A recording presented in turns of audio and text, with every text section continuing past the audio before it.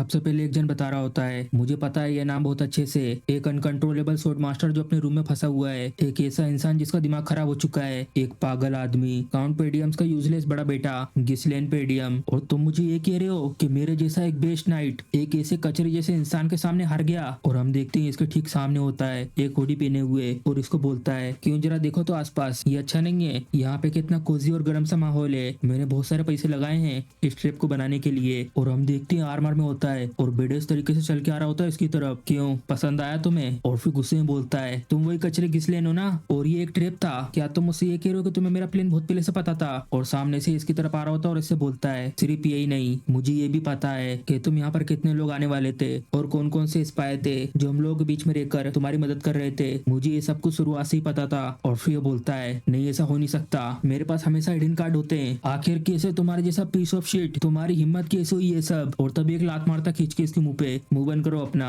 तुम्हें जितना भी ट्राई करना है तुम कर सकते हो, लेकिन सिर्फ मैं जीतूंगा इस वॉर को, चाहे तुम अगली बार भी क्यों ना आ जाओ, और उसकी अगली बार भी, और उसकी अगले बार भी, हर बार, हर एक सिंगल टाइम। तुम्हें पता है क्यों? क्योंकि जितने भी प्लेन्स हैं सारे के सारे हैं मेरे पास। और फिर उस सबके बाद हमारा सीन शिफ्ट होता है 1 साल पहले लुथेनिया किंगडम पेडियम स्टेट के पास, और यहाँ पर एक टेंट के अंदर ही अचानक से उठता है और हाँफता हुआ देखता है अपने हाथ को, आखिर अभी ये सब क्या हुआ? मैं जिंदा हूँ? नहीं ऐसा नहीं हो सकता, अभी कुछ समय तो पहले। और तभी हम देखते हैं जय का सीन, यहाँ पर सोट घूमते हुए जा रही होती है और बहुत दूर आके यहाँ जमीन पे आके गिर जाती है, और इसी के साथ ही बोलता है शिट, और बहुत खतरनाक सा कट पड़ा हुआ होता है उसकी छाती पे जिसमें से बहुत सारा खून निकलता है, और सामने ये बोलता है, तो ये इस तरीके से खत्म होगा सब कुछ, गिस्लेन पेडियम द मर्सनरी किंग और कॉन्टिनेंट के 7 स्ट्रॉन्गेस्ट लोगों में से एक, अभी ये वॉर खत्म हो चुकी है। और हमें इसके बारे में बताते हैं, ये कॉन्टिनेंट का टॉप 7 नाइट में से एक है और इसका नाम है ईडून, क्या मरने से पहले तुम्हारे कुछ लास्ट वर्ड है? और सामने से वो बोलता है, नहीं, बस ये एक ही शेम की बात है कि मैं अपना रिवेंज पूरा नहीं कर पाया, तुम मरोगे कमीने बादशाह कहीं के। और हमें इसके बारे में बताते हैं, ये कॉन्टिनेंट के टॉप 7 मर्सनरी किंग में से एक है और इसका नाम है गिस्लेन पेडियम, और ये उसको देखकर बोलता है, कितने ज्यादा एरोगेंट हो तुम, मैंने ये सोचा नहीं था कि तुम वो बड़े बेटे उस बर्बाद हो चुकी पेडियम फैमिली के, जैसी तुम्हारी सिस्टर मारी गई तुमने अपनी फैमिली को छोड़ दिया, क्यों है ना? और फिर भी चौंक जाता है उसकी बात सुन के और उससे पूछता है, आखिर तुम्हें ये सब कैसे पता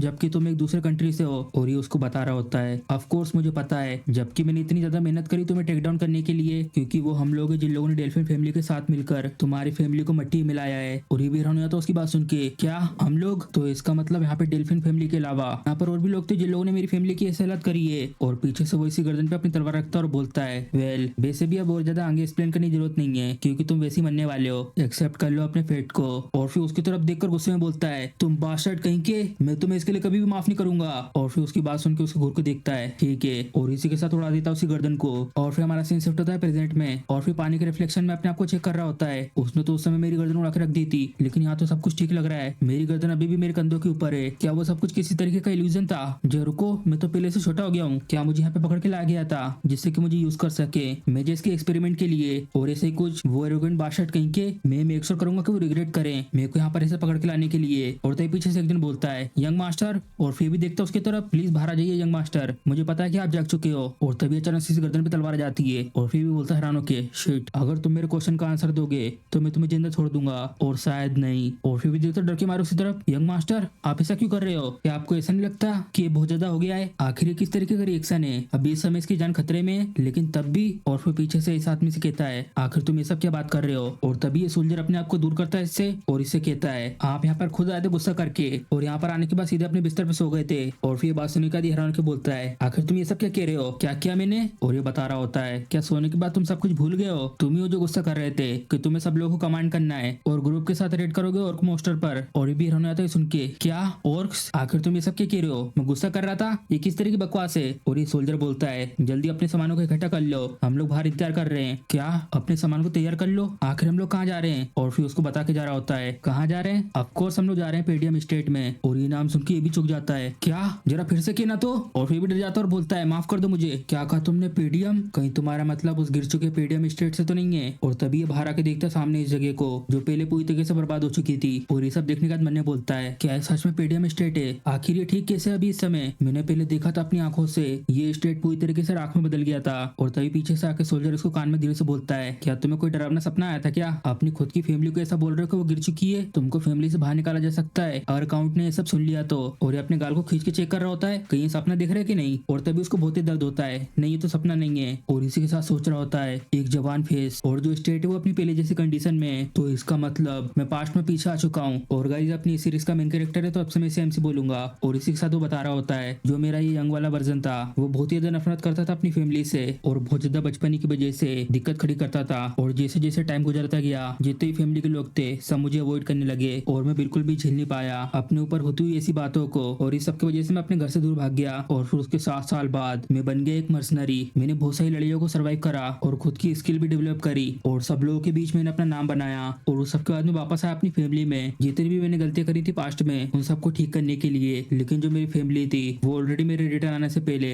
पूरे तरीके से तबाह हो गई थी और उस समय मैंने सब कुछ खो दिया था। लेकिन अभी इस समय ये सब कुछ यहाँ पर है और जितने ही मेरे करीबी लोग हैं अभी इस समय वो सारे के सारे यहाँ पर हैं। और तभी इसी के साथ धीरे धीरे हंसने लगता है और मन में बोलता है मुझे तो विश्वास ही नहीं हो रहा, मैं अभी इस समय एक खुशी का गाना गाना चाहता हूँ लेकिन अभी बहुत जल्दी ये खुशियां मनाना। और तभी सोल्जर की तरफ देखकर बोलता है इसने ये कहा था ना कि हम लोग यहाँ पर आए ऑक्स के ऊपर रेड करने के लिए। अरे हाँ मैं कैसे भूल सकता हूँ उस दिन को। ये वो दिन है जिस दिन रेड पे जाने वाली स्क्वाड के बहुत सारे लोग मारे जाएंगे। मेरी पिछली लाइफ में मैं भी गया था ऑर्क के ऊपर रेड करने के लिए जिससे कि मैं ये सब करके अपना नाम बना सकूं। उस समय पर ऐसी रिपोर्ट मिली थी कि वहाँ पे सिर्फ 3 और के। और ये सब सुनने के बाद मुझे लगा कि ये तो बहुत ज्यादा आसान होगा और यहाँ तक कि मेरे जैसे के लिए भी जिसके पास कोई भी एक्सपीरियंस नहीं था। लेकिन जैसे हम लोग वहाँ पे पहुंचे वहाँ पे तो 20 से भी ज्यादा ऑर्क थे और इस सब की वजह से हम सारे के सारे ऑलमोस्ट मारे जा चुके थे क्योंकि मैं बहुत ज्यादा जिद्दी था और मैंने ये जिद लगा कर रखी थी कि मैं कमांड करूंगा स्क्वाड को। और अभी उन सब से तो लड़ना बहुत ज्यादा आसान होगा क्योंकि उन लोगों के पास सच में कोई स्ट्रेटेजी नहीं है। बस दिक्कत की बात यह है कि यहाँ पे जितने भी लोग हैं उन लोगों को मेरे पर भरोसा नहीं है। ये लोग बस मुझे एक यूजलेस बास्टर्ड समझते हैं। और तभी अचानक से इसके ऊपर से एक चीज उड़ के आती है और वो सीधे इसके सामने आके गिरती है। और ये सब देखकर सोल्जर बोलते हैं ये तो वो ऑर्क्स हैं, सबके सब लड़ने के लिए तैयार हो जाओ, ये ऑर्क्स आ चुके हैं इस जगह पर। और एमसी भी ये सब देखकर हैरान हो जाता है क्या ये लोग ऑलरेडी यहाँ पर आ गए, क्या ये लोग मेरे पास्ट लाइफ में भी इतना फास्ट आए थे। और हम देखते हैं इसी के साथ ये ऑर्क्स लग जाते हैं सब लोगों को मारने में और एक एक करके सबको मार मार के इधर फेंक रहे होते हैं। और तभी चिल्ला के बोलता है सबके सब फॉर्मेशन में आओ, बिल्कुल भी पैनिक मत करना, सबके सब डिफेंस करो। और हमें बताते हैं इनके बारे में ये है स्क्वाड कमांडर एस्कोबा। और सामने से और अपनी बड़ी तलवार से इनके ऊपर अटैक करता है। डैम इट, हम लोगों ने अपना गार्ड डाउन कर दिया था, ऐसे एम्बुश होना हमारे ऊपर जबकि हम लोग तैयार नहीं होते पूरी तरीके से। और जैसा रिपोर्ट किए गए थे यहाँ तो उससे भी ज्यादा है, अगर ऐसे ही चलता रहा तो हम लोग सारे के सारे यहाँ पे मारे जाएंगे। और तभी बाजू में से एक जन बोलता है कमांडर और फिर देखता है हैरानी से उसकी तरफ और हम देखते हैं पीछे से और किसके ऊपर हमला कर रहा होता है। और तभी अचानक से एक जन यहाँ से स्पीड में आगे हो जाता है और सीधे बढ़ रहा होता है इसकी तरफ और जल्दी से इसके कंधे को पकड़ के पीछे की तरफ फेंक देता है। और ये भी हैरान हो जाते हैं हाँ ये कौन है, क्या यंग मास्टर। और हम देखते हैं एमसी की स्वॉर्ड इसके हाथों काटते हो जाती है नीचे से और एक बहुत ही क्लीन स्विंग मारता है जिससे इसका पूरा हाथ आधा गायब हो जाता है। और ये सब देखकर ये लोग भी हैरान हो जाते हैं और सबका मुंह खुला खुला रहता है। और इसे कटने के बाद ये और बहुत ही चिल्लाता है और इस हमले के बाद डायरेक्ट एक ही बार में मारा जाता है। और फिर हमसे अपनी तलवार घुमाते हुए बोलता है ऐसा लगता है अभी मैं अपने माना को यूज नहीं कर सकता, काश में थोड़ा और पहले आता पास्ट में। और तभी एमसी इनकी तरफ बढ़ रहा होता है और उनसे बोलता है तुम कमांडर हो ना, क्यों। और फिर बोलता है हाँ यंग मास्टर। और तभी उसकी तरफ हाथ अपने बढ़ा के बोलता है दो मुझे। और फिर भी हैरान हो जाता है क्या, मुझे माफ करना, आखिर आपको चाहिए क्या। और फिर एमसी बोलता है दो मुझे वो कमांड करने का राइट, जल्दी मुझे दो वो राइट जिससे मैं कमांड कर सकूं। और फिर उसको गुस्सा आने लगता है और मैंने बोलता है आखिर ये किस तरीके का राइट चाहता है कमांड करने के लिए। मुझे पता है कि ये इडियट है लेकिन बोलना कमांड के राइट को लेने के बारे में और वो भी ऐसे समय पर जब सारे सोल्जरों की जिंदगी लाइन पर है। और ये मना कर देता है नहीं मैं नहीं कर सकता ये सब। और फिर एमसी भी हैरान हो जाता है क्या तुम्हें ऐसा लगता है कि ये सब कुछ किसी तरीके का गेम है, अगर भले तुम एक यंग मास्टर हो मैं ऐसे अपनी अथॉरिटी को गिव अप नहीं कर सकता जो मुझे लोड ने दी है। और फिर हमसे गुस्से में बोलता है ये तो कितना ज्यादा अनोइंग है, हालांकि मैं भी इस तरीके से रेट करता अगर कोई ऐसे इडियट मेरे पास आए कमेंट का राइट लेने के लिए। और अचानक से और का जाता है इन लोगों पर हमला करने के लिए और ये एमसी को पीछे कर रहा होता है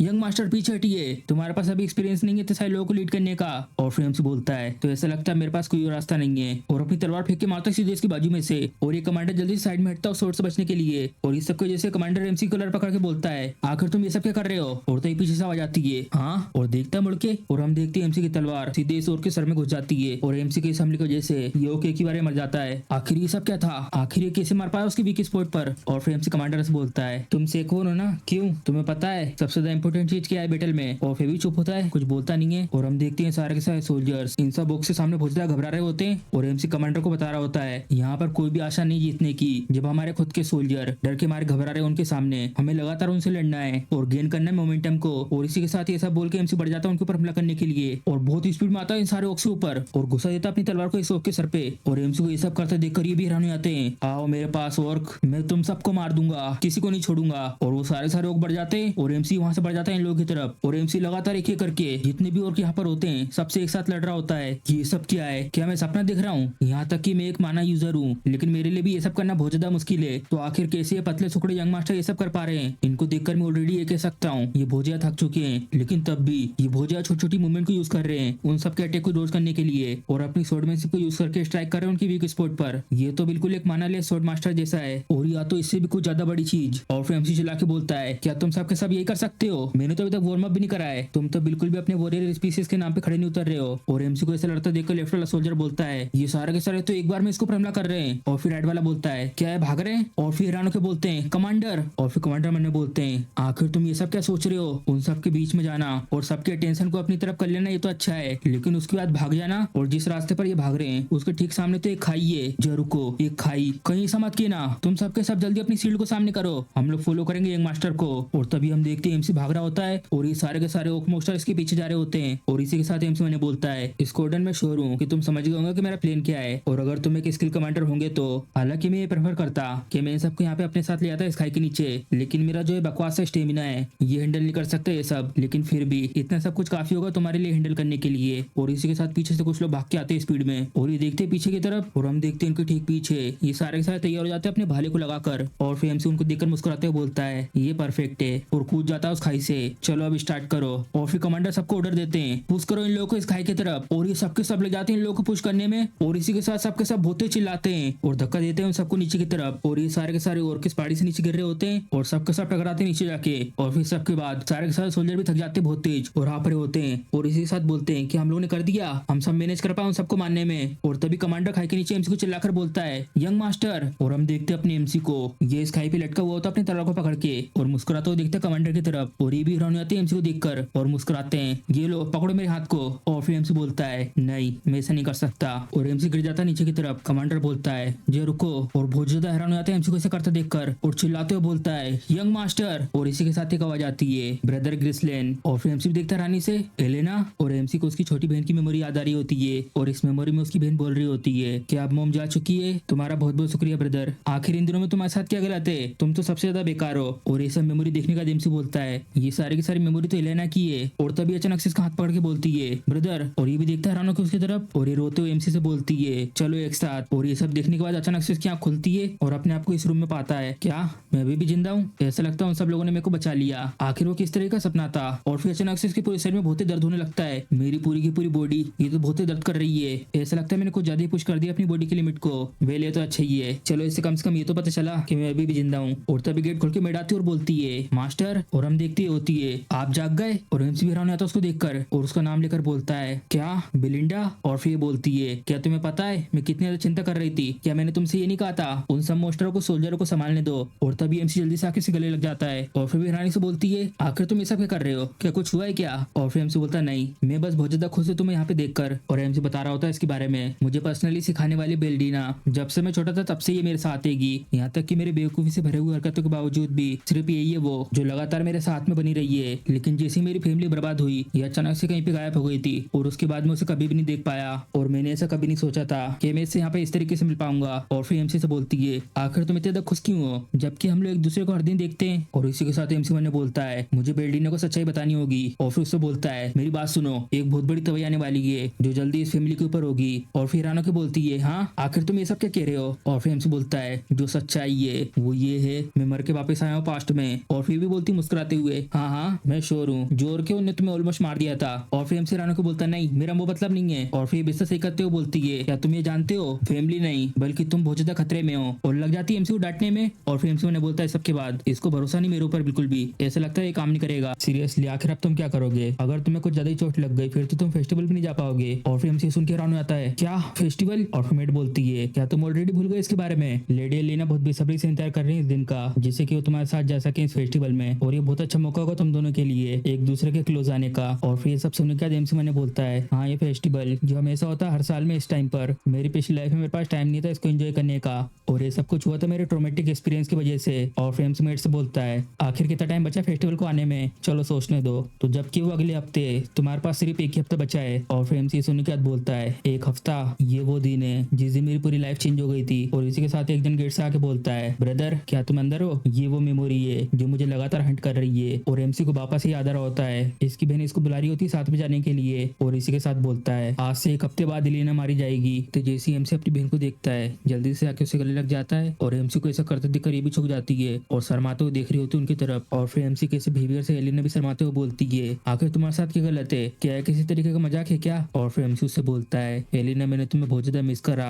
और तभी वो एमसी को धक्का देती है और बोलती है जल्दी से मुझसे दूर हटो, तुम तो मुझे डरा रहे हो। और ये धक्का खाने का एमसी मैंने बोलता है क्या तो खतरनाक स्ट्रेंथ है इसकी, जबकि ये एक बच्ची है, क्या ये हमेशा से इतनी ज्यादा ताकतवर थी क्या। और एलिना अपने कपड़े को साफ करके बोलती है बेलिंडा ने मुझसे कहा था यहाँ पे आने को, और यहाँ तो देखो क्या तुम यहाँ पे किसी तरह का गेम खेल रहे हो, तुम्हें कैसा लगता है ये सब करने से सब कुछ ठीक हो जाएगा। और फिर एमसी बोलता है आखिर क्या ठीक हो जाएगा। और फिर एलिना उसको बताती है कि एमसी ने उसको गुस्से में क्या क्या बुला था। मैंने तुमसे यहाँ से जाने को इसलिए कहा क्योंकि तुम बहुत ज्यादा अनोइंग हो, बस तुम्हारी सांसों को फील करने से डिस्कस्टिंग सा फील होता है। और फिर एलिना बोलती है क्या तुम भूल गए ये सब कहने के बाद। और एमसी बोलता है क्या मैंने ये सब कहा था। और मैंने बोलता है वैसे मेरी पास्ट लाइफ में हम दोनों की इतनी बनती नहीं थी क्योंकि मैं एक पूरी तरीके से पीस ऑफ शिट था। और फिर एमसी एलिना से बोलता है मुझे माफ कर दो। और उसकी माफी सुन के ये लोग भी हैरान हो जाते हैं क्या इसने सबसे पहले माफी मांगी। और फिर एलिना बोलती है मैंने सुना था कि तुम्हें औरत ने पीटा है, कहीं उन्होंने तुम्हारे सर पे तो नहीं मार दिया। और फिर एमसी उनसे बोलता है नहीं मैं नहीं पीटा हूँ, मैंने मारा उन लोगों को, आखिर तुम लोग बार बार ये क्यों कह रहे हो कि मैं पीटा हूँ। और तभी अचानक से एमसी को दर्द होने लगता है बहुत तेज, और उस दर्द के कारण नीचे बैठ जाता है। और फिर इसी के साथ एलिना बोलती है हाँ तुम क्या कह रहे थे,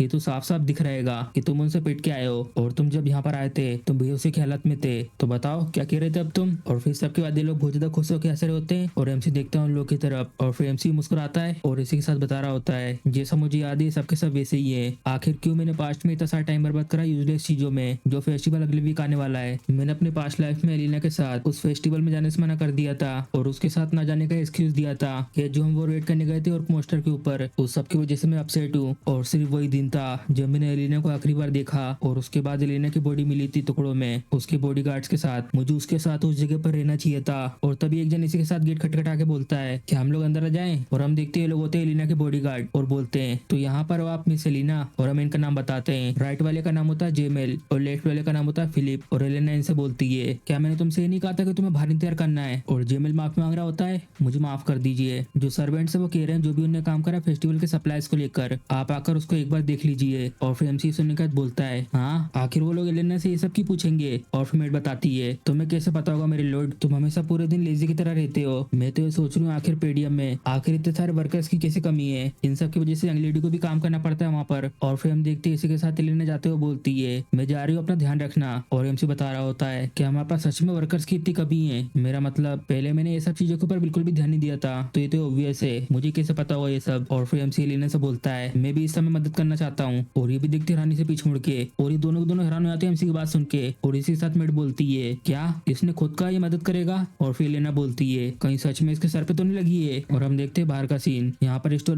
लगे हुए होते हैं, और जितने भी आसपास में लोग काम कर रहे होते हैं सबके सब डर रहे होते हैं। और इसी के साथ एमसी चिल्ला के बोलता है मैंने कहा ना मैं मदद करूंगा। और फिर एलिना बोलती है जल्दी तुम यहाँ से चले जाओ, जितने भी यहाँ पे लोग काम कर रहे सबके सब डर रहे तुमसे। और हम देखते हैं एलिना एमसी को यहाँ से निकाल रही होती है, और एमसी इससे बोलता है क्या तुम इस तरीके से उसको ट्रीट करते हो जो तुम्हारी मदद करना चाहता है। और फिर एलिना बोलती है यहाँ पर एक तरीका जिससे तुम्हारी मदद कर सकते हो, बस तुम्हें यहाँ से दूर रहना है और बिल्कुल भी दिक्कत खड़ी नहीं करना है। और फिर एमसी मैंने बोलता है जो एलिना की बॉडी थी वो यहाँ से बहुत दूर मिली थी एक गली में, जरूर यहाँ पे कोई ना कोई होगा जो एलिना को वहाँ पे ले गया था, और या तो फोर्सफुली इसको यहाँ से ले गए होंगे। इस चीज को रोकने के लिए मुझे सबसे पहले देखना होगा ये सेल के अंदर और बाहर की सारी चीजों को। और तब इसी के साथ आर्मर में एक जन आके बोलता है मेरे लॉर्ड। और फिर देखता है उसकी तरफ ये चेहरा ओल्ड मैन फेरगस। और फिर हाँपते हुए बोलता है आप तो बिल्कुल ठीक ठाक है, भगवान का बहुत बहुत शुक्रिया, आप बिल्कुल ठीक है। ये जो आपका लोली सर्वेंट है जैसे इसको न्यूज पता चली उन औरत को लेकर तुम्हारे बारे में, जितना जल्दी हुआ मैं यहाँ पे उतना जल्दी आ गया। और फिर एमसी बोलता है अब इसके बारे में हम लोगों को बात करना बंद कर देना चाहिए। और इसी के साथ एलिना बाजू में से आके बोलती इनसे ये तो बहुत ज्यादा बढ़िया है, तुम्हारी तो टाइमिंग बहुत ज्यादा अच्छी ओल्ड मैन, जब से उठाएगा तब से बहुत ज्यादा अजीब से एक्टिंग कर रहा है, प्लीज जल्दी जाओ इसे रूम की तरफ ले जाओ। और फिर एलिना की बात सुन के बोलते हैं जैसे आपकी इच्छा।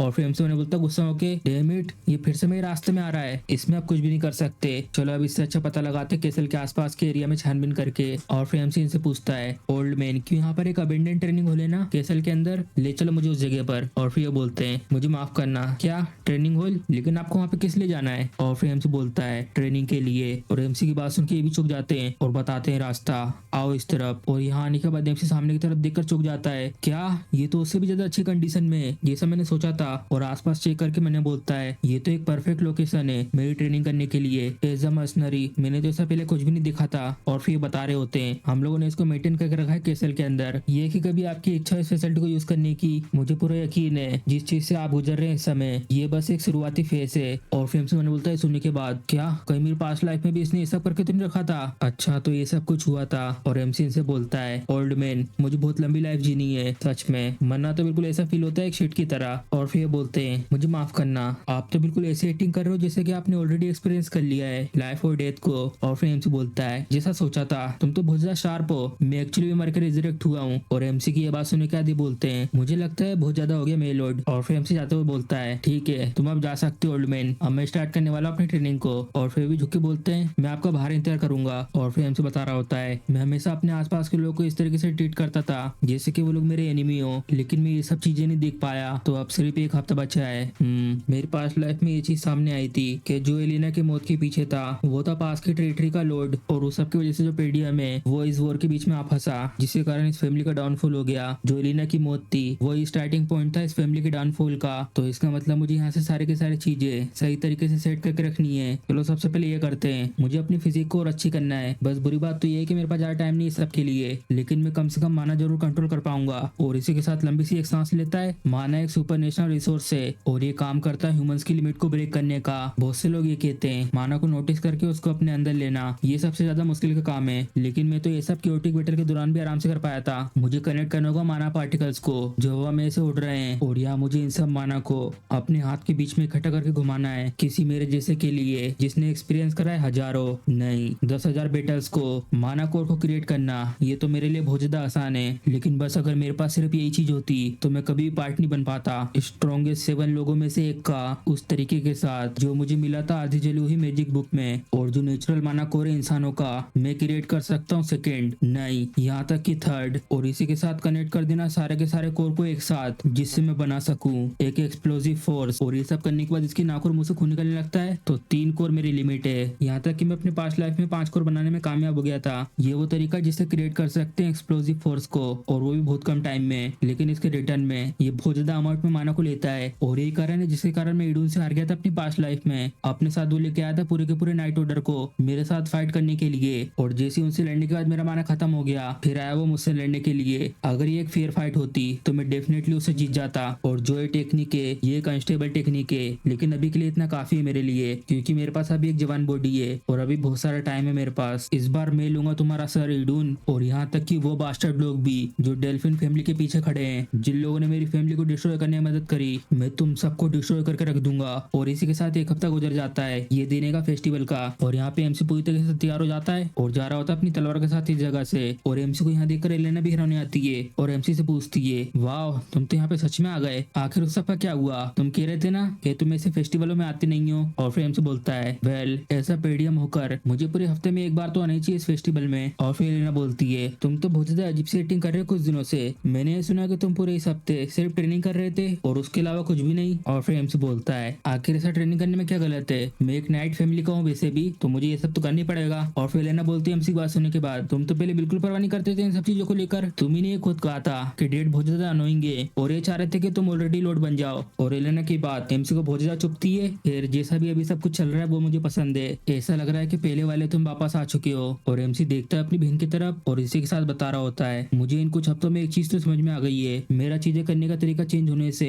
जो फ्यूचर है वो भी धीरे धीरे चेंज हो रहा है। जो नॉर्मल फ्लो है चीजों के आगे बढ़ने का, शायद इसकी वजह से ये सब कुछ हो सकता है, लेकिन छोटी मोटी घटनाओं पर मेरे बीच में आने से फ्यूचर चेंज करना बहुत ज्यादा मुश्किल है। अभी इस समय जो मेरा काम है वो ये है कि मेरी फ्यूचर की इन्फॉर्मेशन का अच्छे से यूज करना, ये मेरी जॉब है। मुझे हर सिचुएशन पर अच्छे से रिस्पॉन्ड करना है बिल्कुल इफेक्टिव तरीके से। जितनी मेरी तैयारियां हैं वो पूरी तरीके से कंप्लीट हो चुकी हैं। और इसी के साथ हम देखते हैं ये एक स्टोर से दूसरे स्टोर पर जा रहे होते हैं, और फिर इस सब के बाद एलेना बोलती है सच में इसमें बहुत ज्यादा मजा आ गया, लेकिन ये सच में बहुत ज्यादा बोरिंग होते आ रहा है। ये चीज हर बार होती है हर साल, और यहाँ पे इस साल भी कोई नई चीज नहीं है। और फिर हमसे उन्हें बोलता आसपास देखकर जो फेस्टिवल वो तो ऑलमोस्ट खत्म हो गया है और अभी तक कुछ भी नहीं हुआ है। ये सब कुछ इसलिए तो नहीं क्योंकि मैं एलेना के साथ हूँ। और तभी एक जन बोलता है क्या तुम दूसरे एरिया को चेक करना चाहती हो? और फिर हमसे देखता है उस आवाज की तरफ, और हम देखते हैं इसके बाजू में आके ये बोलता है मेरे दोस्त ने बताया कि पास में एक इवेंट होने वाला है, तो क्या कहना तुम्हें इसके बारे में? और फिर एलेना बोलती है क्या सच में? और चले आती है उसके साथ, ये तो सच में बहुत ज्यादा अच्छा है, इसमें तो मजा आएगा। और फिर हमसे उसकी तरफ देखकर बोलता है तो ये तुम दोनों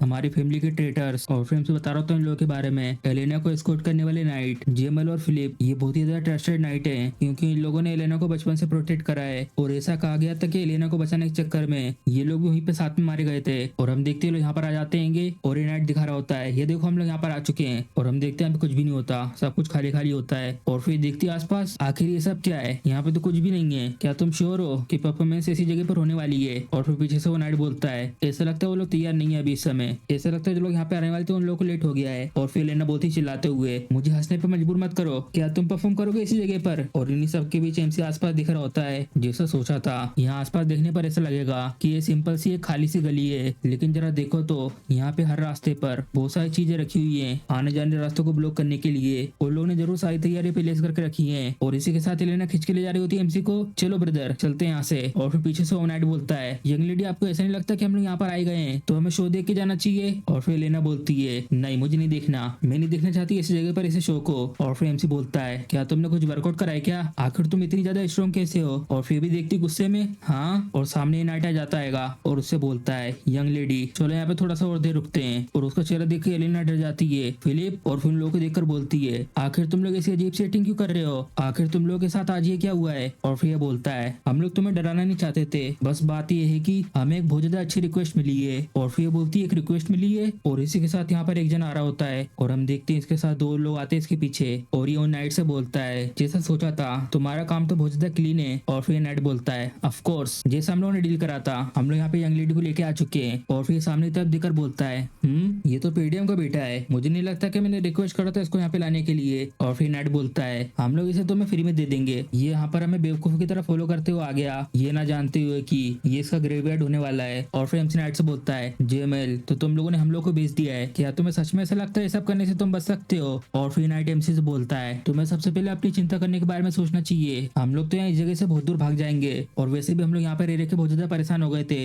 एक ऐसी जगह जो पूरी तरीके से कंगाल है, आखिर कौन रहना चाहेगा इसी जगह पर? और मैं श्योर यहाँ पर हमारे अलावा ऐसे बहुत सारे लोग हैं जो इस पेडीएम को छोड़ के जाने वाले हैं। और तभी एमसी जल्दी से आके अपनी तलवार से इसको काट देता है और अचानक से हमला देखकर ये भी हैरान हो जाता है। हाँ, और ये लोग भी बहुत ज्यादा हैरान हो जाते हैं उसको इतनी फास्ट तरीके से मरता हुआ देखकर। और फिर उसके बाद उसके दोनों टुकड़े गिर रहे होते हैं। और फिर एमसी बोलता है, लेकिन कम से कम उन लोगों ने हमें बेचा तो नहीं है, क्या तुम्हें ऐसा नहीं लगता? और देखता गुस्से में पीछे की तरफ और तभी एमसी की बहन को पकड़ लेता है, जेएमएल वो तो एक इडियट था, आखिर वो कैसे एक नाइट होकर तुम्हारे जैसे किसी से हार सकता है? और इसी के साथ एमसी अपनी तलवार फेंक के मारता है उसके सर पे, इम्पॉसिबल, ये कैसे हो सकता है? और एमसी के अटैक पड़ने के बाद ये क्यों मारा जाता है? और साथ में जो लोग आए थे वो बोलते हैं, क्या तुम श्योर हो कि ये पेडीएम का सबसे बड़ा बेटा है? मैंने ये सुना था कि इसके पास कोई भी रियल कॉम्बैट एक्सपीरियंस नहीं है और ना ही किसी तरीके की ट्रेनिंग। नहीं, इसको देखकर ऐसा लग रहा है कि ये पेडीएम का ही बेटा है, इसमें कोई गलती नहीं है। और फिर मैंने बोलता है, हालांकि उन नाइट लोगों का गार्ड डाउन था, लेकिन फिर भी इसने उन्हें एक झटके में मार दिया, और वो भी ऐसे अटैक के साथ जो मानव को यूज करते हैं। और हम देखते हैं एमसी की बहन बहुत ज्यादा डर जाती है और उसे गले लगा के बोलती है,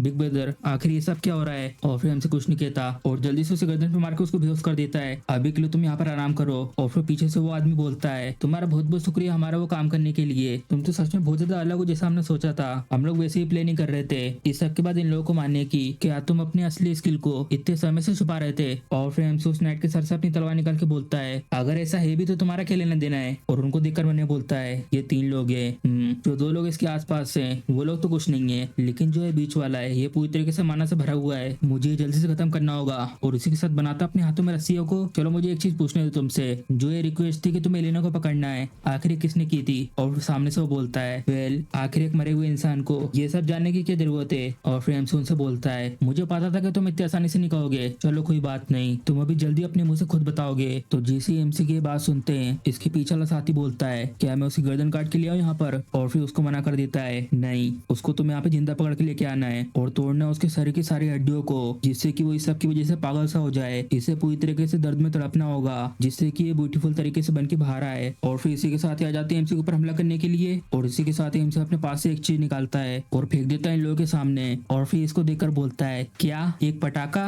और इसका ध्यान न होने की वजह से एमसी फटाक से इस पटाखे को काट कर इसके सर पे हमला कर देता है और घुसा देता अपनी तलवार को उसके सर के अंदर। और इसी के साथ इसका साथी आता है बाजू से एमसी के ऊपर हमला करने के लिए और उससे बोलता है, तुम ऐसी ट्रिक का यूज कर रहे हो, और अटैक कर देता है एमसी के पीछे से और एमसी से बहुत आराम से ब्लॉक कर देता है और देखता है पीछे को उसकी तरफ और फटाक से इसकी तलवार के आसपास अपने हाथ को लपेट लेता है और खींच लेता है उसके पास से उसकी तलवार को और इसी के साथ अपनी तलवार से उसकी गर्दन काट देता है। और एमसी को अपनी तरफ एक हमला आता हुआ महसूस होता है और हम देखते हैं इन लोगों का जो बॉस होता है वो एमसी के पीछे से आके एमसी के ऊपर हमला कर देता है और हम देखते हैं एमसी ने इसे बहुत बढ़िया तरीके से ब्लॉक कर दिया होता है और देखता है उसकी तरफ मुड़ के और एमसी को ऐसा ब्लॉक करते देखकर ये भी हैरान हो जाता है और मैंने बोलता है, क्या इसने मेरे इस अटैक को ब्लॉक कर दिया? ये तो एक परफेक्ट छुपा हुआ अटैक था। और इसी के साथ एमसी घूम के जाता है और एक कट मारता अपनी तलवार से उसकी गर्दन के पास और ये भी हैरान हो जाता है एमसी के इस अटैक से और बचने की कोशिश करता है साइड में हटके और एमसी के इस अटैक से इसका पाइप कट के नीचे गिर जाता है और फिर वो बिना कोई टाइम बर्बाद करे एमसी के ऊपर अटैक कर देता है जल्दी से और एमसी इसके इस अटैक को अपनी दो तलवार से ब्लॉक कर देता है और फिर हम देखते हैं एमसी ने जो पहले अटैक करता है उसकी गर्दन के बाजू में से, उस अटैक से इसकी गर्दन कटते कटते बचती है और इसी के साथ बता रहा होता है मैं तो बहुत ज्यादा सरप्राइज हुआ, अगर मेरे पास माना की कमी होती तो सच में अभी मेरी गर्दन कट चुकी होती। और फिर सब देखकर एमसी ने बोलता है आखिर ये कैसे अभी तक बचा हुआ है इसे गर्दन पे अटैक खाने के बाद भी, क्या इसने अपने सारे माना को अपने गर्दन के पास फोकस कर लिया है जिससे डैमेज को कम कर सके।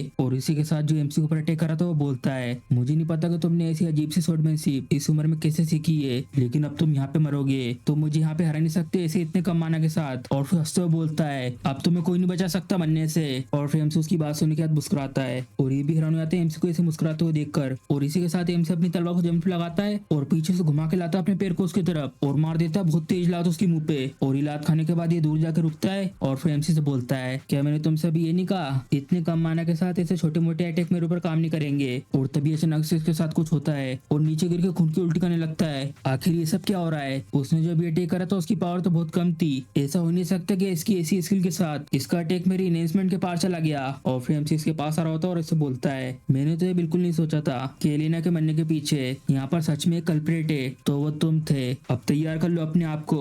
और इसी के साथ यूज करता है अपने थर्ड कोर को।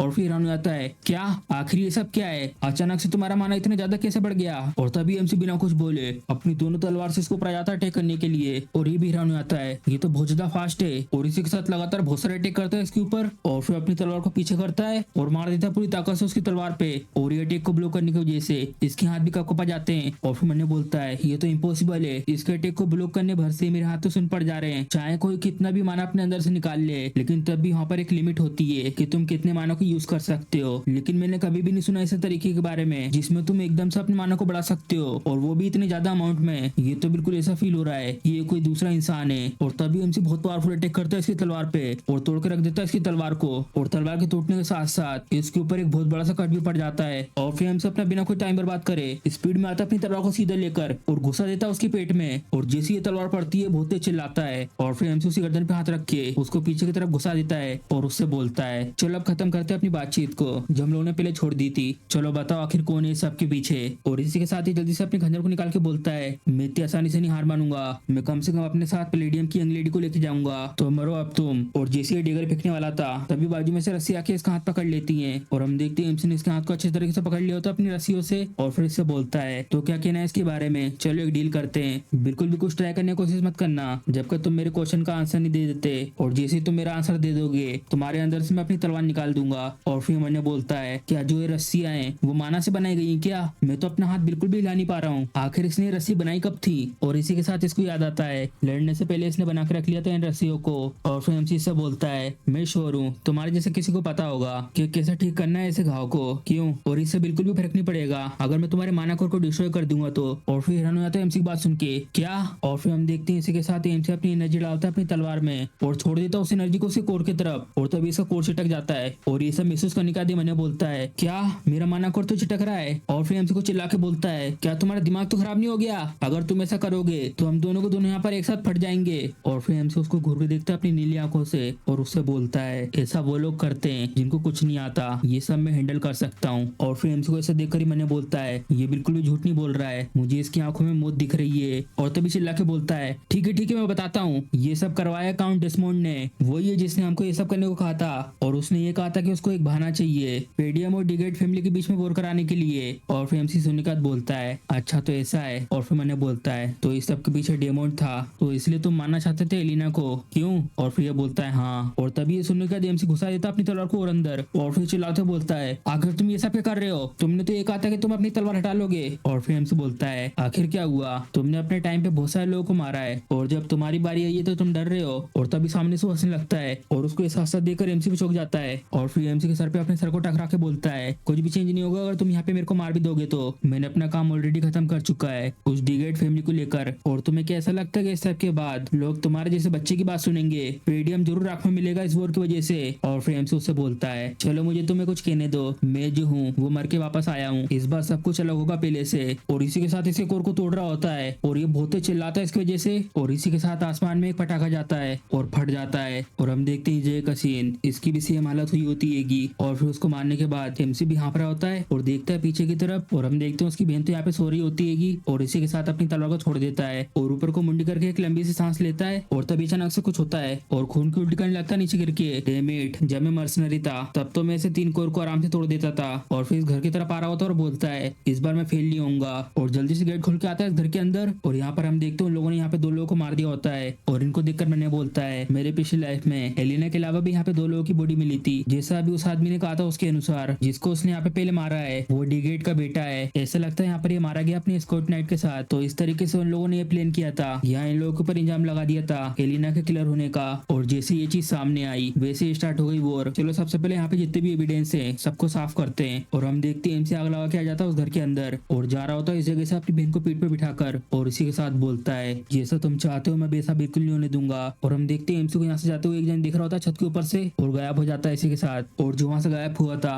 वो जल्दी से इस जगह पर आकर बता रहा होता है जो मिशन वो फेल हो चुका है। और आसपास में ये लोग बोलते हैं आखिर ये सब कैसे हो सकता है, हम लोगों ने तो नाइट्स को भी भेजा था और उन लोगों के साथ में फ्रैंक भी था द बेस्ट, और तुम वहां पर एक लड़की को नहीं संभाल पाए और तुमने अपना गार्ड डाउन कर दिया ये समझ के कि ये बहुत ज्यादा आसान काम था। और फिर ये बोलता है ये सब कुछ हुआ है वो गिस्लेन पेडियम की वजह से। और फिर लोग भी हैरान होते हैं क्या गिस्लेन, वो नॉर्थ का यूजलेस बास्टर्ड। मैं श्योर हूं कि तुम्हें इस चीज के बारे में पता होगा कि जो गिस्लेन हैगा वो एक पीस ऑफ शिट है। क्या तुम सच में उसको यूज कर रहे हो एक एक्सक्यूज के रूप में। और फिर बता रहा होता है नहीं, जैसे उसके बारे में इन्फॉर्मेशन और आसपास के रूमर्स हैं वो उन सब से बिल्कुल अलग है। और वो सब कुछ बता रहा होता है एमसी के बारे में, ये तो बिल्कुल ऐसा था जैसे कि वो एक पूरे तरीके से कोई दूसरा इंसान है। लेकिन हम लोगों ने ऑलरेडी अपना पहला काम पूरा कर दिया है डीगेट फैमिली को लेकर, तो इसलिए वो रिस्टार्ट करने में कोई भी दिक्कत नहीं होगी। प्लीज मुझे एक और मौका दीजिए इस सब के लिए। और फिर सबके बाद वो उसके ऊपर चिल्ला रहे होते हैं तुम चुप हो जाओ, तुम तो उस बच्चे को लेकर इन्फॉर्मेशन तक पता नहीं कर पाए, तुम समझ रहे हो ना इससे हम लोग कितना ज्यादा पीछे हो चुके हैं। तुम तो ऐसे आसान मिशन को भी कंप्लीट नहीं कर पाए और तुम यहाँ पर एक और मौका चाहते हो, एलिमिनेट कर दो अभी से।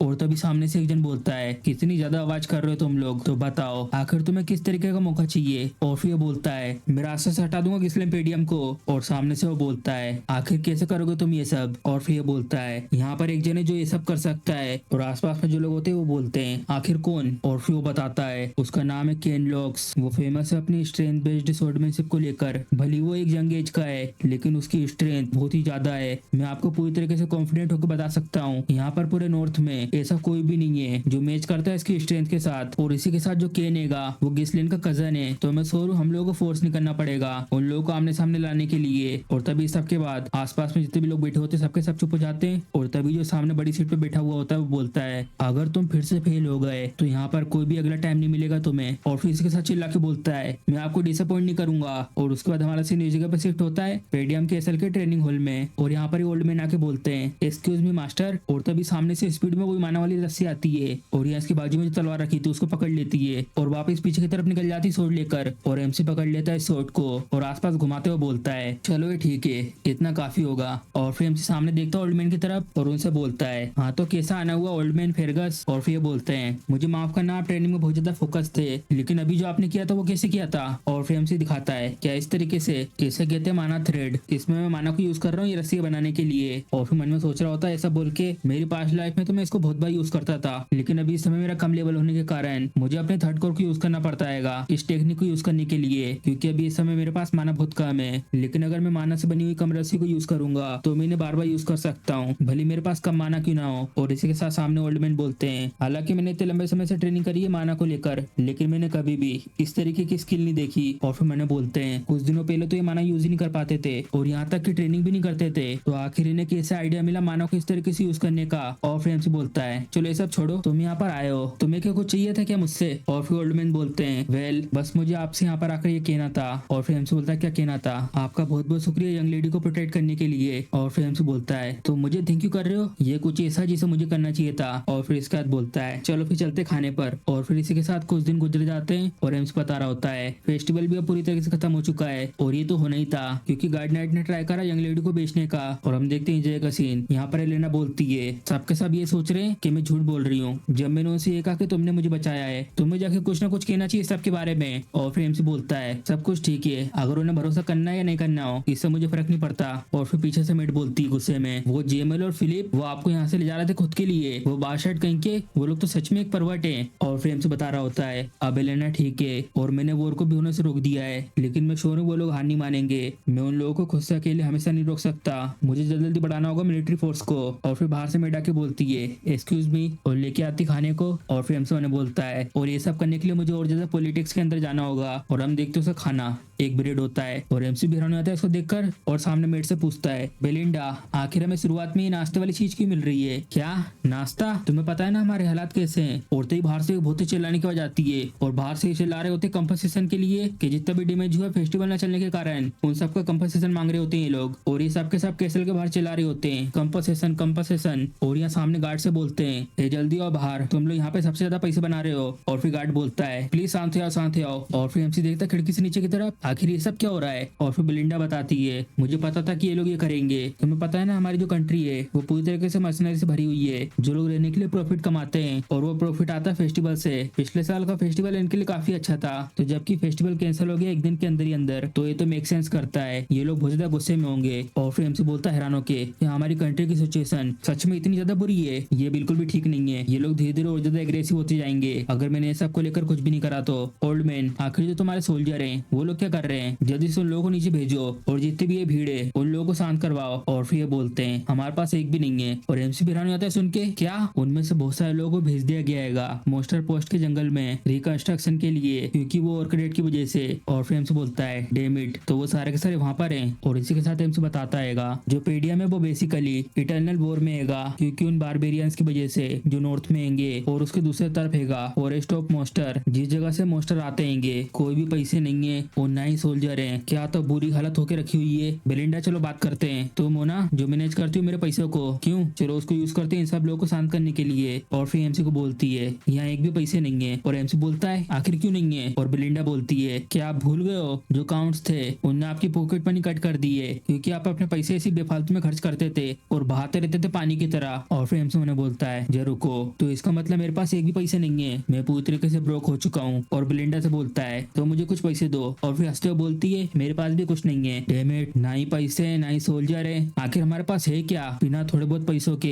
मैं यहाँ पे कुछ भी नहीं कर सकता, भले यहाँ तक कि मुझे फ्यूचर भी क्यों ना पता हो। मुझे सबसे पहले कैसे भी करके पैसों को बंदोबस्त करना है। यहाँ पे कोई तरीका नहीं है क्या? यहाँ पे जरूर इस स्टेट में कुछ ना कुछ होना चाहिए। और तभी एक जन गेट से आके बोलता है, यंग मास्टर। और एमसी भी देखता है हैरान होकर उसकी तरफ और उससे बोलता है, रिकार्डो आखिर क्या हुआ, तुम इतनी जल्दी में हो? और फिर ये बोलता है, यहाँ पर एक दिक्कत है, यंग मास्टर केन आपसे मिलना चाहता है। और एमसी नाम सुनने के बाद बोलता है, क्या केन? और हम देखते हैं जय का सीन। यहाँ पर कमांडर को एक जन ने बहुत पीटा हुआ होता है और तभी एक और मुक्का मारता है इसके मुंह पे। और इसी के साथ एक और मुक्का लाता है स्पीड में और मार देता है कमांडर के पेट पे। और ये मुक्का खाने के बाद इसकी हालत बहुत ही ज्यादा बुरी हो जाती है और सीधे यहाँ जमीन पे आके गिर जाता है। और एमसी भी यहाँ पर गेट पर आ चुका होता है और ये एमसी से बोलता है, यंग मास्टर। और एमसी देखता है उसकी ऐसी हालत को और जिसने उसकी ऐसी हालत करी होती है वो सामने से बोलता है, तो तुम यहाँ पर आ चुकी हो। और ये एमसी के ठीक सामने आता है अपने बड़े से शरीर के साथ और एमसी की तरफ मुस्कुराते हुए बोलता है, हे गिस्लेन। और जैसे एमसी उसे देखता है कुछ बोलता नहीं उससे, सिर्फ घूर के देख रहा होता है उसको। और मैंने बोलता है, मुझे याद है ये चेहरा, ये वारिस है लोगेस फैमिली का जिसके साथ हमारा अलायंस है और इसका नाम है केन लोगेस। इस टाइम पे सिर्फ मेरा यही एक दोस्त था और इसी के साथ मेरा दुश्मन भी।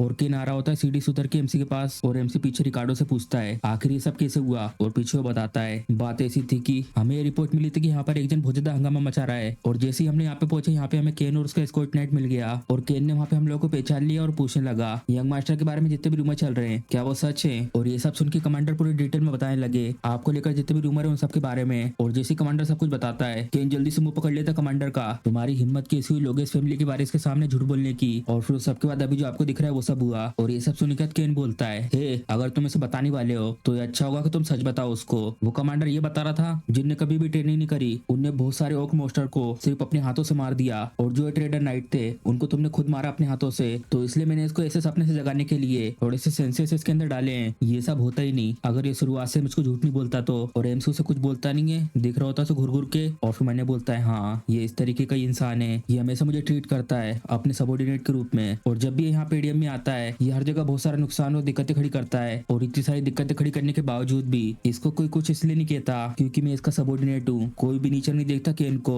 मुझसे बिल्कुल अलग, जो अपने आप को हमेशा घटिया समझता था। और ये जो पूरी तरीके से कॉन्फिडेंट है, जो बात करता है दूसरों से बोल्ड तरीके से, इसके लिए इसकी तारीफ करी जाती है कि इसके पास हर तरीके की क्वालिफिकेशन है और ये फिट बैठता है अपनी फैमिली का वारिस बनने के लिए। और इस वजह से मुझे भी बहुत ज्यादा क्रिटिसाइज किया जाता था। और केन देखता है एमसी को ऐसे मुस्कुराते हुए, जरा देखो तो इस लड़के को, वैसे तो ये इतना प्रोवोक करने के बाद मेरे से आके जल्दी से लड़ने लगता। और इस सब के बाद हम देखते हैं पहले का सीन लोगेस कंट्री में और केन सामने एक जैसे बोलता है, क्या मानना है गिस्लेन को? और हम देखते केन के सामने ये आदमी होता है पहने हुए और केन को बोलता है, अगर तुम इस काम को पूरा करने में कामयाब हो जाते हो तो जो तुम्हारी लोगेस फैमिली है उसको सम्मानीय मेंबर के लोग सपोर्ट करेंगे। और ये सुनने के बाद केन कुछ बोलता नहीं है और फिर उससे बोलता है ऐसे बदमाश से डील करना ये कोई मुश्किल काम नहीं है, लेकिन जो गिसलेन है वो भी अपनी जगह का एक वारिस है, तो आखिर में कैसे उसे एलिमिनेट करूं। और सामने रोब वाला आदमी बता रहा होता है हम लोग उसे प्रोवोक करेंगे एक डुएल के लिए और सबके सामने ऐसा सीन बनाएंगे जैसे कि वहाँ लड़ाई करते समय कुछ एक्सीडेंट हो गया हो और ये लोगों के सामने देखने में ऐसा लगेगा कि ये दो बारिश के बीच में छोटा मोटा झगड़ा हुआ है। और चिंता मत करो, मैं भी वहाँ पे तुम्हारे साथ जाऊंगा अपना भेष बदल के, तुम्हारा एक स्कॉट नाइट बन के, और जल्दी से हालातों को लड़ाई तक पहुंचाने का काम करूंगा जिससे कि तुम्हें कोई ज्यादा दिक्कत ना हो। और ये तुम्हारे लिए एक बहुत ज्यादा बढ़िया मौका है। और उसकी ये बात सुनने के बाद केन थोड़ा देर तक कुछ बोलता नहीं है और फिर उससे बोलता है ऐसा सोचना कि मुझे मानना होगा अपने खुद की कजन को,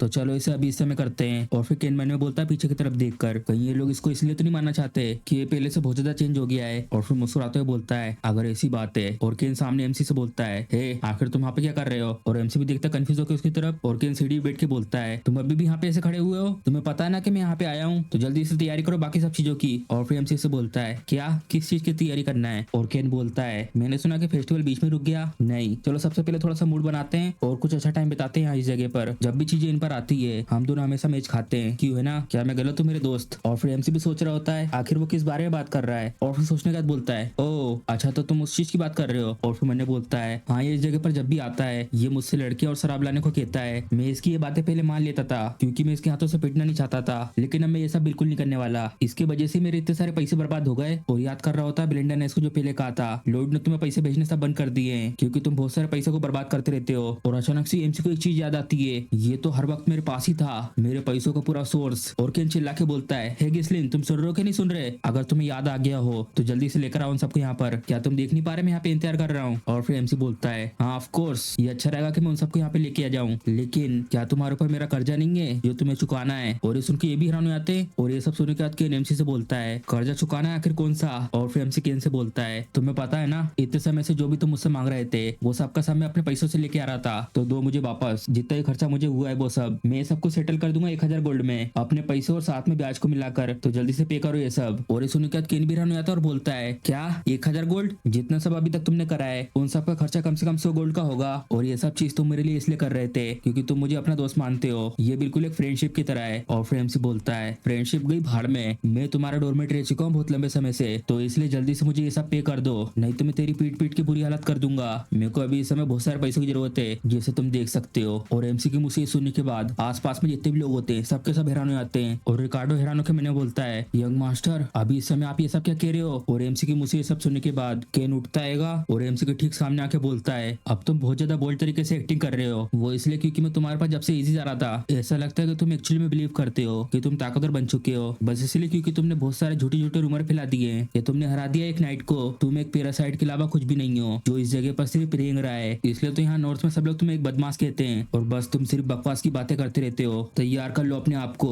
और केन का मुक्का आ रहा होता है एमसी की तरफ और एमसी तो बिल्कुल शांत तरीके से खड़ा होता है, बिल्कुल भी नहीं हिलता है इस जगह से। और एमसी आराम से साइड में हट के उसके मुक्के को डोज कर देता है और एमसी को ऐसा करते देखकर ये लोग भी हैरान आते हैं। और केन लगातार और मुक्के मार रहा होता है और एमसी लगातार उसके मुक्के को डोज कर रहा होता है और एमसी घूम के एक मुक्का मारता है उसके गट्स पे और ये मुक्का खाने का भी हैरान हो जाता है। हाँ, और तभी एमसी एक और मुक्का मारता है उसके मुंह पे और केन ब्लॉक कर देता है एमसी के मुक्के को अपने हाथ से। और एमसी को तो कुछ फर्क नहीं पड़ता उसके मुक्के को ब्लॉक करने से, बस पूरे फोकस में देख रहा होता है उसकी तरफ। और फिर अचानक से केन चिल्लाते हुए जमीन पे गिर जाता है और साथ में जो केन का स्कॉट नाइट बन के आया था वो केन से बोलता है यंग मास्टर क्या आप ठीक हैं। और फिर एमसी केन से बोलता है जल्दी उठो और चिल्लाना बंद करो, मुझे पता है कि तुमने उस हमले को ब्लॉक कर दिया था। और केन का स्कॉट नाइट बोलता है तुम पीछे हटो गिस्लिन, आखिर तुम यहाँ पे ये सब क्या कर रहे हो। और उसकी ये बात सुनने के बाद आसपास में लोग बोलते हैं आखिर ये सब क्या था, क्या गिस्लिन ने अभी भी मारा केन को, क्या किसी ने देखा ये सब अच्छे से। और एमसी देखता है मुड़ के उन लोगों की तरफ ये सब बातें करते हुए और फिर मैंने बोलता मुस्कुराते हुए तो इस तरीके से तुम खेलना चाहते हो। और गिस्लिन धीरे से बोलता है बाजू में रोब वाले आदमी से तो बताओ कैसी थी मेरी एक्टिंग। और ये रोब वाला आदमी खुश होकर बोलता है ये तो एक्सीलेंट था, तुमने तो स्टेज तैयार कर दिया बिल्कुल परफेक्ट तरीके से, अब सबको देखने में ऐसा लगेगा कि ये सारे की सारी गलती गिस्लिन की थी, अब इतना सब काफी होगा डोल करने के लिए। और फिर केन अपने कोट में से एक चीज निकाल रहा होता है और मैंने बोलता है ऑफ कोर्स ये तो एक रेयर मौका है कि मुझे इतनी पावरफुल बेकिंग मिल रही पीछे से और इतने ज्यादा पावरफुल लोग सपोर्ट करेंगे हमें पीछे से। इस बार मैं मेक श्योर करूंगा कि मैं यहाँ पे सबके सामने अपना इंप्रेशन दिखा के जाऊं। अभी एक परफेक्ट टाइम है एक ऐसी पेडियम फैमिली जिसकी पावर धीरे धीरे गिरते जा रही है उसके साथ सारे संबंधों को तोड़ के अलग होने का। और ये दस्ताना एमसी की तरफ फेंक रहा होता है और एमसी चिल्ला के बोलता है आखिर तुम्हारी हिम्मत कैसी है ऐसे झूठ बोलकर नोबल की इज्जत को मिट्टी में मिलाने की, मेरे ऊपर ऐसे अटैक करना सिर्फ सच्चाई का पता लगाने के लिए। मैं चैलेंज करता हूँ तुम्हें डुएल के लिए। और केन के दस्ताना फेंकने से पहले ही एमसी अपना दस्ताना फेंक के मारता है उसी दोस्त के मुंह पे और केन से बोलता है मैं तुम्हें चैलेंज करता हूँ डुएल के लिए, केन लोगेस। और एमसी को ऐसा करता देखकर केन भी बहुत ज्यादा हैरान हो जाता है और एमसी केन से बोलता है तुमने मेरी बेइज्जती करी एक वारिस की पेडीएम के जितने लोग हैं उन लोगों के सामने और हमला करा मेरे कमांडर के ऊपर, जिससे तुमने नोबल की इज्जत मट्टी में मिला के रख दी है। तुम ये सब कुछ मना तो नहीं करने वाले हो ना? क्यों? और ये सब सुनने के बाद केन कुछ बोलता नहीं है और फिर हंसते हुए बोलता है, मुझे ऑलरेडी पता था कि तुम एक बेवकूफ हो, लेकिन मुझे ये नहीं पता था कि तुम इतनी ज्यादा बेवकूफ हो कि तुम अपनी कबर अपने हाथों से खोदोगे। चलो ठीक है, मैं एक्सेप्ट करता हूं तुम्हारे डुएल को। अगर तुम इस सबके बाद मर भी जाते हो तो बिल्कुल भी रिग्रेट मत करना। और एमसी भी सबके बाद मुस्कुराता है और गुरु को देख रहा था उसकी तरफ और बाजू में से रिकार्डो को बुलाता है और रिकार्डो बोलता है, हाँ यंग मास्टर, बुलाकर लेकर आओ सब मर्चेंट्स को जो लोग केसल के बाहर धरना लगा के बैठे हुए हैं। और एमसी के मुंह से ये सुनने के बाद रिकार्डो हैरान हो जाता है और एमसी अपने हाथों खुजाते हुए बोलता है, कह देना उन लोगों से कि मैं उन लोगों के लिए बहुत सारे पैसे यहाँ पे बनाने वाला हूँ। और एमसी बता रहा होता है जो फेस्टिवल है वो अचानक से कैंसिल हो गया था, जिसकी वजह से इतना गर्म हुआ माहौल अचानक से ठंडा हो गया और पीछे रहेगा कुछ टूरिस्ट जो लोग वापस नहीं जाना चाहते थे रिग्रेट होकर। अभी इस समय ये लोग जरूर आग बबूला होने के कगार पर होंगे, क्योंकि ये लोग अपने पैसे और टाइम को लगा नहीं पाए कहीं पर। और ऐसे हालात के बीच अगर कोई ऐसी चीज हो जाए जिससे उन लोगों को शांति मिल सके तो वो ये है। और आसपास सारी ऑडियंस इकट्ठा होकर चेयर कर रही होती है और इसी के साथ चिल्लाते हुए कहते हैं, ये तो एक डुएल है यंग मास्टर केन और गिस्लेन के बीच। मैं इस लड़ाई में अपना पैसा लगाता हूँ यंग मास्टर केन के ऊपर। ये डेम गिस्लेन बदमाश कहीं का जो ये डिजर्व करता है, अभी से यहाँ पे वो जरूर मिलकर रहेगा। और इन्हीं सबके बीच आसपास में लोग अपने बहुत सारे स्टोर लगा देते हैं और जल्दी बेच रहे होते अपने सामान को। और यहाँ पर ये सबसे कहता है, चलो अब सबके सब जो भी अपने पैसे लगाना चाहता है इस सब में लाइन से खड़े होकर यहाँ पे लगाओ पैसे। और सबके सब अपने पैसे लगा रहे होते हैं। मैं अपने पैसे लगाता हूँ यंग मास्टर पे, मैं भी लगाता हूँ, ये तो गारंटी है अब हमारे पैसे पूरी तरीके से सेफ है। और फिर केन अपनी तलवार को स्टेज पे मारता है और सामने एमसी से कहता है, आखिर तुम्हारी हिम्मत कैसे हुई इस डुएल को एक मार्केट बनाने की? चलो स्टार्ट करने से पहले मैं तुम्हें अभी से बता रहा हूँ, अगर तुम इस लड़के भी सरेंडर भी कर देते हो तो मेरी सोच तभी भी नहीं रुकेगी। और उसकी बात सुनने के बाद एमसी थोड़ी देर कुछ बोलता नहीं है और मन में कहता है, अरे हाँ तो शायद ये लोग इसलिए यहाँ पर आए हैं। और एमसी सामने केन से बोलता है, तो चलो जबकि यहाँ पर बहुत सारे लोग इकट्ठा हो चुके हैं तो अब स्टार्ट करते हैं अपनी डुएल को। और जो केन के साथ आया था वो पीछे से चिल्ला के बोलता है, नहीं रुको, मुझे नहीं लगता कि एक अच्छी खासी बेट इस तरीके से हो पाएगी अगर सब कुछ इस तरीके से चलता रहा तो। और आसपास में जितने भी लोगों ने बेट लगाई होती है वो लोग हैरान हो जाते हैं और जिसके पास लोगों ने बेट लगाई थी ये चेक करके बताता है, वेल किसी ने भी डूग गिस्लेन के ऊपर पैसे नहीं लगाए हैं। और इस सुनने के बाद एमसी देखता है उसकी तरफ और आसपास में लोग बातें कर रहे होते हैं। फेयर तरीके से कहें तो जो रिजल्ट है इस लड़ाई की बात का वो तो ऑब्वियस है, ये बदमाश का तो कोई चांस ही नहीं है कि ये लड़ सके यंग मास्टर केन के सामने। और आखिर हम लोग ऐसे किसी के ऊपर बेट क्यों करे, कोई इडियट ही होगा जो इसके ऊपर पैसे लगाएगा। और केन एमसी को चढ़ाते हुए बोलता है, जरा देखो तो अब जो ये मार्केट है वो भी तुम्हें इग्नोर कर रहा है, तो क्या कहना है इसके बारे में? हम लोग चेंज कर देते हैं बेट लगाने के तरीके को। चलो चेंज करके ऐसा करते हैं कि तुम कितना देर तक टिक सकते हो यंग मास्टर केन के सामने। और तभी ये बेट के पैसों को इकट्ठा करने वाले के सामने एक जन आके रख देता पैसों की थैली को और हम देखते होते कमांडर, मैं बेट लगाता हूँ ड्यूक गिस्लेन पर। और कमांडर को ये सब करता देखकर एमसी मुस्कुराता है और फिर अचानक से उस बेग के ऊपर एक बड़ा सा बेग आता है और वो बड़ा सा बेग ये एमसी के बहन का होता है और कहती है, मैं बेट लगाना चाहती हूँ अपने बड़े भाई पर। और उसको बेट लगाते देखकर नाइट तो हैरान हो जाते हैं और एमसी तो बहुत ही ज्यादा चौंक जाता है। और ये देख के आसपास के लोग कहते हैं, क्या लेडी एलेना पैसे लगा रही है? और यहाँ पे एलेना कहती है, इतना काफी होगा क्यों है ना? और एलेना की बात सुनने के बाद ये बोलता है, हाँ ये इतना काफी है। और फिर केन बाजू में मुड़ के बोलता है, तो मुझे इंतजार करा रहे हो बिना किसी रीजन के? और तभी एक जन चिल्ला के बोलता है, चलो तो फिर रेडी हो जाओ। और सामने से एमसी केन को कहता है, तुम्हें पता है ना कि मैं तुमसे बड़ा हूँ, तो ये देखने में बहुत ज्यादा अजीब लगेगा अगर मैं तुम्हारे पास सबसे पहले हमला करता हूँ तो, क्यों है ना? और एमसी की बात सुन के केन हैरान होकर बोलता है, क्या? और एमसी अपनी तलवार को निकाल रहा होता है और निकालने के बाद अपनी तलवार को घुमा रहा होता है और झटके में अपने सामने को लाता है, तो आओ तुम सबसे पहले मेरे ऊपर हमला करने के लिए। और एमसी की बात सुनकर केन कुछ भी नहीं कहता, चुपचाप देख रहा होता है एमसी की तरफ और सामने नीचे की तरफ बैठ के एमसी से कहता है, क्या तुम्हें ऐसा नहीं लगता कि अब बहुत ज्यादा लेट हो चुका है तुम्हारे एक बड़े की तरह एक्ट करने के लिए? और फिर एक तेज आवाज आती है, स्टार्ट। और केन कूद के जाता है सामने की तरफ और अपनी तलवार को पीछे की तरफ घुमाकर बहुत स्पीड में नीचे की तरफ आ रहा होता है और एक बहुत ज्यादा खतरनाक अटैक करता है अपनी इतनी बड़ी तलवार से एमसी के ऊपर। और इतनी तेज तलवार टकराने से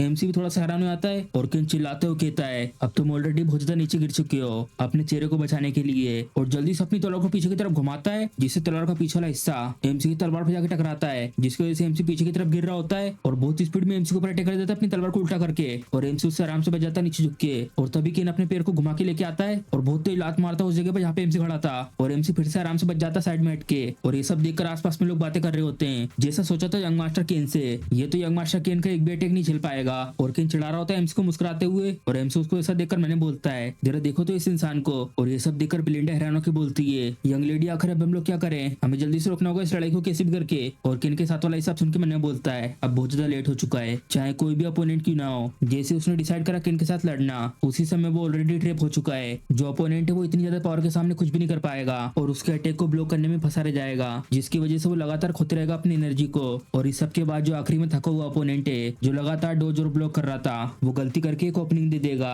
और मारा जाएगा। केन हमेशा लड़ाई को जीतता है इस तरीके से। और केन एमसी से कहता है, है, तुम तो हमेशा की तरह बहुत ज्यादा स्लिपरी हो, ऐसा लगता है जो तुम्हारी स्किल है सच में इंप्रूव हो चुकी है। ये मेक सेंस करता है और घुमाता अपनी तलवार को और पकड़ता उसको पीने वाले हिस्से से और घुमा के मारता है एमसी के ऊपर। तुम पहले के दिनों में हमेशा से बहुत ज्यादा अच्छे थे भागने में। और अपनी तलवार से एमसी को मारने के बाद केन बहुत ही स्पीड में अपनी तलवार को खींचता है सामने की तरफ, और जैसे केन खींचता है एमसी भी फंस जाता है उस तलवार में और केन एमसी को बहुत ही स्पीड में खींच के ऊपर की तरफ फेंक देता है। और ये सब देखकर ऑडियंस में सबके सब लोग हैरान हो जाते हैं और एमसी को ऐसा देखकर नाइट चिल्ला रहा होता है, यंग मास्टर, और ये खुश होकर बोलता है अब सब कुछ खत्म हो गया है गिसलैंड के लिए, अब ये सीधा मरने वाला है। और एमसी स्टेज के बाहर गिर रहा होता है ऊपर से और एमसी कहता है मैं सोचा था कि मैं तुम पर इजी जाऊं, लेकिन अब तुमने सारी लाइन को क्रॉस कर दिया है। और बहुत ज्यादा स्पीड से आता है ठीक केन के सामने और एमसी को अपने सामने देखकर केन भी बहुत ज्यादा हैरान हो जाता है और एमसी एक झटके में केन के ऊपर अटैक करके उसके पीछे जाता है और केन भी हैरान हो जाता है एमसी की ऐसी स्पीड देखकर। और ये केन के साथ वाला हैरान होकर मैंने बोलता है ये स्टेज के ऊपर वापस आ गया सिर्फ अपने पैरों पे मानव की यूज करके। और यहाँ पे एमसी अपनी चिन की सांस छोड़ता है और गिसलैंड से कहता है इतनी ज्यादा इग्नोरेंट स्वॉर्डमैनशिप, तुमने जरूर सोचा होगा कि तुम ही सबसे ज्यादा स्ट्रॉन्ग हो, सिर्फ इसलिए क्योंकि अगर तुम अपनी पावर दिखाओगे तो जो अपोनेंट है वो डर जाएगा।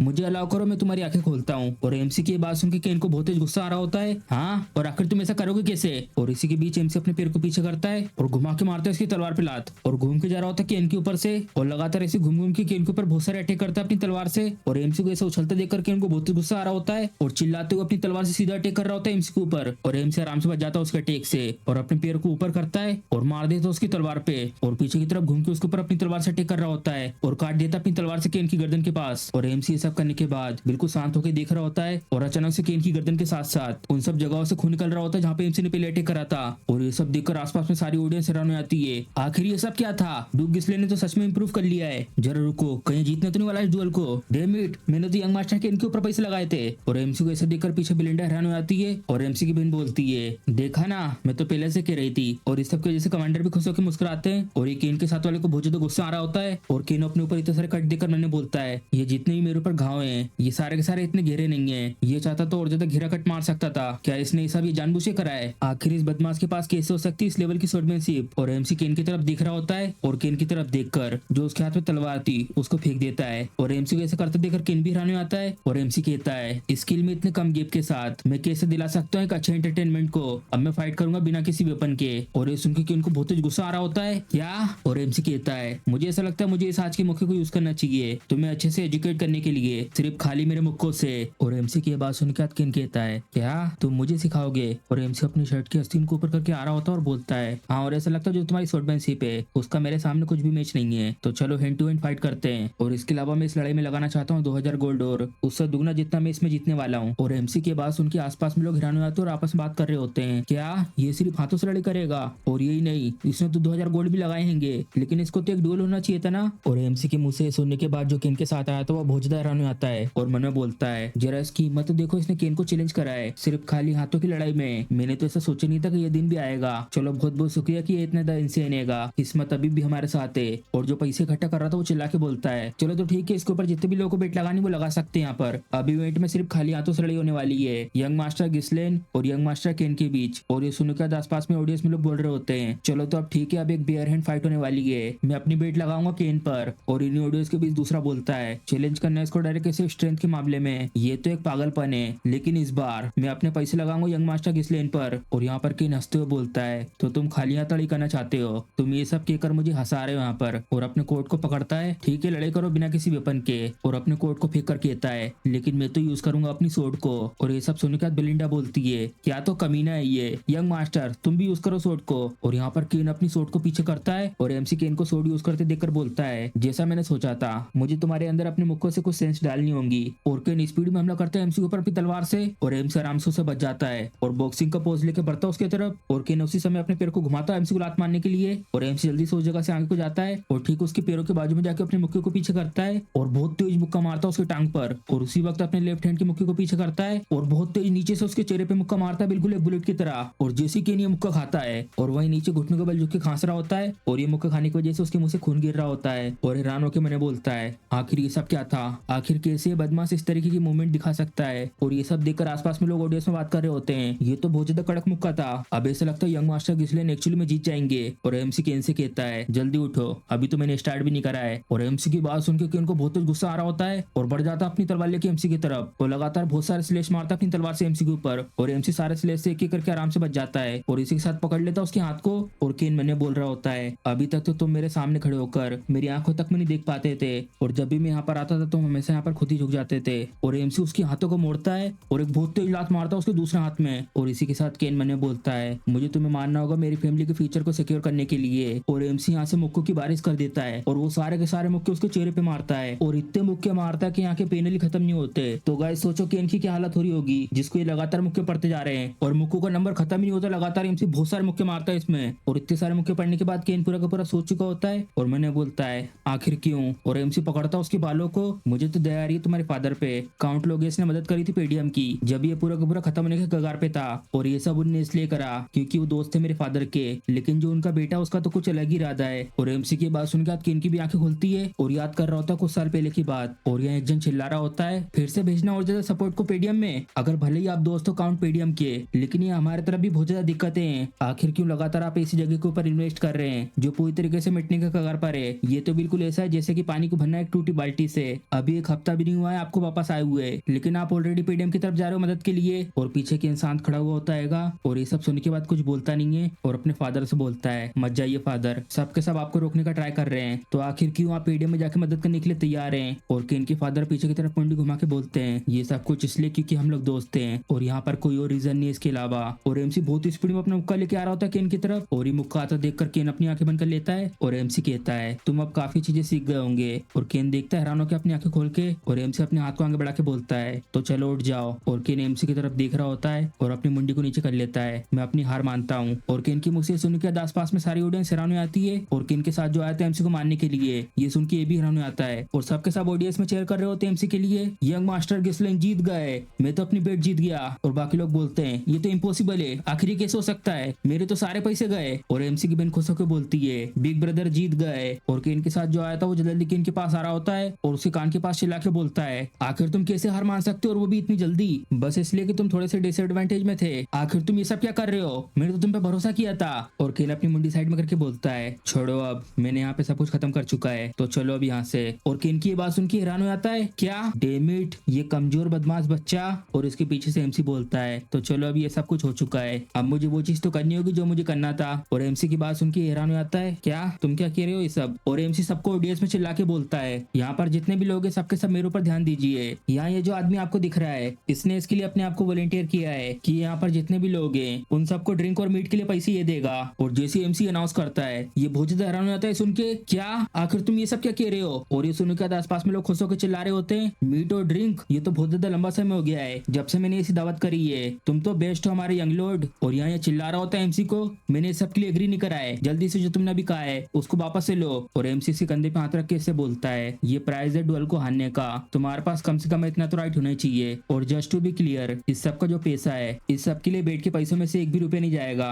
और इसे कंधे को नीचे दबा देता और बोलता है, और ये याद रखना तुम उसमें 2000 गोल्ड को और मिलाने हैं, और वो भी उस बेट पे जो हम लोगों ने पहले सेट करी थी 1000 गोल्ड की। अगर तुम ये सब करे बगैर भाग गए तो फिर याद रखना तुम्हारे साथ क्या हो सकता है। और एमसी को ऐसा देखकर ये भी बहुत ज्यादा डर जाता है और वहीं झुक के बोलता है, ठीक है मैं समझ गया। और एमसी चला जाता है इस जगह से, और हमारा सीन शिफ्ट होता है केसल में अगले दिन गिस्लेन के रूम की तरफ। और उस लड़ाई में एमसी ने जितने भी गोल्ड कॉइन जीते थे उसका बक्सा यहाँ पर आ जाता है और इसको खोल के देखता है, ओ मैं इतने पैसे से तो एक छोटी सी सेना को भाड़े पे खरीद सकता हूँ, ये कोई छोटा अमाउंट नहीं है, लेकिन अभी बहुत टाइम लगेगा और ज्यादा पैसे इकट्ठा करने में, और इस सब के लिए मेरे दिमाग में एक बिजनेस हैगा, मुझे उसके लिए तैयारी जल्दी से करनी होगी। और एमसी के बाजू में बेलिंडा और एमसी की सिस्टर मुस्कुराते हुए देख रही होती है एमसी की तरफ, और उन लोगों को ऐसे यहाँ देखकर एमसी उनसे पूछता है, आखिर तुम्हें क्या चाहिए? और एमसी की सिस्टर खुश होकर बोलती है, बिग ब्रदर आखिर तुमने क्या सोचा है, तुम कहाँ लगाओगे इतने सारे पैसे को? और एमसी घूर के देख रहा होता है और उससे बोलता है, क्या तुम्हें भी कुछ चाहिए? और एमसी की बहन हंसते हुए बोलती है, नहीं नहीं मैं तो बस पूछ रही थी। और बेलिंडा बोलती है, ये तो ऑब्वियस है कि ये कहाँ पे यूज करेगा। और ये सुनने का एमसी कंफ्यूज होकर देख रहा होता है उसकी तरफ, और बेलिंडा कहती है, जल्दी लेडी अमेलिया का बर्थडे आने वाला है और तुमने ऐसे शो को इसलिए रखा क्योंकि तुम एक बहुत ज्यादा महंगा तोहफा देना चाहते थे उन्हें, है ना? तुम तो बहुत ज्यादा ट्रांसपेरेंट हो, बहुत ज्यादा आसान है तुम्हें पढ़ना तो। और एमसी की सिस्टर याद करते हुए बोलती है, ये सब कुछ तुमने करा अपनी फियोंसे के सामने अच्छा दिखने के लिए। और एमसी हैरान होकर बोलता है, क्या मेरी फियोंसे? क्या मेरी एक फियोंसे भी है? और गिस्लैंड की मुझसे सुनकर बेलिंडा कहती है, तुम्हें इतना शर्माने की जरूरत नहीं है, हमें पता है कि तुम यहाँ पर ऐसा दिखाने की कोशिश कर रहे हो कि तुम्हें कुछ पता नहीं है, क्योंकि तुम्हें इस सब को लेकर शर्म आ रही हैगी, और ये हम अच्छी तरीके से पढ़ सकते तुम्हें देखकर। और गिस्लैंड की सिस्टर कहती है, हम लोग बात कर रहे हैं अमेलिया की जो रेफुल कंट्री से है। और ये सुनने के बाद गिस्लैंड बहुत ज्यादा गुस्से में घूरता हुआ दिख रहा होता है और कहता है, क्या वो लड़की अमेलिया रेफोल्ड, एक नोबल अमंग नोबल्स, उसको जाना जाता है उसे काइंड नेचर और सभी लोगों के प्रति अपने कामों के लिए, भले उनका स्टेटस कोई भी क्यों ना हो, जिसकी वजह से उसे घेरा सपोर्ट मिलता है अपने आसपास की टेरिटरी के लोगों से। हालांकि उसने बाद में बगावत को उकसाया और इस सब के बाद उसे जाना जाने लगा नॉर्थ की विच के नाम से। और यही नहीं, उसने हाथ मिलाया डेल्फिन डूची के साथ, जिससे कि वो आखिरी कील गाड़ सके पेडियम के डाउनफॉल में, एक ट्रेटर। और ये सब कहने के बाद गिस्लिन मुस्कुरा रहा होता है और ब्लिंडा से कहता है आखिर फादर वापस कब आएंगे। और ब्लिंडा बताती है क्या लॉर्ड, और सोच रही होती है मैं इसको लेकर पूरी तरीके से सो नहीं हूँ, शायद एक हफ्ता लग सकता है। और ये सुनकर बाद गिस्लिन मन में कहता है एक हफ्ता, इतना टाइम काफी है। और यहाँ से बाहर जा रहा होता है, जाते वक्त कहता है मैं जा रहा हूँ रेफोल्ड कंट्री में। और ये सुनकर ब्लिंडा कहती है जो रुकिए, अभी तो लेडी अमीलिया का बर्थडे तक नहीं है, आखिर अभी से आप क्यों जा रहे हो। और गिस्लिन पीछे मुड़ के कहता है उससे पैसे लेने के लिए। और उस सब के बाद हमारा सीन इस जगह पे शिफ्ट होता है। यहाँ पर किसी के बाल लहरा रहे होते हैं हवा में, और यहाँ पर ये अपने सामने जमीन पे सैंडलों को रखती है और सामने किसी से कहती है लो पहन लो इससे। और हम देखते हैं यहाँ पर वो उसने ये सब इस बच्ची से कहा होता है और यहाँ पर इसके हालात बिल्कुल भी ठीक नहीं होती है और कहती है लेडी अमीलिया। और हमें पता चलता है ये है कि लेडी अमीलिया एमसी की फियोंसे। और अमीलिया कहती है अगर ये मेरी टेरिटरी में कोई भी नंगे पैर चल रहा है तो उसे मुझे होना चाहिए। और पीछे सोल्जरों से कहती है जल्दी से इन लोगों के लिए खाना और रहने का बंदोबस्त करो अभी इस समय।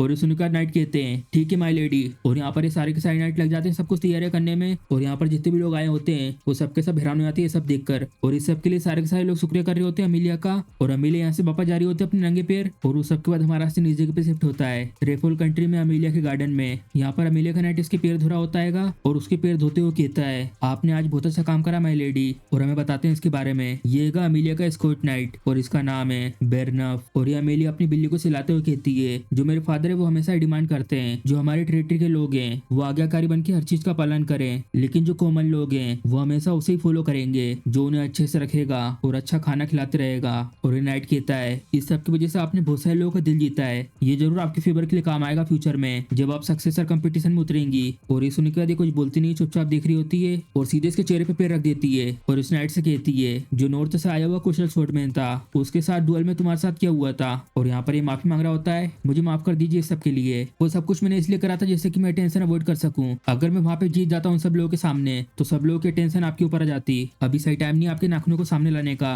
और उसके पैर को किस करते हुए कहता है क्योंकि मैं आपका ब्लेड हूँ। और अमीलिया कहती है ऑफ कोर्स, क्योंकि मैंने बहुत खर्चा किया तुम्हें इतना स्ट्रॉन्ग बनाने के लिए, इसलिए तुम्हें अलाउ नहीं है कि तुम वीक निकलो। और इसके बाद अमीलिया पूछती है आखिर मर्चेंट गिल्ड के साथ क्या चल रहा है। और नेट बताता है अगर आप बात कर रहे हो आक्टियम मर्चेंट गिल्ड की तो आपको उसके बारे में चिंता करने की जरूरत नहीं है। जितने भी मटेरियल यूज करे गए थे फॉरेस्ट ऑफ बीस्ट के जंगल में वहाँ उस जगह पर आउटपोस्ट बनाने के लिए, मतलब एक चौकी, वो अभी कुछ समय पहले आधी डिस्ट्रॉय हो चुकी है पेडियम में कुछ और के हमलों के दौरान। और जितने भी सामान है उस सब के लिए वो सारे के सारे हमारे मर्चेंट गिल्ड से खरीदे जा रहे हैं। अगर ऐसी सब कुछ चलता रहा तो हम लोग धीरे धीरे सारे पैसे वापस ले लेंगे जो भी काउंटरफोल्ड हर साल भेजते हैं पेडियम में सपोर्ट फंड्स के रूप में। और सिर्फ यही नहीं, हम लोग रिक्रूट कर रहे हैं सारे सारे सोल्जर को जो भी पेडियम छोड़ के आ रहे हैं। और उनमें से बहुत सारे तो अच्छे खासे ट्रेंड है वहाँ पेडियम में बारबेरियन ट्राइब से लड़ के वो एक्सीलेंट क्वालिटी के बन गए हैं। और ये सब सुनकर अमीलिया कहती है हाँ ये सब अच्छा है, जैसा मैं हमेशा से कहती आई हूँ हमें मेंटेन करके रखना है मामूली से एक मर्चेंट गिल्ड को और सावधानी बना के रखनी है। हम लोग अपनी असली आइडेंटिटी को ऐसे एक्सपोज नहीं होने दे सकते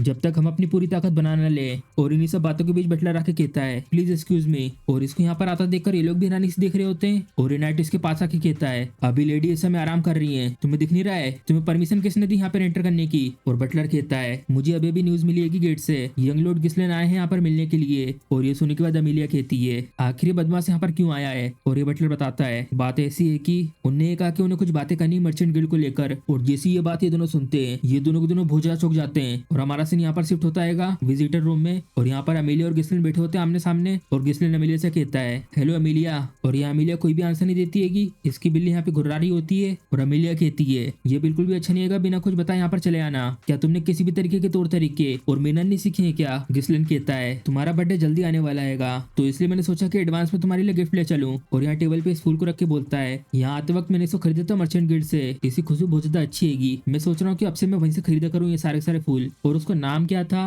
हाँ द आर्कटियम मर्चेंट गिल्ड, मुझे लगता है शायद यही नाम है। और ये सुनने के बाद अमीलिया घुर घुर के देख रही होती है गिस्लिन को। और यहाँ से उठ के जाते हुए कहती है मुझे नहीं पता कि तुम क्या कहने का ट्राई कर रहे हो। तो चलो, जबकि मुझे ये तुम्हारा गिफ्ट मिल चुका है तो अब मैं चलती हूँ, गुड बाय। और गिस्लिन कहता है, अमेलिया रैनफोल्ड बैठो इधर आके। और एमसी के बस इतनी बोलने भर से हैरान हो जाती हैगी, हाँ आखिर ये सब क्या है, ये किस तरीके का प्रेशर है, और वो भी उसकी तरफ से आ रहा है जो लड़का डरा डरा रहता था और बड़ी मुश्किल से बोल पाता था जब कभी भी ये मेरे सामने आता था। और गिस्लिन चाय का कप उठा के कहता है, चलो इस सबको छोड़ो, पॉइंट की बात पे आते हैं। मुझे अभी इस समय कुछ पैसों की जरूरत है, तो जल्दी मुझे अभी इस समय 10,000 गोल्ड दो। और ये सुनकर एमिलिया हैरान हो जाती है, क्या तुम यहाँ पर अचानक से आ गए और यहाँ आकर तुम अपनी फ्यूंसे से इतने बड़े अमाउंट में पैसा मांग रहे हो, क्या मुझे ऐसा मान लेना चाहिए ये काउंट पेडीएम की तरफ से।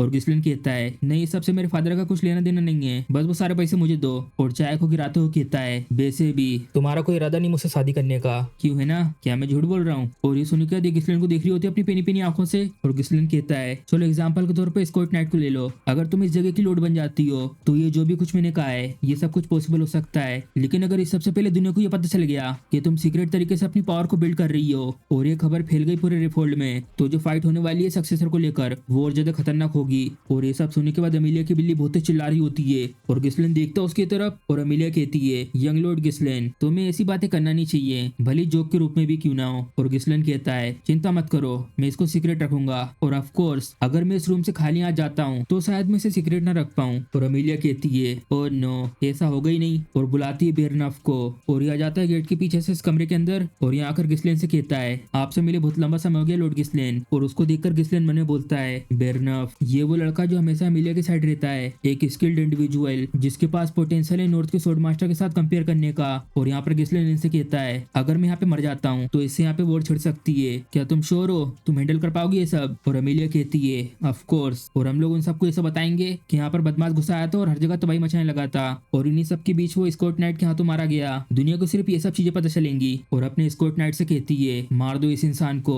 और यहाँ पर स्कॉट नाइट अपनी तलवार निकाल के कहता है, जैसी आपकी इच्छा माय लेडी। और ये सब सुनने के बाद एमसी कुछ बोलता नहीं है और मन में बोलता है, अगर तुम इस तरीके से खेलना चाहती हो तो फिर ठीक है। और अपनी तलवार पकड़ के बोलता है, तो मेरे पास कोई और रास्ता नहीं थोड़ा सा सीरियस होने के अलावा। और यहाँ पे दोनों के दोनों पूरी तरीके से तैयार होते लड़ाई करने के लिए। और ये नाइट मुस्कुराते हुए देखता है गिस्लिन की तरफ और गिस्लिन भी थोड़ा चौंक जाता है उसके ऐसे बिहेवियर से और उसे थोड़ा सा हो रहा था यहाँ पे कुछ ना कुछ गड़बड़ है। और अचानक से पीछे उस नाइट के आर्मर को तोड़कर ये असिस्टेंट निकल के आता है और घुसा देता अपनी तलवार को सोफे में जहाँ पे गिस्लिन बैठा होता है। और गिस्लिन सोफे में से हट के नीचे गुलाटी मार के आता है और इस असिस्टेंट की तलवार सोफे में फंसे होने की वजह से ये उड़ता हुआ स्पीड में आगे की तरफ जा रहा होता है। और गिस्लिन पूरी ताकत से उठ के लात मारता है इस असिस्टेंट के सीने पर और इतनी स्पीड में आने की वजह से असिस्टेंट सोफे के साथ साथ उड़ता हुआ जा रहा होता है। और वो लात इतनी तेज होती है कि वो सीधे खिड़की के बाहर जाके गिरता है सोफे के साथ। गिस्लिन को ये सब करता देखकर यहाँ पे नाइट और एमिलिया हैरान हो जाते हैं और गिस्लिन उन लोगों से कहता है, एक असिस्टेंट, पहले तो तुम मुझे ऐसी पोलाइटनेस दिखा रहे थे लेकिन अचानक से मेरे ऊपर इसे सरप्राइज अटैक कर देना, सच में क्या तो बेकार मेहमान नवाजी है। और गिस्लिन अटैक करता अपनी तलवार से इस नाइट के ऊपर और उस नाइट से कहता है, क्या जो ये रेफोल्ड के लोग हैं उन्हें नहीं पता कि चिवलरी क्या होती है और कैसा व्यवहार किया जाता है लोगों के साथ। और गिस्लिन की ये बात सुनने के बाद नाइट कहता है, मुझे माफ करना लेकिन सबसे पहले आप ही थे जिन्हें रूड व्यवहार करा था। लॉर्ड गिस्लिन, अचानक से यहाँ पर आ जाना बिना कुछ कहे और आते से डिमांड करना पैसों की, तुम तो बिल्कुल ही भूल गए अपने बिहेवियर के बारे में, इन सब के बारे में तो तुमने बिल्कुल भी नहीं सोचा। यहाँ पे कोई जरूरत नहीं ऐसे इंसान से अच्छी तरीके से बात करने की। और अपने हाथ को गिस्लिन की तलवार में घुमा के उसको पकड़ लेता है और सीधा अटैक मारता अपनी तलवार का और गिस्लिन बच जाता साइड में हटके और घूम के लात मारता है सीधे उसकी तलवार पे और उसके बाद यहाँ उसकी छाती पे लात मार के यहाँ पीछे को हट जाता है और यह दोनों के दोनों दूर दूर हो जाते हैं। और नाइट मन में कहता है, यंग लॉर्ड गिस्लिन, मैंने सुना इनके बारे में, ये सिर्फ बस बातें करता है, इसके पास कोई भी स्किल नहीं है लड़ने के लिए, लेकिन इसको देखकर ऐसा लग रहा है कि कोई मामूली इंसान नहीं है। और यहाँ पीछे से अमीलिया कहती है इस नाइट को, आखिर तुम ये सब क्या कर रहे हो बेरनफ, और वो भी ऐसे बदमाश के सामने जिसको कुछ भी नहीं आता है। और ये सुनने के बाद नाइट कहता है, माय लेडी। और अमीलिया बहुत ज्यादा गुस्से में कहती है, जल्दी से इसका सर यहाँ पर मेरे पास लेकर आओ अगर तुम सच में अपने आप को मेरी सोड मानते हो तो। और अमीलिया की बात सुनने के बाद नाइट थोड़ी देर तक चुप हो जाता है और अपनी तलवार को सामने करके कहता है, मुझे माफ करिएगा, अब मैं आपको डिसअपॉइंट नहीं करूंगा, आओ यहाँ पर तुम सामने गिस्लिन। और ये सुनने के बाद गिस्लिन कहता है, तुम तो बस स्कॉट नाइट हो, आखिर तुम्हारी हिम्मत कैसी हो मुझे यहाँ पर ऑर्डर देने की। और गिस्लिन की मुँह से सुनने के बाद नाइट कहता है, मैं तो ये बोलकर तुम्हें बस फेवर ही दे रहा था, लेकिन अगर तुम ऐसे ही चाहते हो तो ठीक है, जैसा तुम चाहते हो मैं वैसे ही करता हूँ। और बहुत स्पीड में ठीक गिस्लिन के सामने आ जाता है और अचानक से उसको अपने पास देखकर गिस्लिन भी चौंक जाता है और जल्दी से साइड में हट के बच जाता है उसके इस अटैक से, लेकिन फिर भी गिस्लिन के गाल पे थोड़ा सा कट लग जाता है। और गिस्लिन मन में कहता है उसको देखकर, ये इंसान तो बहुत ज्यादा फास्ट है। और यहाँ पर नाइट पूरा फोकस होकर गिस्लिन की तरफ देख रहा होता है और बहुत स्पीड में लगातार बहुत सारे अटैक करता है गिस्लिन के ऊपर। और गिस्लिन उन सारे के सारे अटैक को एक एक करके ब्लॉक कर रहा होता है और उन लोगों को ऐसा लड़ता देखकर यहाँ पर एमिलिया कहती है, गिस्लिन आखिर कैसे तुम, जिसे घटिया बदमाश कहा जाता है, वो यहाँ पे बेरनफ के सामने बराबरी में लड़ रहा है, लेकिन सिर्फ इतना काफी नहीं है। और ये नाइट फिर से सीधा अटैक करता है गिसलेन के ऊपर और गिसलेन अपनी तलवार से इस नाइट की तलवार को साइड में करके अपनी तलवार के गार्ड में उस नाइट की तलवार को फंसा लेता है और आगे की तरफ जाता है स्पीड में और सीधे उसकी गर्दन पे पहुंच जाता है अपनी तलवार लेकर। और ये नाइट भी थोड़ा सा चौंक जाता है और अपने हाथ को ऊपर उठा के गिसलेन की तलवार में अपने हाथ को लपेट लेता है और अपनी तलवार से फिर से सीधा अटैक कर देता है गिसलेन के ऊपर और गिसलेन फिर से बच जाता है। और ये सेम अटैक देखकर गिसलेन कहता है फिर से ये वाली मूव और गिसलेन अपनी तलवार को छुड़ाने के लिए यहाँ पे सेम मूव कर रहा होता है, घूम के जाता है इसके ऊपर से और गिसलेन हैरान हो जाता है। यहाँ पर इस नाइट के आसपास एनर्जी से इकट्ठा हो जाती है और उसने रोक दिया होता है गिसलेन को वो सेम मूव करने से और अपने हाथ को ऊपर करके कहता है ये मूव दोबारा काम नहीं करेगी और बहुत तेज पटक देता है गिसलेन को जमीन पे और जमीन पे से टकराने की वजह से गिसलेन को बहुत तेज दर्द हो रहा होता है और ये नाइट बिना कोई टाइम बर्बाद करे फिर से अटैक कर देता है गिसलेन के ऊपर और गिसलेन अपनी पैर को इस नाइट की तलवार पर रखता है और कूद की गुलाटी मारता हुआ पीछे जाता है और यहाँ पर आके मन में कहता है अच्छा तो ऐसा है इसने मुझे रोक पाया अपने माना को यूज करके। और सामने से वो नाइट गिसलेन की तरफ आते हुए कहता है यंग लॉर्ड गिसलेन जैसा मैंने आपके बारे में सुना था आप तो उससे बहुत ज्यादा अलग हो। जब भी तो कहते हैं जब तक तुम मुझसे खुद लड़ नहीं लेते तब तक तुम्हें पता नहीं चलेगा असली चीज के बारे में। सच में ये बात तो सच है। और गिसलेन की तलवार को पीछे फेंक देता है जो ये तुम्हारी स्वॉर्डमैनशिप थी ये देखने में बिल्कुल भी कोई ऐसी नहीं लग रही थी जिसको सिस्टमेटिकली सीखा गया हो। ये तो दिखने में ऐसी लग रही थी जिसको तुमने सीखा है रियल कॉम्बैट एक्सपीरियंस से। क्या तुम साथ बारबेरियन से टाइम टू टाइम लड़ते रहते हो क्या? और या तो तुमने नेचुरली उनके स्टाइल को अडॉप्ट कर लिया है ऐसे तरीके से क्योटिक बैटलफील्ड में काम कर जाएंगे लेकिन यह मेरे सामने नहीं। तुम्हारा अंत यहाँ अभी इसी समय होगा। और गिसलेन हाँफते हुए मन में कहता है जैसा सोचा था ये तो डिफिकल्ट है। दूर रहकर एक पतले ब्लेड का थ्रस्ट जो लगातार सर को टारगेट करता है इसके वजह से तुम्हारी दूरी और टाइमिंग के सेंसेस पूरी तरीके से बिगड़ जाते हैं। और वहीं क्लोज रेंज में जो डिफरेंस है साइज को लेकर ये बहुत ज्यादा मुश्किल बनाता है सिर्फ टेक्निक को यूज करके इसको ओवरकम करना। और सबसे पहले तो एक ऐसा अपोनेंट है जिससे मुझे अभी इस समय लड़ना नहीं चाहिए लेकिन जैसा कि तुम देख सकते हो मेरे पास भी कोई ज्यादा टाइम नहीं है। और यूज करता अपनी माना की रस्सी को और इस नाइट के पीछे जो तलवार थी गिसलेन उसको अपनी माना की रस्सी से पकड़ लेता है और यहाँ पर नाइट चौंक जाता है क्या माना की रस्सी। और उसके पीछे से वो तलवार बहुत स्पीड में आ रही होती है और उस तलवार के पीछे का हिस्सा बहुत तेज जाके इसके सर पे लगता है और इतने टाइम के बीच गिसलेन भी इसके पास आ जाता है और बहुत तेज अपना घुटना मारता है इसके मुंह पे और इस नाइट की नाक टूट जाती है। और मन में कहता है आखिर इसने अभी ये सब क्या करा। और अमेलिया चिल्लाते हुए कहती है बेरनफ। और गिसलेन अपनी तलवार ऊपर से पकड़ के बहुत तेज अटैक करता है इस नाइट के ऊपर और नाइट बच जाता है गिसलेन के इस अटैक से अपनी तलवार को सामने लाकर और झटका देके दूर कर देता है गिसलेन को। और यह गिसलेन को दूर करने के बाद पीछे अमेलिया से कहता है माय लेडी आपको यहाँ से जल्दी से चले जाना चाहिए। अभी इस समय मैं गारंटी नहीं दे सकता आपकी सेफ्टी की क्योंकि अब मैं यहाँ पे अपना सब कुछ लगाने वाला हूँ इस फाइट में। और ये सुनने के बाद गिसलेन कहता है हाँ ये बात हुई ना यही तो मैं देखना चाहता था। और काम नजरों से उस नाइट को देखकर कहता है बहुत लंबे समय से मैं नहीं मिला हूँ ऐसे एंटरटेनिंग अपोनेंट से। और अपने नाइट के कहने पर यहाँ पर लेडी अमेलिया भाग के जा रही होती है और अमेलिया को बहुत ज्यादा गुस्सा आ रहा होता है और मन में कहती है गिसलेन आखिर इसकी हिम्मत कैसी हुई मेरा यहाँ पर ऐसे अपमान करने की।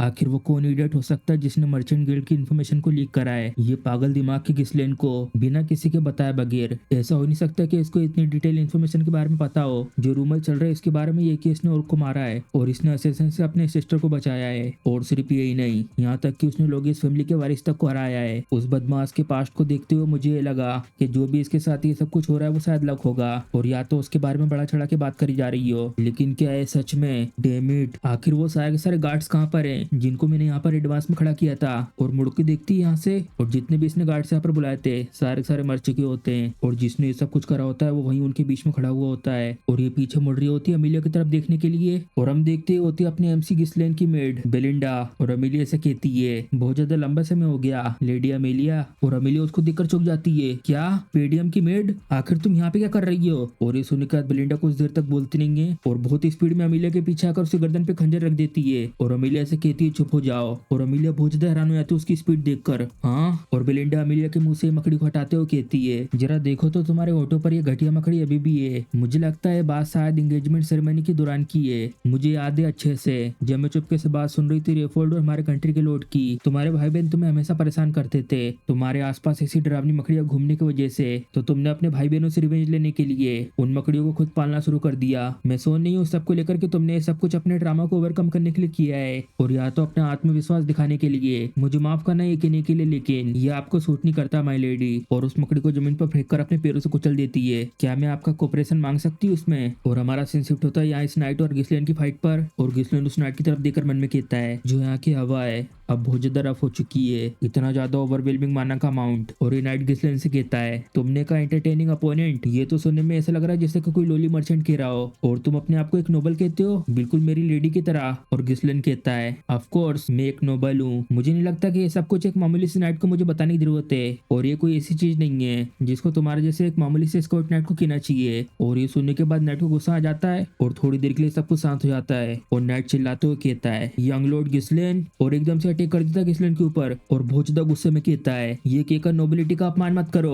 और लगातार एक ही बार में बहुत सारे अटैक करता है गिस्लेन के ऊपर और गिस्लेन भी चौंक जाता है इतने सारे अटैक देखकर। और ये नाइट बहुत ही स्पीड में अपने सीधे अटैक कर रहा होता है गिस्लेन के ऊपर और गिस्लेन इसके सारे के सारे अटैक से एक एक करके बच रहा होता है ब्लो को डोज करके।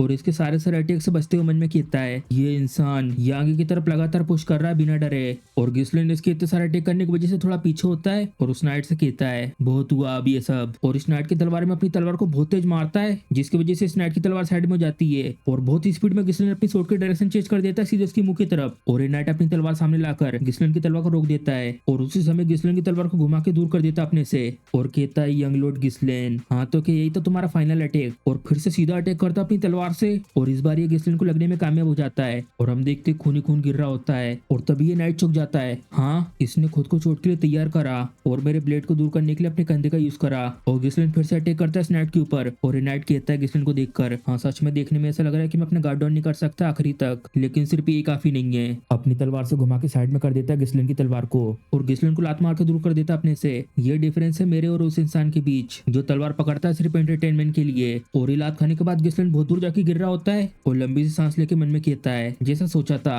ये तो एंटरटेनिंग है, साथ में ओवरवेलमिंग स्पीड, रेंज और लगातार किए जाने वाले ऐसे अटैक, ये अच्छे से कंट्रोल करता है फाइट के फ्लो को। इसके पास जाकर किए जाने वाले किसी भी काउंटर अटैक को ये उसी समय शट डाउन कर देता है। और हमारे स्वॉर्ड के क्लैश में ये बिल्कुल ऐसा दिखाता है कि हमारी स्वॉर्ड एक दूसरे से लॉक हो गई हो, जिससे कि ये मुझे सोचने पर ये मजबूर कर दे कि ये तलवार एक दूसरे से अब अलग नहीं होंगी। अभी इस समय का जो मेरा मानना है मैं काउंटर अटैक नहीं कर सकता इसकी स्ट्रेंथ के साथ, लेकिन इससे मेरा मतलब ये है कि अभी इस समय जो मेरे पास माना है वो क्या तो शेम की बात है ये कि मुझे इसे यहीं पे नीचे गिराना होगा। यहाँ पर एक चीज थी जिसको तुमने पूरी तरीके से नजरअंदाज कर दिया और वो ये है मेरी यूनिक माना कल्टीवेशन टेक्निक। और धीरे धीरे करके स्पीड में आगे जाते हुए कहता है थर्ड कोर अनलीश, और अपनी तलवार से नाइट की तलवार को रोककर ऊपर से नीचे घुमाते हुए ले जाता है और दूर फेंक देता है। और ये सब होता देखकर ही नाइट हैरान हो जाता है, क्या यंग लॉर्ड गिस्लेन, आखिर कैसे इनके पास इतना सारा मान एक साथ आ सकता है लड़ाई के दौरान। और गिस्लेन आ रहा होता है उसको मारने के लिए और तभी एक आवाज आती है रुक जाओ, और गिस्लेन रोक देता है अपनी तलवार को उसके सर पे घुसने से। और हम देखते हैं यहाँ पर ब्लिंडा आ चुकी होती है लेडी अमीलिया की गर्दन पे अपना चाकू रख के, और ये अमीलिया के आंसू हो जाते हैं और कहती है ले लो तुम वो 10,000 गोल्ड और चले जाओ मेरी आंखों के सामने से।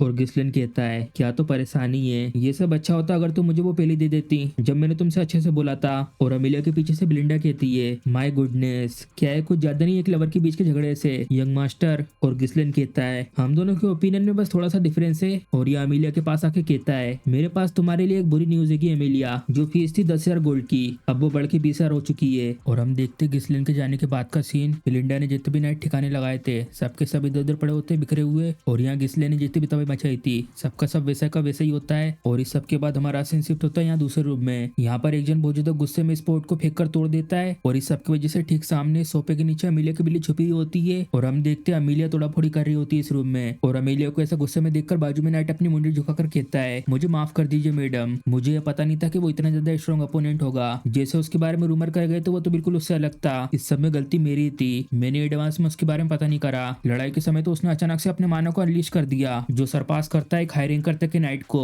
और ये सब सुनने के बाद अमीलिया कहती है गिस्लेन पेडियम सच में ये बहुत ज्यादा चेंज हो चुका है। और नाइट अमीलिया से कहता है क्या आप इस सब के बारे में डूचेस डेल्फिन को बताना चाहती हैं। और ये सुनने के बाद अमीलिया खींच के मारती है इस नाइट के गाल पे एक तमाचा और उसी कॉलर पकड़ के कहती है अपनी जुबान संभाल के बात करो, क्या तुम्हें आइडिया भी है कि डुक डेल्फिन कितना ज्यादा टेरिफाइंगे, अगर आज जो कुछ हुआ है उसकी खबर उस तक पहुंच गई तो यहाँ जमीन पर हमारे साथ लुढ़कते हुए दिखेंगे, जो रीजन है जिसकी वजह से मैं डुक डॉल्फिन के साथ अलाय बना के रखी हुई हूँ। और वो भी मेरे फादर को बिना कुछ पता चले इसके बारे में। और वो ये है कि क्योंकि हम लोगों ने एक सीक्रेट समझौता किया है, मुझे उसकी मदद करनी पेडियम को बर्बाद करके रास्ते से हटाने में। और इसके एक्सचेंज में उसने मुझे प्रॉमिस करा कि वो मुझे सपोर्ट करेगा मेरे बगावत वाले प्लान में। और जिस मोमेंट पे ये चीज सामने आ गई कि हम दोनों का ऐसा समझौता हुआ है तो जितने भी मेरे भाई बहन है इसमें कोई डाउट नहीं वो लोग मुझे मार देंगे। अगर उन लोगों ने अनकवर कर दिया गिल्ड के सीक्रेट को तो फिर उन लोगों को इस समझौते के बारे में भी पता चल जाएगा। हमें कोई ना कोई तरीका ढूंढना होगा गिस्लेन को किसी भी कीमत पर मारने के लिए। और अमीलिया की बात सुनने के बाद नाइट कहता है ठीक है, मैं समझ गया। और अमीलिया पूछती नाइट से, तो आखिर क्या कंडीशन है गिसलेन की उस लड़ाई के बाद? और नेट बताता है, उसके पूरे शरीर में मैंने बहुत ज्यादा कट मारे हैं और जो उसका कंधा उसमें का सबसे बड़ा घाव तो, और इसी के साथ जबकि उसने इतने सारे मानव को यूज करा एक साथ, तो इसकी वजह से वो कुछ समय तक अपनी बेस्ट कंडीशन में नहीं आ पाएगा।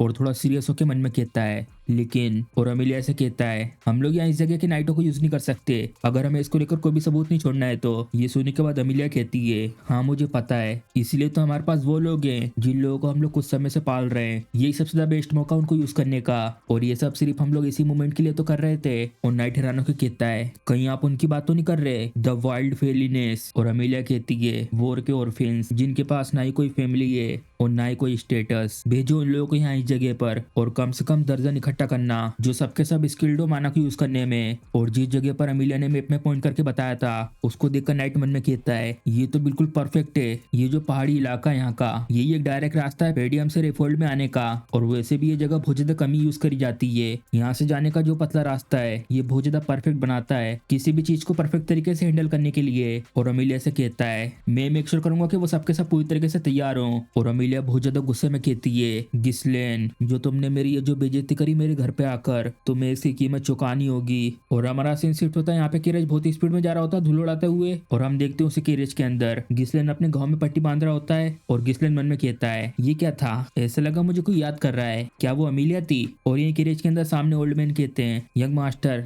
क्या आप सच में ठीक हो? गिस्लेन कहता है, चिंता मत करिए ओल्ड मैन, सब कुछ ठीक है, इतना सीरियस भी नहीं है। और अपने हाथ को ऊपर नीचे करके मन में कहता है, ये जो घाव है कुछ ज्यादा गहरा नहीं है, ऐसा कुछ रेकलेस करने के बाद भी ये ज्यादा बुरा नहीं है। जो वो 20,000 गोल्ड मुझे मिले अमीलिया की तरफ से वो अभी के लिए काफी है एज ए इनिशियल कैपिटल हमारी टेरिटरी को वापस बनाने के लिए। ये तो बिल्कुल 1 साल तक के टाइम को बचाने जैसा है। ये अच्छा होता अगर मैं वहाँ पे अमीलिया को भी मार देता, लेकिन अगर मैं ऐसा करता तो वो रोने से कोई भी नहीं रोक पाता। मैं ऐसे इमोशन में आकर अपनी टेरिटरी को खतरे में नहीं डाल सकता। पेडियम को तो ऑलरेडी दिक्कत हो रही बारबेरियंस के सामने अपने आप को डिफेंड करने में, तो इसलिए बिना कुछ इतनी ज्यादा बड़ी दिक्कत खड़ी करे वो अमीलिया के पास से पैसे लेकर निकल आना, ये सबसे ज्यादा बेस्ट मूव थी। ये जानते हो कि मुझे पता है आक्टियम गिल्ड के सीक्रेट के बारे में, इसकी वजह से सिर्फ उन्हीं दिक्कत होगी आगे चल के कुछ उल्टा सीधा करने में। अमीलिया इस बार मैं तुम्हारा पूरा एडवांटेज उठाऊंगा।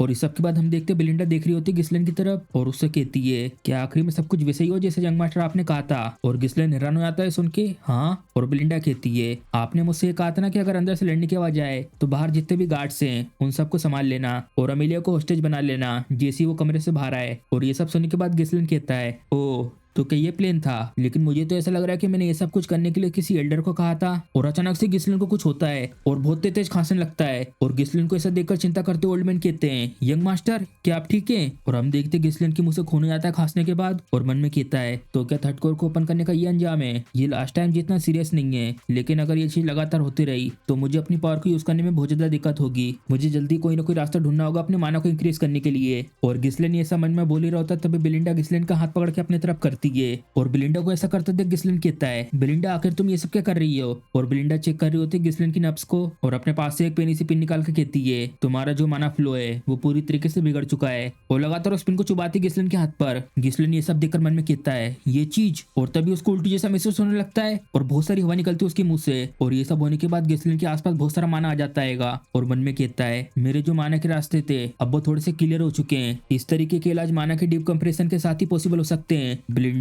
जब से इसने कहा कि मेरी मदद लेकर आई थी इसको अपने साथ, मैंने ये बिल्कुल नहीं सोचा था कि ये कोई मामूली सर्वेंट होगी, लेकिन आखिर इसकी असलियत में ट्रू आइडेंटिटी क्या है मुझे नहीं पता कि आखिर कोई क्यों इतने लेवल ऑफ स्किल के साथ सिर्फ एक सर्वेंट का काम कर रहा है, वो भी ऐसी जगह पर। लेकिन जितने ज्यादा स्ट्रॉन्ग लोगों को मैं अपनी टेरिटरी में रखूंगा वो उतना ही अच्छा होगा, क्योंकि जितने भी लोगों से अभी तक मेरी लड़ाई हुई है ये बस सिर्फ शुरुआत है, आगे अभी बहुत बड़े बड़े खतरे बाकी हैं। और बेलिंडा कहती है, यंग मास्टर मैं आप पे भरोसा करती हूँ, तो इसलिए आप अगर कुछ भी करो तो मैं आपकी उसमें मदद करूंगी बिना हेजिटेशन के। तो इसलिए प्लीज मुझे ये बताइए आखिर आपने अमीलिया से इतने सारे पैसे क्यों लिए? और बेलिंडा की बात सुनकर गिस्लिन थोड़ा देर चुप रहता है और कहता है, यहाँ पर कुछ है जिसमें मुझे अपने पैसे लगाने हैं और यहाँ पर सिर्फ अमीलिया थी इतने सारे पैसों के साथ जो इतने पास में थी। और गिस्लिन के मुंह से सुनने के बाद ओल्ड मैन और बेलिंडा हैरान हो जाते हैं, हाँ आपने वहाँ पर इतनी बड़ी तबाही मचाई और यहाँ तक कि आपको ब्लॉक भी कर दिया गया। अगर ये खबर पहुंच गई काउंट रेफोल के कानों तक तो इस सबसे बहुत बड़ी दिक्कत खड़ी हो जाएगी। गिस्लिन कहता है, चिंता मत करो, अमीलिया कभी नहीं बताएगी अपने फादर को, भरोसा करो तुम मुझ पर। और बेलिंडा को गुस्सा आ रहा होता और कहती है ठीक है, तो चलो कम से कम आप उन लोगों को ये तो बता दीजिए जिन लोगों ने अपना सब कुछ खतरे में लगा दिया था आपके साथ, आप ये पैसे कहाँ पे यूज करने वाले हो, है ना, इतना तो बनता ही है। और गिस्लन चुप हो जाता है थोड़ी देर तक और कहता है बीस्ट फॉरेस्ट, ये जितने भी मुझे पैसे मिले अमीलिया की तरफ से इन सबको मैं लगाने वाला हूँ बीस्ट फॉरेस्ट में डेवलपमेंट के लिए। और ये सुनकर रोडमैन हैरान होकर कहते हैं आप ऐसा नहीं कर सकते यंग मास्टर, उस जंगल को डेवलप करने की कोशिश करी गई थी आपके ग्रेट ग्रैंड फादर के एरा में, लेकिन। और गिस्लन कहता है एल्डर फेरगस, आखिर उस चीज का क्या हुआ जो मैंने आपको करने को कहा था केसल में एंटर करने से पहले। और ओल्ड मैन के पसीने आते हैं सुन के यंग मास्टर, और थोड़ा देर चुप होकर कहते हैं हाँ, जिस इंसान की लोकेशन को ढूंढने के लिए आपने कहा था वो लोकेशन तो मिल चुकी है, लेकिन क्या सच में वही है? उनकी जो कंडीशन है वो देखने में इतनी कुछ ठीक नहीं लग रही है। और गिस्लन कहता है बस वो कैसे भी करके जिंदा हो, बस ये मैटर करता है, मैं जा रहा हूँ उस जगह पर अभी इस समय। और बिलिंडा कहती है नहीं, सबसे पहले हमें अपनी टेरिटरी में जाना होगा, आपके अभी जो इस समय हालात है, आखिर आप ऐसी हालात में कहाँ घूमने का सोच रहे हो। और गिस्लन कहता बिलिंडा से बिलिंडा, क्या तुम्हें सच में ऐसा लगता है इतना सब कुछ होने के बाद अमीलिया हम लोग को ऐसे जाने देगी? और ये सुनकर बिलिंडा भी हैरान हो जाती है। गिस्लन मन में कहता है उसकी पर्सनैलिटी को जाने के बाद ये तो ओबियस है, वो मुझे शांत करने के लिए मुझे मारने का ट्राई जरूर करेगी। और बिलिंडा बोलती है यंग मास्टर में लड़ने में बहुत ज्यादा अच्छी हूँ, और एल्डर फेरगस भी यहाँ पर रहेंगे, अगर कुछ भी गलत होता है तो हम लोग सिंपली उन लोगों को हरा देंगे। और गिस्लन बोलता है हाँ, इस सब की वजह से चिंता तो नहीं है, लेकिन ये सब करना तुम्हारा रोल नहीं है, तुम्हें पता है ना, ये फील्ड पूरे तरीके से अलग है, हमें इस सब के लिए कैप्टन की जरूरत है। और हम लोग अभी उसी इंसान के पास जा रहे हैं। और ये लोग आ जाते हैं यहाँ झोपड़ी के पास और यहाँ आकर गेट खटखटाते हैं। बिलिंडा कहती है ये जगह तो पूरी तरीके से खंडर बन चुकी है कि यहाँ पे कोई सच में रहता भी है या नहीं। और ओल्ड मैन कहते हैं लेकिन यही वो जगह है। और अंदर से धीरे धीरे गेट खुलता है और एक बहुत ज्यादा बूढ़े आदमी निकलते हैं इस घर में से, और सामने सब लोगों की तरफ देखकर कहते हैं आखिर तुम लोग कौन हो। और यहाँ पे गिस्लिन को छोड़ के सबके सब हैरान हो जाते हैं इनको देखकर। और बिलिंडा गिस्लिन के पास आकर धीरे से कहती है यंग मास्टर, क्या है सच में वही इंसान है जिसको आप कैप्टन की पोजीशन के लिए ढूंढ रहे हैं? ये तो एक बूढ़े से आदमी लग रहे हैं, ना कि कोई ऐसे जो लड़ाई के लिए जा सकते हैं। और ये सब सुनने के बाद गिस्लिन कहता है नहीं, ये वो सही इंसान जिसको मैं ढूंढ रहा हूँ। और ये बूढ़ा आदमी घूरते हुए देखते हैं और वापस गेट बंद करके अपनी झोपड़ी में जाते हुए कहते हैं क्या तुम लोग बोर हो चुके हो जो यहाँ पर आकर ऐसे परेशान करने के लिए आ गए हो? यहाँ पे मेरा टाइम बर्बाद मत करो, निकल जाओ तुम लोग यहाँ से। और उसको ऐसे जाता है बिलिंडा कहती है नहीं रुको।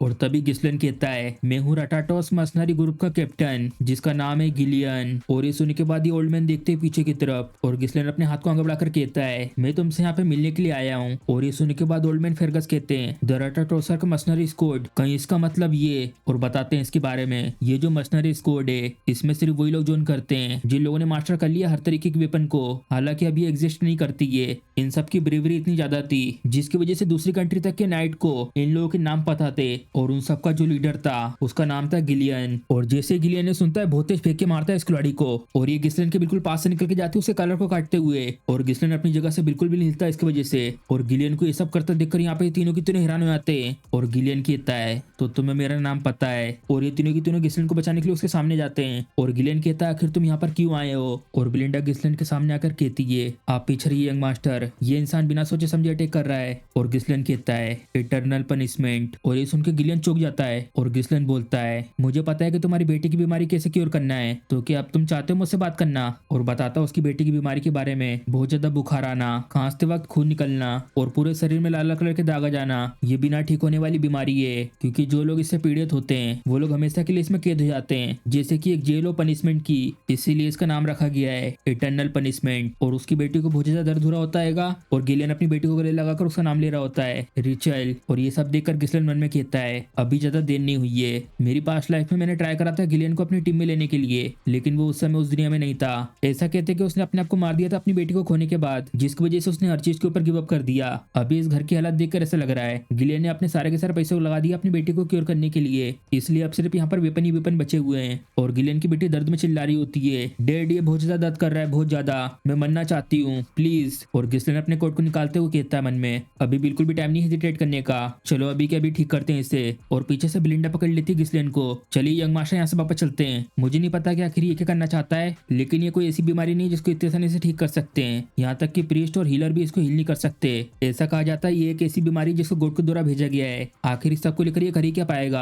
और गिस्लिन अपनी जैकेट से निकल के आगे जाते हुए कहता है मैं उसे हील कर सकता हूँ, तुमने मुझसे कहा था ना कि तुम मुझ पर भरोसा करती हो, क्यों? और गिस्लिन की मुझसे सुनने के बाद बिलिंडा चौंक जाती है और गिस्लिन उसको एक नोट देकर कहता है ये लो, इसमें जितनी भी दवाइयां आएंगी बिना किसी एक को छोड़े सबके सब लेकर आना। और गिस्लिन ने जो कुछ भी इस नोट में लिखा होता है उसको देखकर बिलिंडा बहुत ज्यादा हैरान हो जाती है ये। और गिस्लिन बता रहा होता है एक मर्सनरी जिसके पास कोई भी जगह नहीं वापस जाने के लिए, उसके लिए सिर्फ नॉलेज ही बहुत ज्यादा जरूरी चीज है सर्वाइव करने के लिए, इटर्नल पनिशमेंट, यह भी इस समय ऐसी डिजीज है जिसको क्योर नहीं कर सकते, लेकिन फ्यूचर में इसके इलाज को ढूंढ लिया जाएगा। ये एक बहुत ज्यादा पॉपुलर टॉपिक था। मुझे एग्जैक्टली अच्छे तरीके से याद है कि इसके क्योर को किस तरीके से तैयार करना है, जबकि एक बहुत ज्यादा सिंपल मेथड है। बस दिक्कत ये है इसके जितने भी सामान है वो सबके सब बहुत ही ज्यादा महंगे हैं। और इस थैली में से इस फूल को निकाल कर कहता है फेरी ब्लेसिंग। सबसे पहले जड़ी बूटियों के साथ फेरी ब्लेसिंग को मिक्स करना है और उन सबको इकट्ठा करके एक साथ जार में डालना है। और उसके बाद ऊपर से इसमें ये स्पिरिट अच्छे तरीके से फिर उसे घुमाना है मिक्स करने के लिए। और फिर थोड़ा देर तक के लिए इसे साइड में रख दो। फिर उसके बाद इसमें मिलाना है बाकी की जड़ी बूटियां। और इसको बनाने के बाद गिलियन के पास लेकर आता है, ये लो पिला दो उसे। और गिलियन जल्दी से अपनी बेटी को पिला देता है। और रिचल के पूरे शरीर में जो लाल लाल कलर के दाग थे वो धीरे धीरे जाने लगते हैं और अब पहले से उसकी कंडीशन बहुत ज्यादा ठीक हो जाती है। और गिस्लिन को छोड़कर ये सब होता देखकर सबके सब हैरान हो जाते हैं, आखिर ये सब क्या हो रहा है। जितने भी वो दाग थे वो तो धीरे धीरे चले गए। और गिलियन अपनी बेटी की हालत पहले से ठीक देखकर कहता है वो दवाई क्या वो सच में काम कर गई। और पीछे से गिस्लिन कहता है ऐसा लगता है उसने अच्छे से काम करा। और गिलियन कहता है गिस्लिन से आखिर ये कैसे पॉसिबल हो सकता है, यहाँ तक कि प्रीस्ट की पावर भी उसे हिल नहीं कर पाई थी। और गिस्लिन बताता है जो प्रीस्ट की पावर होती है वो इतनी ज्यादा पावरफुल नहीं होती, वो सिर्फ बॉडी की वेटिलिटी और रिजनरेटिव एबिलिटी के ऊपर निर्भर करते हैं डिसीज को ओवरकम करने के लिए। लेकिन ये कोई ऐसी बीमारी नहीं जिसको लोग सेम तरीके का यूज करके ठीक कर सकते हैं। और गिलियन कप को पाते हुए गिस्लिन की तरफ अपने हाथ करता है, तो इसका मतलब क्या मेरी बेटी सच में ठीक हो सकती है। और गिस्लिन कहता है हाँ करीब करीब 1 से 2 महीने लगेगा, इतने टाइम के अंदर ये डेफिनेटली पूरी तरीके से रिकवर हो जाएगी। और गिलियन जैसे ये सुनता है जल्दी से वो गिस्लिन के सामने अपनी मुंडी नीचे करके कहता है आखिर आप क्या चाहते हैं मेरे से। अगर आप इतना दूर यहाँ तक आए हैं तो जरूर तुम यहाँ पर किसी चीज के लिए आए हो, लेकिन यहाँ पर सिर्फ मेरे पास एक ही चीज बची हुई है और वो ये है मेरी यूजलेस बॉडी। अगर आप ऑर्डर करेंगे तो मैं आपका कुत्ता बनने के लिए भी तैयार हूँ, और अगर तुम ऑर्डर करोगे तो मैं स्लेव भी बन जाऊंगा। तो बताइए आपका क्या ऑर्डर है। और गिस्लिन कहता है नहीं मुझे कोई स्लेव की जरूरत नहीं है, मुझे सिर्फ गिलियन की जरूरत है, एक असली मर्सनरी लीडर। और गिलियन देखता अपनी मुंडी ऊपर करके गिस्लिन की तरफ, इसकी आंखें, आखिर इसकी आंखें क्या चाहती हैं। और गिलियन अपने बालों को पकड़कर कुल्हाड़ी से काट देता है। और जैसे गिलियन ये बालों को काटता है गिस्लिन को छोड़कर सबके सब हैरान होकर देखते ऊपर की तरफ। ऐसा नहीं हो सकता, ये तो पहले से पूरी तरीके से चेंज हो चुका है, अब तो ये अलग ही इंसान लग रहा है पहले से तो।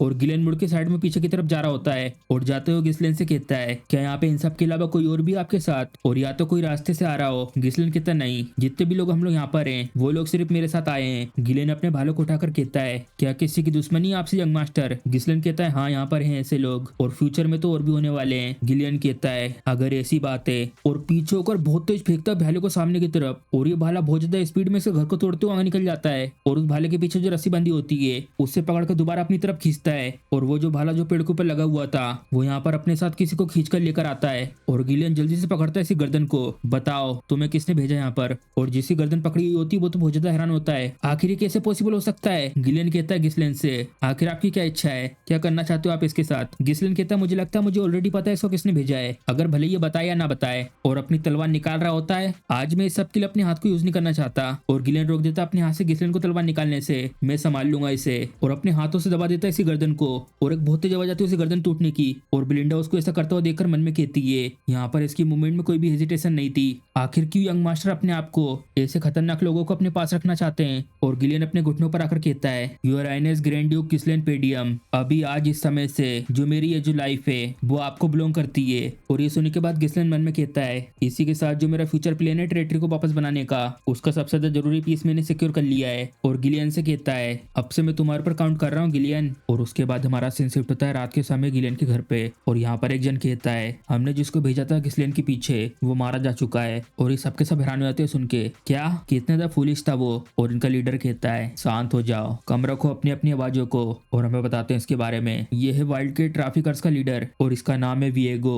और विएगो की बात सुन के सबके सब शांत हो जाते हैं, धीरे से उससे कहते हैं हमें माफ कर दीजिए कैप्टन। विएगो कहता है सर बेरनव के अनुसार उनकी तरफ से जो इन्फॉर्मेशन मिली है वो ये है कि गिस्लिन ढूंढ ही नहीं सकता उसकी लोकेशन जिसको हमने उसके पीछे भेजा था। और मानना तो दूर की बात है, क्या जिसको हमने भेजा था गिस्लिन के पीछे वो इतना स्किल्ड नहीं था, और या तो ये जो हमें इन्फॉर्मेशन मिली है वो गलत है। कैप्टन की बात सुनने के बाद ये साथ वाला कहता है वेल ऐसा लगता है जो गिलियन है उनने गिस्लिन के ग्रुप को ज्वाइन कर लिया है। और जैसे भी विएगो ये सुनता पकड़ लेता है इसी गर्दन को, क्या तुम श्योर हो इसको लेकर जो भी तुम ये कह रहे हो। जिसकी गर्दन पकड़ी हुई होती है वो कहता है हाँ क्योंकि मैंने खुद देखा था अपनी आंखों से उनको साथ में। ये सुनने के बाद विएगो मन में कहता है गिलियन आखिरकार फाइनली तुम मूव करना स्टार्ट कर दिए हो मेरे पहले के कैप्टन। और हम देखते गिलियन बहुत स्पीड में इस कैरेज को चलाते हुए ले जा रहा होता है और इसके अंदर बैठी हुई बेलिंडा कहती है यहाँ तो सच में बहुत ज्यादा बंद सा महसूस हो रहा है कि यहाँ पे इन्हें सच में अपने साथ इतनी सारी चीजें लेके आना जरूरी था। आखिर ये है कौन, क्या आर्म डीलर है क्या, ज्यादा से ज्यादा 1 सूट या 2 सूट काफी रहती, इस सब की वजह से हमें एक और कैरेज खरीदना पड़ा। गिस्लिन कहता है हम लोग को दूसरा कैरेज तो लेना ही था, रिचल को अच्छे से ले जाने के लिए, तो इसलिए सब कुछ ठीक है। और हम देखते हैं फेरगस और रिकार्डो के साथ रिचल इस गैरेज में आ रही होती है जिसमें से गिसलेन यहाँ पर आया था। और वैसे भी यहाँ पर जितने भी हथियार हैं गिलियन को उन सबकी बहुत ज्यादा जरूरत पड़ेगी।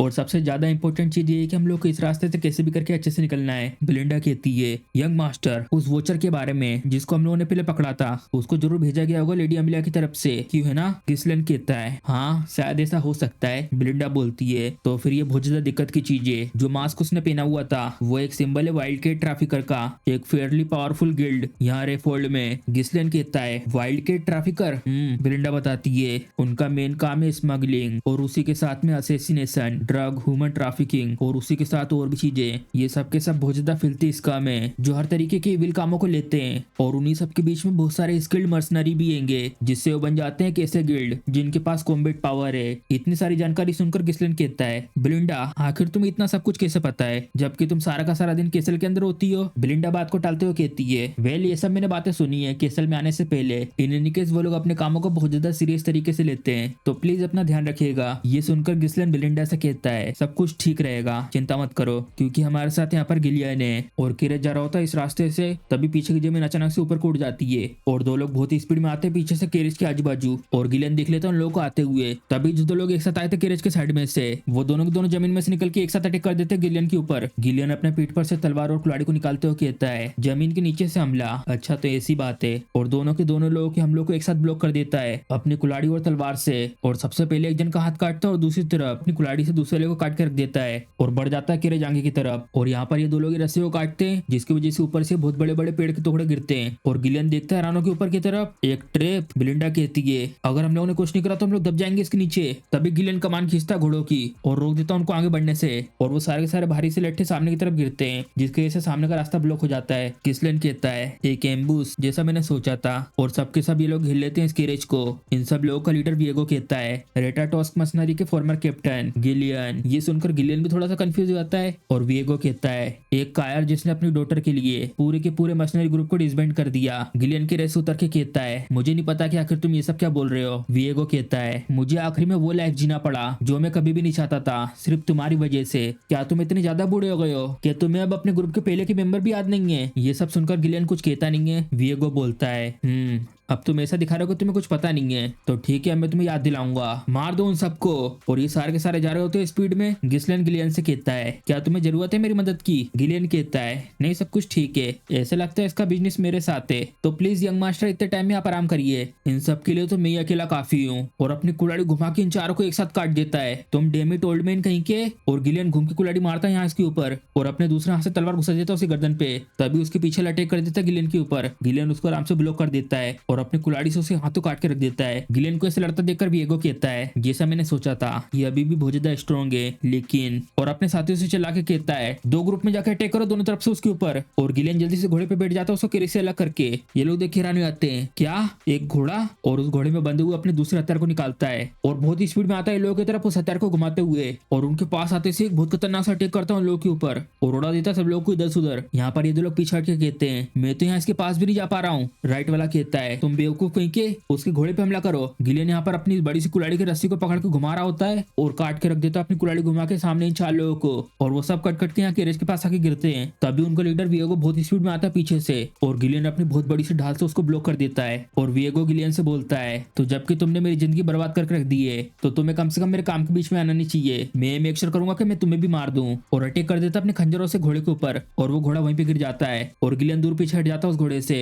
और विएगो यहाँ पे गिलियन के ऊपर हमला कर रहा होता है अपने खंजर से और जल्दी से गिलियन उसे ब्लॉक कर देता है अपनी कुल्हाड़ी से। और अपनी ढाल से विएगो को मारते हुए कहता है मैं कोई कैप्टन नहीं किसी रोटोटेक्स मशीनरी ग्रुप का। और गिलियन की ढाल खाने के बाद विएगो यहाँ दूर आके गिरता है और खड़े होते हुए गिलियन से कहता है तुम ये क्लेम कर रहे हो कि अब तुम कोई कैप्टन नहीं हो? ये किस तरीके की बकवास बातें कर रहे हो? अगर तुम नहीं हो तो आखिर कौन है फिर? गिलियन कहता है मैंने अपने पास्ट को पीछे छोड़ दिया है अब मैं कुछ नहीं हूँ बस यंग मास्टर गिसलेन का सबऑर्डिनेट हूँ। ये सुनते से गुस्सा आ जाता है विएगो को मैं तुम्हें छोड़ूंगा नहीं अब किसी भी कीमत पे मेरे हाथों से मरोगे अब तुम। वो लगातार बहुत सारे अटैक करता है गिलियन के सीट पर और एक पूरी ताकत से अटैक करता है सीट पर और उसे खंजर अटैक जाता है उसके अंदर। जो मशीनरी कंपनी थी वो डिस्बैंड हो गई थी जैसे तुम उसमें से निकल गए थे। तुम्हारी वजह से मैंने अपना पूरा पर्पस खो दिया और आखिरी में जीने के लिए मैंने ऐसे काम करे। ये सब सुनकर गिलियन चुपचाप रहता है और अपनी शील्ड को पीछे करके अपनी कुल्हाड़ी से अटैक करता है इसके ऊपर। और विएगो नीचे झुककर एक लात मारता है गिलियन की तरफ। गिलियन इसे आराम से ब्लॉक कर देता है और अपनी शील्ड की तरफ देखकर कहता है ये शील्ड वर्ल्ड। गिलियन की सील टूट जाती है इस अटैक से। विएगो कहता है गिलियन मैं पूरी तरीके से तैयार था अपनी लाइफ को सेक्रीफाइस करने के लिए, अपने रोटाटेक्स मर्सनरी ग्रुप को पूरी हिस्ट्री में बेस्ट बनाने के लिए, और तुमने वो सब कुछ ऐसे ही जाने दिया सिर्फ आखिरी में एक स्पॉइल्ड नोबल के प्यादे बनने के लिए। मैं तुम्हें इसके लिए माफ नहीं कर सकता।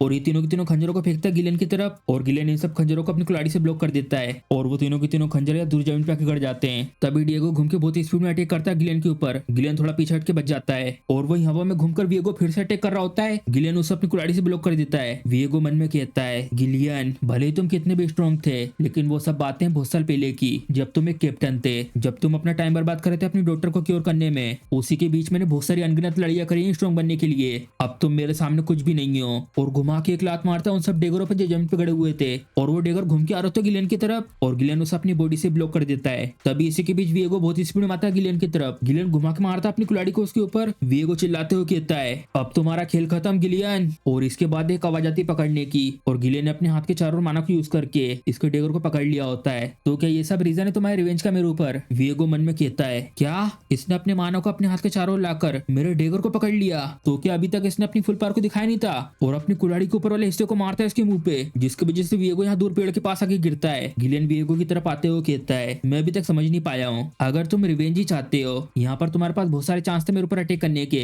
तो बताओ आखिर तुमने मुझे पहले क्यों नहीं मारा जब तुम्हारे पास इतना टाइम था? विएगो हंसते हुए कहता है तुम्हें पता है एक चीज, लेकिन दूसरी नहीं। मैं तुम्हारे घर पे ऑलरेडी आया था पहले, लेकिन जैसे तुम पहले रहते थे कैप्टन की तरह, वहाँ पर मुझे ऐसा कोई भी कैप्टन दिखाई नहीं दिया। वहाँ पे जो सिर्फ बचा हुआ था वो था एक बूढ़ा आदमी जो वर्दी नहीं था मानने के। आखिर कहाँ गायब हो गया वो गिलियन जिसको मैं इतना ज्यादा मानता था? ये सुनने के बाद गिलियन कुछ कहता नहीं है और बोलता है उठाओ अपने वेपन को, मैं अभी इस समय अब दूसरी चीज में बन चुका हूँ, लेकिन कम से कम इस मोमेंट के लिए मैं तुम्हें दिखाऊंगा मेरे फॉर्मर कामरेड सबसे ज्यादा हाई लेवल की रिस्पेक्ट रटाटोस मर्सनरी के कैप्टन के रूप में। विएगो कहता है हाँ अब बात कर रहे हो ना तुम काम की, और बहुत ही स्पीड में आके अपने डेगर से अटैक करता है। गिलियन ब्लॉक कर देता है उसके अटैक को। विएगो चिल्लाते हुए कहता है ये तो बहुत ज्यादा एक्साइटिंग है, यही तो मैं चाहता था। और लगातार बहुत सारे अटैक करता है गिलियन के ऊपर। गिलियन ये सारे सारे अटैक को ब्लॉक करके अपनी तलवार से एक अटैक करता है इसके ऊपर। ये अटैक से बच के विएगो एक लात मारता है गिलियन के ऊपर। गिलियन पीछे हटता है, तभी विएगो अपने खंजर से अटैक करता है गिलियन के ऊपर। गिलियन उसे ब्लॉक करके अपनी कुल्हाड़ी को उससे डेगर के ऊपर लाकर उसके साइड में चले जाता है और अपने उल्टे हाथ की तलवार को घुसा देता है उसे गट्स में। और विएगो को इसकी वजह से बहुत दर्द होता है, लेकिन अपने डेगर से फिर से अटैक करता है गिलियन के ऊपर।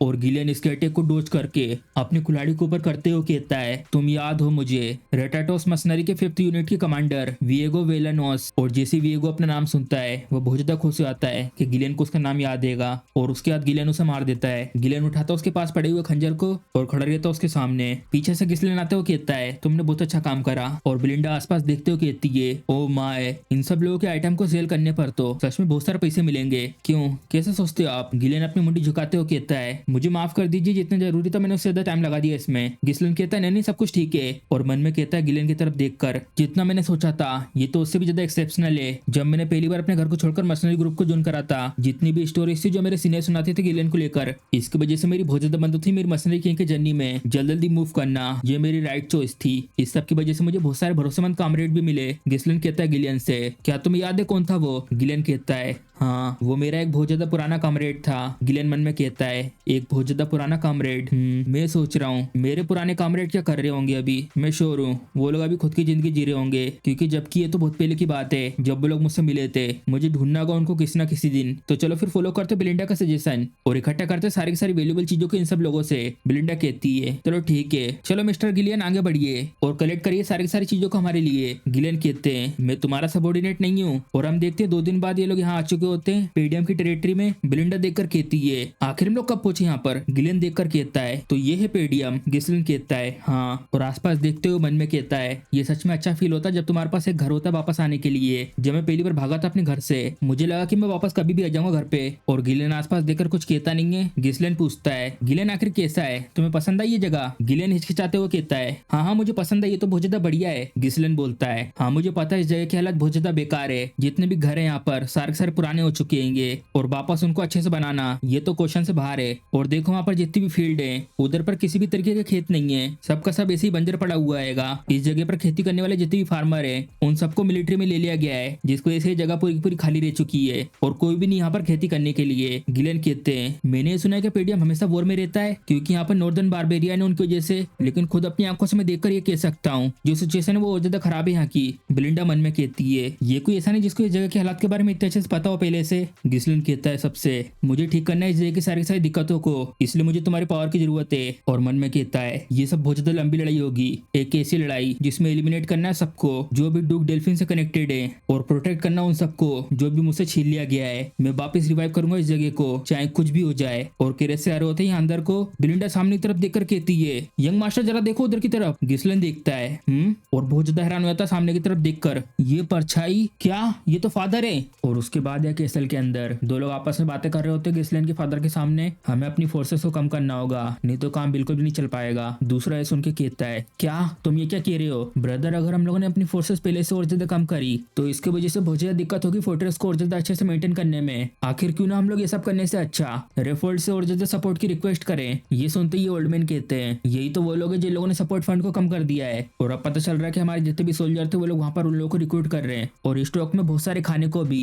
और आपस में वो दोनों के दोनों ऐसी बातें करने लगते हैं, इसमें फिर कुछ भी मदद नहीं कर सकते। हम लोगों को भी वापस बनाना है फॉरेस्ट ऑफ बीस्ट में फोर्ट्रेस को, जो पहले डिस्ट्रॉय हो गया था लास्ट में ऑर्क वाली बैटल के समय। अगर हम लोग कम कर देते नाइट ऑर्डर की फोर्सेस को तो इसकी वजह से कम कुछ तो हमारे पास बचेगा कुछ करने के लिए। ये सुनते उसकी दूसरा कहता है, क्या तुम्हें ऐसा नहीं लगता कि अगर हम लोग ने फोर्सेस को कम कर दिया तो इसकी वजह से रिस्क बहुत ज्यादा बढ़ सकता है। और यहाँ गिसलिन मन में कहता हूँ सबको देखकर, ये हैं कुछ बूढ़े लोग और हमें सबसे पहले इसके बारे में बताता है। ये है पेडियम नाइट का कैप्टन रेंडोल्फ और ये टीजरर एल्बर्ट और यहाँ ये ओल्ड मैन पेडियम जनरल एडमिनिस्ट्रेटर है जिनका नाम है होमरन। आखिर कितना लंबा समय हो गया इसको as a young lord of podium. इसको तो करीब करीब कुछ महीने ही हुए हैं, लेकिन एज अ मर्सनरी किंग पूरे के पूरे डेकेड्स हो चुके हैं। और सामने अपने फादर से कहता है, वेलकम बैक फादर। गिसलिन की मुंह से सुनकर इसके फादर सिर्फ उसकी तरफ देखते हैं, कुछ कहते नहीं है और हमें बताते हैं इनके बारे में। ये है काउंट पेडियम और इनका नाम है जोल्डर पेडियम। गिसलिन मन में कहता अपने फादर को देखकर, मैं कभी भी अपने फादर को पसंद नहीं करता था, हर समय स्ट्रिक्ट और सीरियस रहने की वजह से, लेकिन अब मैं इनकी तरफ देखकर ये बिल्कुल अच्छे तरीके से समझ सकता हूँ इस जगह के लोड होने की जो रिस्पॉन्सिबिलिटी इनके कंधों पर वो बहुत ज्यादा थका देने वाली और भारी है। गिसलिन के फादर चाय पीते हुए गिसलिन से कहते हैं, मैंने सुना कि तुम केसल से कुछ हफ्तों से बाहर थे। गिसलिन कहता मैं रेफोल्ड गया था विजिट के लिए। ये सुनते ही फादर कहते हैं, मैं आशा करता हूँ कि तुमने कोई दिक्कत वहाँ पे खड़ी न करी हो इस बार। गिसलिन कहता है, नहीं नहीं ऐसा कुछ नहीं है। यही बाजू में से एल्बर्ट कहते हैं, यंग लॉर्ड बेसिस पे भरोसा करना बहुत ज्यादा मुश्किल है, लेकिन मैंने सुना है कि तुम केन के सामने जीत गए और उसकी वजह से तुम्हें बहुत सारे पैसे भी मिले। क्यों आपने कहीं सारे के सारे पैसे जुआ खेले में तो नहीं लगा दिए? ये सुनते से गिसलिन मन में कहता है, जुआ में लगाए, मेरी जूती जुआ में लगाए हैं, अगर मैंने कहीं लगाए हैं तो वो एक इन्वेस्टमेंट थी। और एल्बर्ट से कहता है, नहीं ऐसा कुछ नहीं है, मेरा बस कुछ काम था अमीलिया के साथ। जनरल मिनिस्टर होमरन कहते हैं, यंग लॉर्ड मैं आपसे हर बार कहता हूँ, लेकिन आपको ये पता होना चाहिए कि आप यहाँ पेडियम के सक्सेसर बनने वाले हैं, तो इसलिए आपको बिना कुछ सोचे समझे कहीं जाना नहीं चाहिए। गिसलिन कहता है, हाँ मैं समझ गया, तुम इसके बारे में चिंता मत करो। ये सुनते इनको बहुत ज्यादा गुस्सा आ जाता है, मन में कहते हैं, ये बदमाश बच्चा कहीं का मेरी एडवाइस को ऐसे इग्नोर कर रहा है, आखिर मैं कैसे चिंता न करूं। इस सब के बाद फादर चाय रखकर कहते हैं, सबसे बहुत हुआ, जहाँ तक कि मुझे पता हैगा तुमने कुछ बहुत ज्यादा अच्छी दिक्कतें खड़ी करी होंगी जब मैं यहाँ पे नहीं था। मैंने सुना कि तुमने एक्सिक्यूट कर दिया जेमिल और फिलिप को जब वो लोग एलिना को बेचने का ट्राई कर रहे थे, क्या ऐसा सच है? ये सुनते से गिसलिन उन लोगों को याद करके मन में कहता है, अच्छा तो वो लोग। ये सुनते ही नाइट रेंडोल्फ कहते हैं, ऐसा हो नहीं सकता कि एक्सिक्यूट करेगा उन लोगों को, वो लोग जरूर आपस में लड़ रहे होंगे और जितनी भी स्टोरी इसको लेकर वो मिक्स होते होते इतनी ज्यादा बड़ी बन गई, जबकि यंग लॉर्ड ने बड़ी मुश्किल से एक फाइनल अटैक किया होगा उनके ऊपर। गिसलिन मन में बोलता है, नाइट कैप्टन रेंडोल्फ भले वो दोनों के दोनों ट्रेटर से क्यों नहीं थे, फैक्ट की बात यह है कि इसकी नाइट मेरे हाथों से मारे गए हैं, तो इसको शायद ये अच्छा नहीं लग रहा होगा। चलो ठीक है कुछ भी हो, कम से कम जो दिक्कतें हैं वो मुझसे तो दूर रहेंगी। और उन नाइट से कहता है, हाँ ऐसे कुछ हुआ था। ये सुनते सी नाइट कहते हैं, हाँ मुझे पता था कि ऐसे ही हुआ होगा। गिसलिन के फादर कहते हैं, तुमने बहुत अच्छा काम करा, भले तुमने कैसे भी तरीके से किया हो, सबसे ज्यादा इंपॉर्टेंट चीज ये है कि एलिना ठीक है। ये सुनने के बाद गिसलिन मन में कहता है, ये पहली बार है कि फादर ने मुझे इस तरीके से कॉम्प्लीमेंट दिया है। और फादर से कहता है, मेरी एक रिक्वेस्ट है आपसे। क्या रिक्वेस्ट है? गिसलिन को ऐसा फेवर मांगते देखकर होमरन कहते हैं, यंग लॉर्ड अगर आपने इसके रिवॉर्ड के रूप में पैसे मांगे तो मैं आपको अभी इस समय काट दूंगा। नाइट बोलता है, हाँ मैं भी इसकी बात से सहमत करता हूँ, जरा सोचिए इसके बारे में, आपने कितनी दिक्कत खड़ी करी है अभी तक। तुमने सारे के सारे आर्मी के सामानों को बेच दिया जो के पैसे के लिए, फ्रंट गेट में आग लगा दी आर्मी के घोड़े को पका के खाने के लिए, और सारे के सारे आर्मरों को पिघला दिया कोई सी एक लेजेंडरी शॉट बनाने के लिए। इतनी सारी चीजें सुन के गिसलिन मन में कहता है, ये तो सच में बिल्कुल ऐसे लग रहा है कि मैंने बहुत सारी चीजें करी हैं। और फादर से बोलता है, मैं बस चाहता हूँ कि आप मुझे एक परमिशन दीजिए। फादर बोलते हैं, परमिशन? आखिर किस तरीके की? मैं जाना चाहता हूँ फॉरेस्ट ऑफ बीस्ट में। ये सुनते से यहाँ पर ये सबके सब हैरान हो जाते हैं और ये कहने के बाद गिसलिन इंतजार कर रहा होता है आंसर का। यहाँ पर आकर कहता है, डेड ने मना कर दिया। वो ये सब सुनने के बाद बहुत ज्यादा डर गए और मेरे पे चिल्लाने लगे। बिलिंडा कहती है, ऑफ कोर्स वो ऐसा करेंगे क्योंकि वो जगह पूरी तरीके से मॉन्स्टरों से भरी हुई है। गिसलिन गिलियन से कहता है, क्या आपको पता चला मेरे प्लेन के बारे में बिलिंडा की तरफ से? गिलियन कहता है, हाँ तुम जाना चाहते हो छानबीन करने के लिए फॉरेस्ट ऑफ बीस्ट में जो भी तुम्हें पैसे मिले रेफोल्ड की डॉटर से, उसको यूज करके ये जंगल फॉरेस्ट ऑफ डेथ, जहाँ से कोई भी जिंदा बच के वापस नहीं आएगा। इसी की वजह से वहाँ पे कोई भी जाता नहीं है और इसी खतरे के बारे में दूसरे रिलीजन के लोग भी अच्छे से जानते हैं। ये सब सुनकर गिस्लिन कहता है, तुम तो सच में इसके बारे में बहुत कुछ जानते हो। जैसा कि तुमने कहा, उस जगह पर जाने पर कुछ भी हासिल नहीं होने वाला। और यहाँ से जाते हुए कहता है, लेकिन तो चलो क्या हम लोग स्टार्ट करें। बिलिंडा पीछे से चिल्लाकर कहती है, रुको, क्या तुमने नहीं कहा था कि तुम्हें परमिशन नहीं मिली है? लेकिन तुम तो अभी जा रहे हो। गिस्लिन पीछे मुड़ के बोलता है, एक्चुअली में मुझे परमिशन नहीं चाहिए थी, बस मैं तो उनसे पूछ रहा था, और वैसे भी ये सब तो करना ही है। बिलिंडा बोलती है, सच में? आखिर वहाँ पे है कि ऐसी चीज जिसकी वजह से तुम इतने तो ऑब्सेस हो चुके हो? गिस्लिन बोलता है, मैं तुम्हें ये चीज बाद में बताऊंगा। और मन में कहता है, अगर मैंने वो चीज अभी इस समय रिवील कर दी तो इससे सिर्फ यहाँ पर बहुत ज्यादा दिक्कत ही खड़ी होगी। अगर मैं सक्सेसफुली चला गया उस फॉरेस्ट के अंदर तो मैं बहुत ज्यादा अमाउंट में फंड्स को इकट्ठा कर सकता हूँ। एक ऐसी जगह जो बहुत ज्यादा अंदर है उस जंगल के, वहाँ बहुत सारे रन स्टोन जमीन के अंदर दफन है। एक ऐसे पत्थर जो माना के साथ फ्यूज है, उन्हें कहते हैं रन स्टोन। ये बहुत ज्यादा एक्सट्रीमली रियल मटेरियल है जिसको लेकर मेजेस बहुत ज्यादा क्रेजी है। इसको यूज करा जाता है हर तरीके के मैजिकल टूल में, जैसे कि barrier, magical circle, magical scroll. और जो एल्केमी मैजिक रिसर्चर हैं वो लोग सबसे ज्यादा उन चीजों पे ध्यान देते हैं जिसमें माना का यूज करा गया हो। मेरी पिछली जिंदगी में इस जगह के बारे में डुक डेल्फिन को पता चला था, लेकिन अब ये इन्फॉर्मेशन को सिर्फ अब मैं ही जानता हूँ। और ये बिलिंडा थोड़ी देर तक कुछ कहती नहीं है और फिर बोलती है, ठीक है, तुम्हारे पास जरूर इसको लेकर कोई ना कोई प्लान होगा। गिलियन कहता है, मैं भी फॉलो करूंगा आपके ऑर्डर को। ये सुनकर गिस्लिन कहता है, चलो ये अच्छा है। और बिलिंडा से बोलता है, बिलिंडा जल्दी से पास के गिल्ड में जाकर कुछ मर्सनरी को हायर करो, कम से कम 200 के आसपास काफी रहेंगे। बिलिंडा बोलती है, तुम सच में पैसे को लगाने में बिल्कुल भी होल्ड बैक नहीं कर रहे हो, जिसको कमाने में तुमने अपनी जिंदगी दांव पे लगाई थी। गिलियन बोलता है, क्या आप श्योर हो यंग लॉर्ड? ये मर्सनरीज बहुत ज्यादा रफ होते हैं और इतने सारे लोगों को एक साथ कंट्रोल करना बहुत ज्यादा मुश्किल होता है। और यहाँ तक कि वो लोग धोखा देकर उन लोगों से सब कुछ ले लेते हैं जिन लोगों ने उनको हायर कराएगा। गिस्लिन बोलता है, हाँ तुम सही कह रहे हो, इसलिए तुम और मैं जाएंगे और खुद पर्सनली सिलेक्ट करेंगे किसको लेना आएगा। और यहाँ पर सबसे ज्यादा स्किल्ड मर्सनरी ग्रुप है नॉर्थ में। गिलियन कहता, जरा रुकिए, कहीं आप उन क्रेजी कुत्तों की बात तो नहीं कर रहे हो? वो लोग काफी स्किल्ड हैं, लेकिन अगर चीजें थोड़ी सी बिगड़ जाती हैं तो वो लोग अपने एम्प्लॉयर के ऊपर भी हमला कर सकते हैं। गिस्लिन बोलता है, हाँ सेब्रस मर्सनरी, चलो चल के पट्टा बांधते हैं उन क्रेजी कुत्तों के गलों पर। और हमारा सीन इस जगह पर शिफ्ट होता है जिम्बर टेरिटरी के बाहर सेब्रस मर्सनरी। और गिलियन और गिस्लिन को यहाँ पर एक जन आता हुआ दिख रहा होता है और उनको देखकर अपने बाजू वाले से कहता है, ए जरा देखो वो लोग यहाँ पर आ चुके हैं। इसका दोस्त कहता है, वो बेचारे पुअर सोल, उनको कोई भी आइडिया नहीं कि वो लोग किसकी तरफ चलते हुए आ रहे हैं। ये वापस उनकी तरफ देखकर कहता है, उसके पहनावे को देखकर ऐसा लग रहा है कि कोई वो नोबल बदमाश बच्चा है। सच में अब हम लोग बहुत सारे पैसे कमा पाएंगे। और बहुत ही स्पीड में उसके टेलीस्कोप के अंदर से एक हाथ निकल के आता है और उसको चिल्लाने की आवाज यहाँ हर जगह फैल जाती है। ये सबके सब देखते हैं उसकी तरफ और हम देखते गिलियन ने उसका सर पकड़ लिया होता है एक बोल की तरह। जिसका सर पकड़ा हुआ था वो चिल्लाकर कहता है, तुम बादशाह कहीं, आखिर तुम हो कौन? और गिलियन अपने हाथ को पीछे करके यह इसको इन सब के पीछे फेंक देता है। अपने साथी के साथ गिलियन को ये सब करता देखकर ये सब के सब बहुत ज्यादा गुस्से से देखते उसकी तरफ। आखिर तुम्हारी हिम्मत कैसी हुई ये सब करने की? क्या तुम्हारा दिमाग खराब हो गया यहाँ पर आकर ये सब कर रहे हो? जल्दी से सबके सब तैयार हो जाओ लड़ाई के लिए। और इन सब के पीछे से एक जन आते हुए कहता है, वेल तुम्हें देखकर ऐसा लग रहा है कि तुम एक नोबल फैमिली से हो, लेकिन तुम यहाँ पर ऐसे रेकलेस तरीके से एक्ट नहीं कर सकते, बस इसलिए क्योंकि तुम्हारे पास एक स्टेटस है। बिल्कुल मत सोचना कि तुम यहाँ से जिंदा वापस निकलोगे। और एक आवाज आती है, ये देखता उसकी तरफ और हम देखते घोड़े से आ रहा होता अपने एमसी गिस्लिन और सामने उस आदमी से कहता है, अपना मुंह बंद करो और जल्दी से अपने कैप्टन को यहाँ मेरे पास लेकर आओ। आखिर कौन है तुम्हारा यहाँ पर कैप्टन? ये सुनते से हंसने लगता है और अपने चेन में बंधी हुई बॉल को घुमाते हुए कहता है, एक नोबल ब्रेड जो अपना दिमाग खो चुका है, अब टाइम आ चुका तुम्हारा कुछ सीखने का कि आखिर क्या होता है रिस्पॉन्सिबिलिटी का मतलब। और फेंक देता अपनी चेन को यहाँ पर गिस्लिन की तरफ। तभी इस चेन पर एक अटैक पड़ता है जिसको ऐसे चेन यहीं पे रुक जाती है और हम देखते गिलियन ने रुक लिया होता है इस चेन को। उसको ऐसा करते देखकर आसपास में ये लोग हैरान हो जाते हैं और जिसने ये चेन फेंकी होती है वो ये सब देखकर मन में कहता है, क्या उसने अपने ब्लेड को मेरी चेन में फंसा कर रोक दिया? और उसकी चेन में जो कांटे वाली बोलती हुई नीचे गिर जाती है। गिस्लिन बोलता है, जैसा मैंने सोचा था, बातचीत यहाँ पर काम नहीं करेगी। गिलियन चलो तो फिर बस इतना करना कि ये लोग मरे ना। गिलियन कहता है, ठीक है मैं समझ गया। और अपनी तलवार से खींचता उसकी चेन को और ये चेन बंधी होती है इसके हाथ में, जिसको ऐसे ये भी खींचा हुआ चला आ रहा होता है। और गिस्लिन इतना तेज खींचता है चेन को जिसको ऐसे जमीन से उड़ जाता है। और साथ में जो है कांटे वाले लोहे का गोला था ये गिलियन के पीछे से घूमकर सीधे इसकी छाती में आके लगता है। इसके हारते से पीछे से इसके साथी आते भागते हुए, तुम बाशट कहीं के, हम तुम्हें छोड़ेंगे नहीं भले तुम एक नोबल क्यों ना हो। और जिस आदमी को अभी यहाँ जमीन पे गिराया था गिलियन दोबारा से उसको चेन के साथ घुमाकर फेंक देता है इन लोगों के ऊपर और ये सबके सब यहाँ दूर आकर गिरते हैं। और घूरते हुए देखता है बाकी इन सब लोगों की तरफ और ये सबके सब बहुत ज्यादा डर जाते हैं उसको देखकर। गिस्लिन अपने घोड़े से उतर कर कहता है, आखिर तुम हमें कितना और देर करवाओगे यहाँ पर? इन छोटे मोटे लोगों को दूर करो मुझसे, लेकर आओ यहाँ पर अपने कैप्टन को। और इन सबका कैप्टन कहता है, मैं अभी आराम से अच्छे से सो रहा था, आखिर किस तरीके की आवाज हो रही है यहाँ पर? अपने कैप्टन की आवाज सुनकर ये सारे के सारे सीधे खड़े हो जाते लाइन में और यहाँ इन लोगों की तरफ आते हुए कहता है, मैं हूँ सेब्रस मर्सनरी का कैप्टन के। और आखिर तुम लोग मुझे क्यों ढूंढ रहे हो? गिस्लिन बोलता है, आखिर क्या ही काम हो सकता है मर्सनरी ग्रुप से किसी का? मैं यहाँ पर आऊँ तुम्हारे पास एक रिक्वेस्ट रिक्वेस्ट लेकर की और कहता है, एक रिक्वेस्ट? आखिर किस तरीके का क्लाइंट किसी के सबॉर्डिनेट के साथ ऐसा करता है? तुम्हें तो और ज्यादा समझदार होना चाहिए कामनर से। तो गिस्लिन कहता है, ये मेरा तरीका है ग्रीट करने का, मुझे लगा कि ये सबसे द बेस्ट तरीका है तुम्हें टेम करने के लिए। कैप्टन चेन की सांस छोड़कर कहता है, मुझे टेम करने की बात तुम कह रहे हो, मैं तो ये सोच भी नहीं सकता कि आखिर क्या होगा अगर तुमने इस तरीके की ग्रीडिंग दोबारा करी तो। और उसके बाद यहाँ दोनों आमने सामने बैठ जाते हैं। कैप्टन कहता है, चलो ठीक है, सुनते हैं आखिर तुम्हारा क्या कहना है, आखिर किस तरह की रिक्वेस्ट है तुम्हारे पास? गिस्लिन बोलता है, बीस्ट फॉरेस्ट। ये सुनते से ये लोग हैरान हो जाते हैं। मैं तुम्हें हायर करना चाहता हूँ जंगल की छानबीन करने के लिए। ये सुनते से ये चिल्लाकर कहते हैं, क्या बीस्ट फॉरेस्ट में? वो जगह तो पूरी तरीके से भरी हुई है मॉन्स्टरों से। कैप्टन बोलता है, ओ तो आखिर तुम किस तरीके के इंसान हो जो ऐसे डेंजरस जंगल में जाने के बारे में सोच सकता है? गिस्लिन बताता है, मैं हूँ पेडियम का यंग लॉर्ड गिस्लिन पेडियम। और ये भी थोड़ा सा हैरान हो जाता है और सबके सब बहुत तेज हंसने लगते हैं।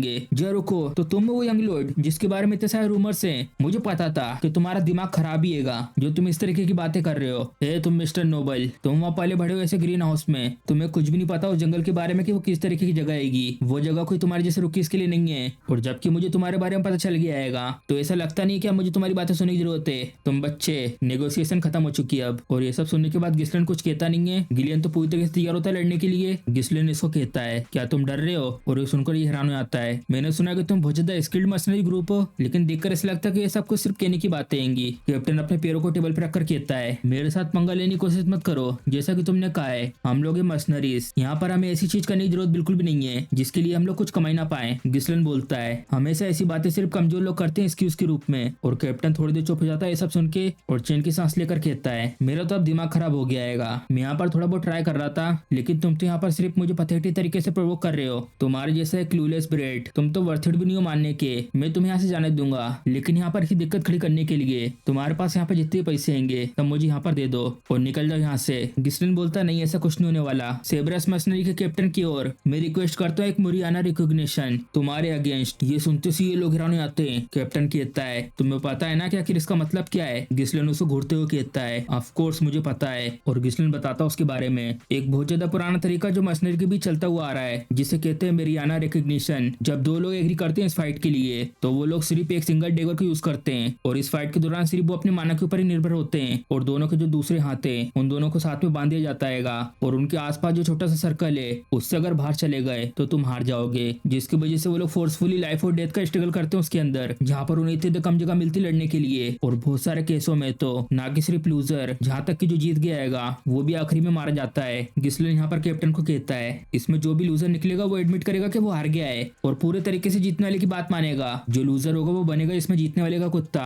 तो आखिर कैसा साउंड कर रहा है ये? गिलियन ने सुन के हैरान हो जाता है और मन में कहते हैं, आखिर कैसे एक यंग लॉर्ड जो एक नोबल है उनको कैसे पता है मर्सनरी के ऐसे घटिया से ट्रेडिशन के बारे में? मर्सनरी की दुनिया में अगर जिसने भी ऐसे चैलेंज को रिजेक्ट करा तो इसका मतलब ये होता है कि उसने एक्सेप्ट कर लिया अपनी वीकनेस को और ये एक ऐसी चीज है जो कभी भी कोई करना नहीं चाहेगा। ये सुनते से कैप्टन बहुत तेज हंसने लगता है और बहुत ज्यादा गुस्से में गिस्लिन से कहता है, जरा देखो तो यहाँ पर हमारे पास एक बोल्ड नोबल है जो रिकॉग्निशन चाहता है मर्सनरी के तरीके से, तो क्यों ना हम लोग इसकी थोड़ी सी मदद करें। और ये दोनों के दोनों तैयार हो जाते हैं अपने हाथ में रस्सी बांधकर और कैप्टन को सबके सब चेयर कर रहे होते हैं। तो ये है वो बदमाश नोबल बच्चा, मार दो इसे कैप्टन। कैप्टन यहाँ पर गिस्लिन से कहता है, ऐसा लगता है तुमने कहीं से इस तरीके के बारे में सुनकर मुझसे फाइट करने का डिसाइड कर लिया। तुम्हें पता है अब तुम हट नहीं सकते इससे पीछे। और गिस्लिन को अपनी तरफ खींचकर उसे कान के पास आकर कहता है, तो मैं एक चीज बताऊं, मैंने ये मैच पहले 5 बार कर चुके हैं। और गिस्लिन ने सुनने के बाद उसकी तरफ देखकर कहता है, 5 बार? कैप्टन को अपनी तरफ खींचकर उससे कहता है, मैंने ये ऑलरेडी कर चुका है 100 बार। और ये सुनते ही कैप्टन हैरान हो जाता है और फिर उसके बाद दोनों के दोनों बहुत ज्यादा गुस्से में एक दूसरे की तरफ देखकर अटैक कर देते अपने दूसरे हाथ खंजर से एक दूसरे के ऊपर और दोनों एक दूसरे के अटैक को डॉज कर देते हैं। उसके बाद गिस्लिन और गियोर दोनों एक दूसरे के ऊपर सेम अटैक करते हैं और लगातार दोनों एक दूसरे के ऊपर अटैक करके उसको ब्लॉक कर रहे होते हैं। इसी के बीच गियोर खींचता है गिस्लिन को अपनी तरफ, उसके पीछे चले आता है और लगातार उसके ऊपर अपने खंजर से अटैक कर रहा होता है। गिस्लिन उन सब अटैकों को आराम से ब्लॉक कर देता है अपने खंजर से और फिर गियोर एक सीधा अटैक करता है गिस्लिन के सर के पास से। गिस्लिन उसके अटैक से बचते हुए नीचे से जाकर पीछे उसकी तरफ अटैक कर देता है अपने खंजर से, लेकिन गियोर वहां से साइड में आ जाता है और अपने पेड़ से अटैक कर रहा होता है गिस्लिन के ऊपर। गिस्लिन देख लेता है उसके पैर को आते हुए और ब्लॉक कर देता उसे अपने पैर से। गिस्लिन देखता अपने पैर की तरफ, उसके पैर से एक आवाज आती है जैसे उसकी हड्डी चटक गई हो।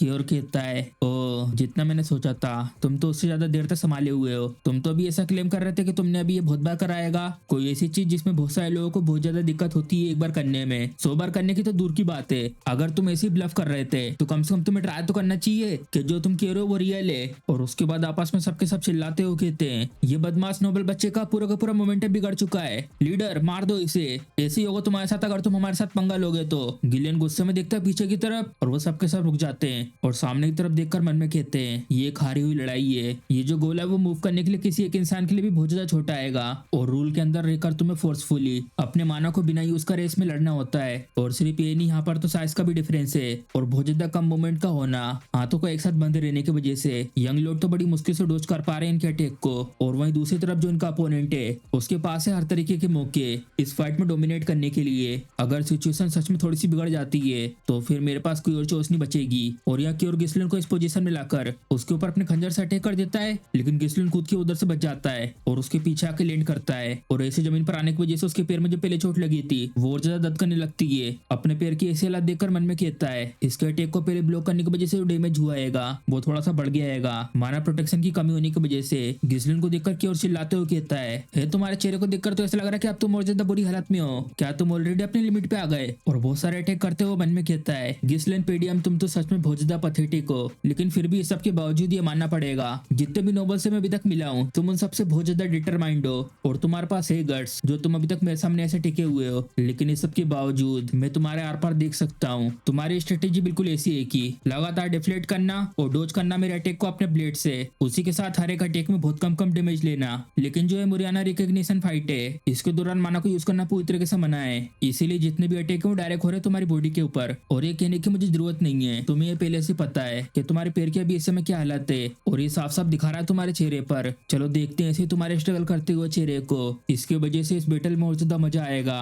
और उसके बाद की और अपने डेगर को घुमाकर लगातार अटैक करता है गिस्लिन के ऊपर और उसके बाद गिस्लिन के सर पर अटैक करता है। गिस्लिन बच जाता है नीचे झुक के और उसी वक्त की और अपने खंजर को बहुत स्पीड में नीचे लाता है गिस्लिन की तरफ। गिस्लिन उसको ब्लॉक कर देता है अपने खंजर से कि और फिर पीछे कर देता है गिस्लिन के उस हाथ को, जिसको ऐसे गिस्लिन नीचे झुक के जाता है उसके पैर के पास, अपने घुटने से गिस्लिन के ऊपर अटैक कर देता है और उसका घुटना बहुत पास आ चुका होता है गिस्लिन के। गिस्लिन उसे फिर से ब्लॉक कर देता है अपने वही वाले पैर से जिसमें उसको चोट लगी थी और उसके बाद बहुत दर्द होता है उसके इस वाले पैर में कि और कहता है चलो अब ये खत्म हो चुका है और अपने खंजर को ऊपर करके कहता है मरो अब तुम। यहाँ पर ये मशीनरी वो करते हुए देखते हो अपने कैप्टन की इस मूव को और गिलियन तो अपनी कुल्हाड़ी निकालकर तैयार जाता है उसे लड़ने के लिए। तभी गिस्लिन मुस्कुराता है और वहीं जमीन पे धीरे धीरे गिरने लगता है और इस एंगल में आकर बच जाता है क्योर के इस अटैक से। क्योर मन में कहता है क्या इसने डोज कर दिया और वो भी ऐसी पोजीशन में, और गिलियन तो पूरा घूम के जा रहा होता है इसके पीछे से और यहाँ पीछे आते से अपने खंजर से कट लगा देता है इसके ऊपर। क्योर भी हैरान हो जाता है अपने ऊपर ऐसा अटैक होता हुआ देखकर और आसपास में भी सब लोग ये देखकर चौंक जाते हैं। तभी क्योर अटैक कर रहा था अपने खंजर से गिस्लिन के ऊपर और इस अटैक से गिस्लिन घूम के आराम से बच जाता है और ऐसे नीचे से घूमते हुए उसकी छाती पे अटैक कर देता है। क्या इसका अटैक फिर से लग गया कैप्टन के ऊपर, ये नोबल बदमाश बच्चा कहीं का। मुझे लगा कि कैप्टन इसे अपनी ताकत से इधर उधर उठा उठा के फेंकेंगे। कैप्टन दिखा दो उसे कि हम मर्सनरी किस चीज से बने हुए हैं। और यहाँ पर क्योर अपने डेगर से सीधा अटैक करता है गिस्लिन के ऊपर। गिस्लिन नीचे झुककर अपने कंधे को उसके मुंह पे मार देता है और अपने दूसरे हाथ से बहुत सारे एक साथ लगातार मुक्के मारता है और नाइफ को उसके बाद घुमाते हुए उसके हाथ में घुसा देता है। क्योर बहुत ज्यादा गुस्से में आकर लगातार बहुत सारे अटैक कर रहा होता है और मन में कहता है आखिर तुमने अभी ये सब क्या करा, क्या अभी तुम्हें कुछ समय पहले बहुत ज्यादा परेशानी नहीं हो रही थी। यहाँ पर गिलियन मन में कहते हैं हाँ मैं अच्छे से देख सकता हूँ, लगातार फोर्स के साथ अटैक करने से तुम्हारी बॉडी की स्ट्रेंथ और मसल पूरी तरीके से बर्न आउट हो जाएगी और जब तुम और ज्यादा ताकत लगाकर सिचुएशन को कंट्रोल करने का ट्राई करोगे तुम एक्चुअली में उसकी वजह से अपनी फ्लेक्सिबिलिटी खो देते हो। और यहाँ जो यंग लोड है वो अपने ओपोनेंट के साथ वो मोमेंटम बनाते हुए रिलैक्स होकर फाइट कर रहे हैं, जिसकी वजह से वो आसपास का जो फ्लो है उसको वो अपना फ्लो बना दे रहे हैं। सच में साइज के इतने बड़े डिसएडवांटेज को उनने इस तरीके से ओवरकम करा। और यहाँ पीछे से मर्सनरी चिल्लाते हुए कहते हैं कैप्टन आखिर तुम ये सब क्या कर रहे हो। गिस्लिन कहता है की ओर से तुम्हारा डिटर्मिनेशन सच में बहुत ज्यादा इंप्रेसिव है, बहुत सारे लोग तो अब तक तो रूल तोड़ देते माना को यूज करके। की ओर बोलता है तुम तो अब ऐसे बात कर रहे हो जैसे कि तुमने सच में 100 बार लड़ाई करी है। मैं यहाँ पर ये करने के बाद ही कैप्टन की पोजीशन पर आया हूँ और अगर तुम ब्रेक कर देते हो रूल को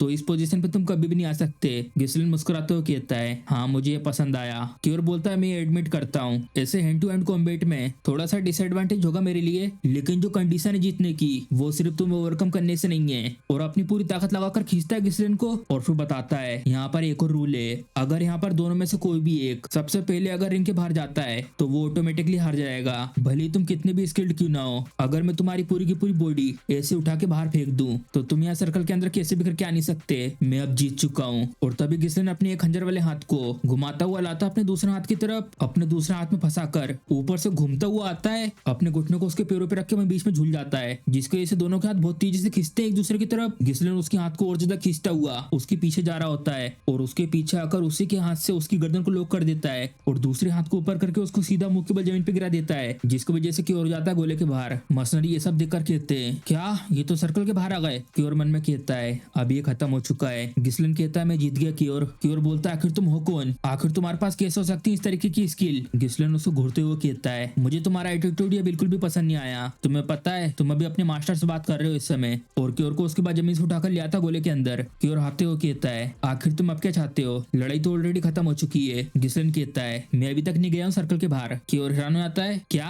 और गिस्लिन यहाँ पर अपना मुक्का बनाते हुए कहता है अब यहाँ से तुम्हारे लिए ट्रेनिंग का टाइम है मेरे एक सबॉर्डिनेट के रूप में। और गिस्लिन उसके बाद एक बहुत तेज खींच के मुक्का मारता है इसके चेहरे पर, जिसकी वजह से वो फिर से गोले के बाहर आ जाता है और चिल्लाते हुए कहता है रुक जाओ, रूल के अकॉर्डिंग अगर कोई चले जाता है सर्कल के बाहर और बस इतनी बोल पाता है गिस्लिन एक और मुक्का मारता है इसके मुंह पे। क्या तुम ऐसे रूल की चिंता बैटलफील्ड के दौरान भी करोगे। क्योर बोलता है तुम बदमाश बच्चे का इनके, तुम यहाँ पर ये सब कर रहे हो और तुम अपने आप को नोबल कहते हो। गिस्लिन बोलता है जो तुम्हारा मास्टर कर रहा है उसके ऊपर बिल्कुल भी क्वेश्चन मत करो, और मार देता है क्योर के मुंह पे एक और मुक्का। उसके बाद गिस्लिन तो फिर लगातार बहुत सारे मुक्के मारता है क्योर को। गिस्लिन को ये करते देखकर आसपास में ये मर्सनरी कहते हैं क्या ठीक रहेगा इसको इस तरीके से छोड़ देना, जो बेट लगाई थी इसको लेकर वो तो ऑलरेडी खत्म हो चुकी है। और इतना ज्यादा पीटने के बाद यहाँ पर क्योर चिल्लाते हुए कहता है रुक जाओ। और फिर गिस्लिन फिर से क्योर को गोले के बाहर से उठाता है और यहाँ गोले के अंदर लाकर उसको कहता है जैसे कि तुम देख सकते हो ये अभी तक गोले से बाहर गया नहीं है। गिस्लिन के मुंह से सुनने के बाद क्योर बहुत ज्यादा हैरान हो जाता है और आसपास में अपने सबॉर्डिनेट से कहता चिल्लाते हुए क्या तुम सबके सब बस ऐसे ही देखते रहोगे, जल्दी यहाँ पर आकर इसे मारो। ये सुनने के बाद ये लोग आते चिल्लाते हुए हाँ ठीक है कैप्टन, लेकिन गिलियन यहाँ पर इन्हें रोक लेता है यहाँ से अगर कोई भी यंग मास्टर के बीच में आया तो वो मेरे हाथ से मरेगा।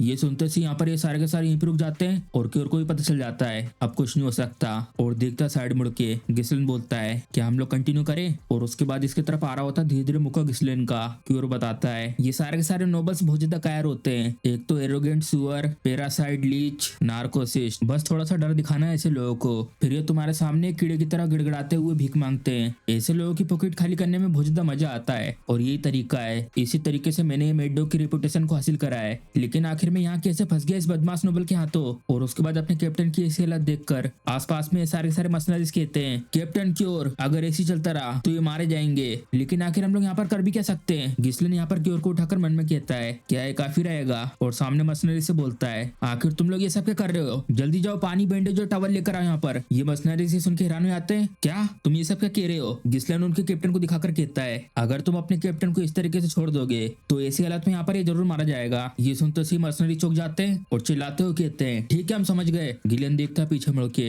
ऐसे मर्सनरीज जिनको पर रूल नहीं किया जा सकता उन लोगों को यहाँ पर यंग मास्टर इतनी आसानी से ऑर्डर दे रहे हैं। ये जो मर्सनरीज की दुनिया है यहाँ पर कानून से ज्यादा मुक्का मैटर करता है, और यंग मास्टर इन लोगों के ऐसी माइंडसेट को यूज करके उन सभी लोगों के दिमाग में ये चीज डाल रहे हैं कि यहाँ पर उनका असली लीडर है कौन। उसके बाद यहाँ पर क्योर की पट्टी वट्टी करके गिस्लिन उसके सामने यहाँ पर ये पेपर रखता है ये लो साइन करो यहाँ पर। ये सुनने के बाद क्योर कुछ कहता नहीं है और जल्दी से साइन कर देता है ये लो क्या ये लो प्लीज हम लोगों का ध्यान रखना। गिस्लिन बोलता ठीक है और पकड़ लेता है इसके हाथ को। आज के बाद से अब हम सब एक फैमिली है तो चलो एक साथ अच्छे से काम करते हैं। और उसके बाद कुछ दिनों बाद पेडियम स्टेट के बाहर का सीन, और यहाँ पर वो सारे के सारे लोग इकट्ठा होते हैं जिन लोगों को लाने के लिए गिस्लिन ने ब्लिंडा को कहा था। और यहाँ पर ये राइट वाला उबासा लेते हुए कहता है आखिर हम लोग यहाँ पर ऐसे सुबह सुबह क्यों बुलाया गया है। लेफ्ट वाला बोलता है मैं भी सीधे लंच करते हुए यहाँ पर ही आ गया। गंजा मर्सनरी कहता है क्या तुमने सुना जो हमारा एम्प्लॉयर रहेगा वो पेडियम का हायर है। ये हैरान हो जाते सुन के क्या मैंने सुना है वो तो एक बच्चा है। मैं तो ये सोच रहा हूँ आखिर वो कैसे हैंडल करेगा इन सब मर्सनरीज को। मैं सर तो लगाता हूँ अगर हम लोग ऐसे आराम से बैठे भी रहेंगे ना तब भी हमें आराम से पैसे मिल जाएंगे। और उसके बाद यहाँ पर ये बहुत तेज ताली मारकर कहता है सबके सब मेरी बात सुनो, क्या हम लोग यहाँ पर एक रुकी को हैंडल करने के लिए इस ग्रुप में से कोई ऐसा नहीं चाहिए जो रिप्रेजेंट करे सबको।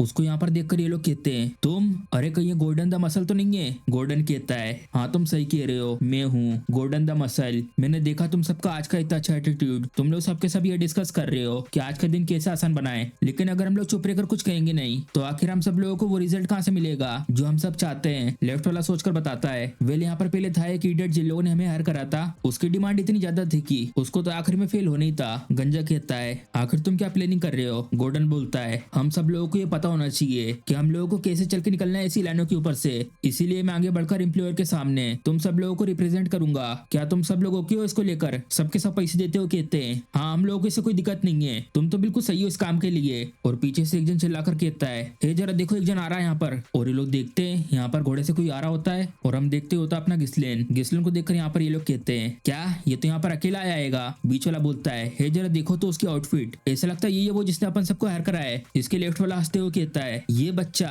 ये तो डर के मारे भाग जाएगा गोल्डन की मसल देखकर। गोल्डन सबसे कहता है ठीक है अब तुम सबके सब जल्दी आओ सामने और यहाँ पर थोड़ा सा मूड सेटअप करो, चलो सिखा सिखाते हैं इस नोबल के बच्चे को एक हार्श लेसन, और तभी उसे कुछ दिखाई देता है। हाँ, यहाँ गिसलैंड के पीछे और भी लोग आ रहे होते हैं और वो देखता है गिसलैंड के पीछे इतने सारे मशीनरीज को। इन सबको देखकर एक जन चिल्ला के बताता है, ए जरा देखो, ये तो डॉग फेस हेलमेट है। नहीं, ऐसा नहीं हो सकता, ये लोग तो सरबरस मशीनरी ग्रुप है। गॉर्डन हैरान हो जाता है सुन के, क्या आखिर ऐसा क्या हुआ होगा कि ऐसे खतरनाक नोटोरियस ग्रुप इतनी ज्यादा ओबीडियंट होकर एम्प्लॉयर को फॉलो कर रहे हैं। और यहाँ पर ये सबके सब एक साथ जमा हो जाते हैं। गिसलैंड बाजू में देखकर कहता है, क्या तुम यहाँ पर इनके लीडर? गॉर्डन कहता है, हाँ हाँ मैं हूँ। आखिर तुम्हारा नाम क्या है? मेरा नाम है गॉर्डन द मसल।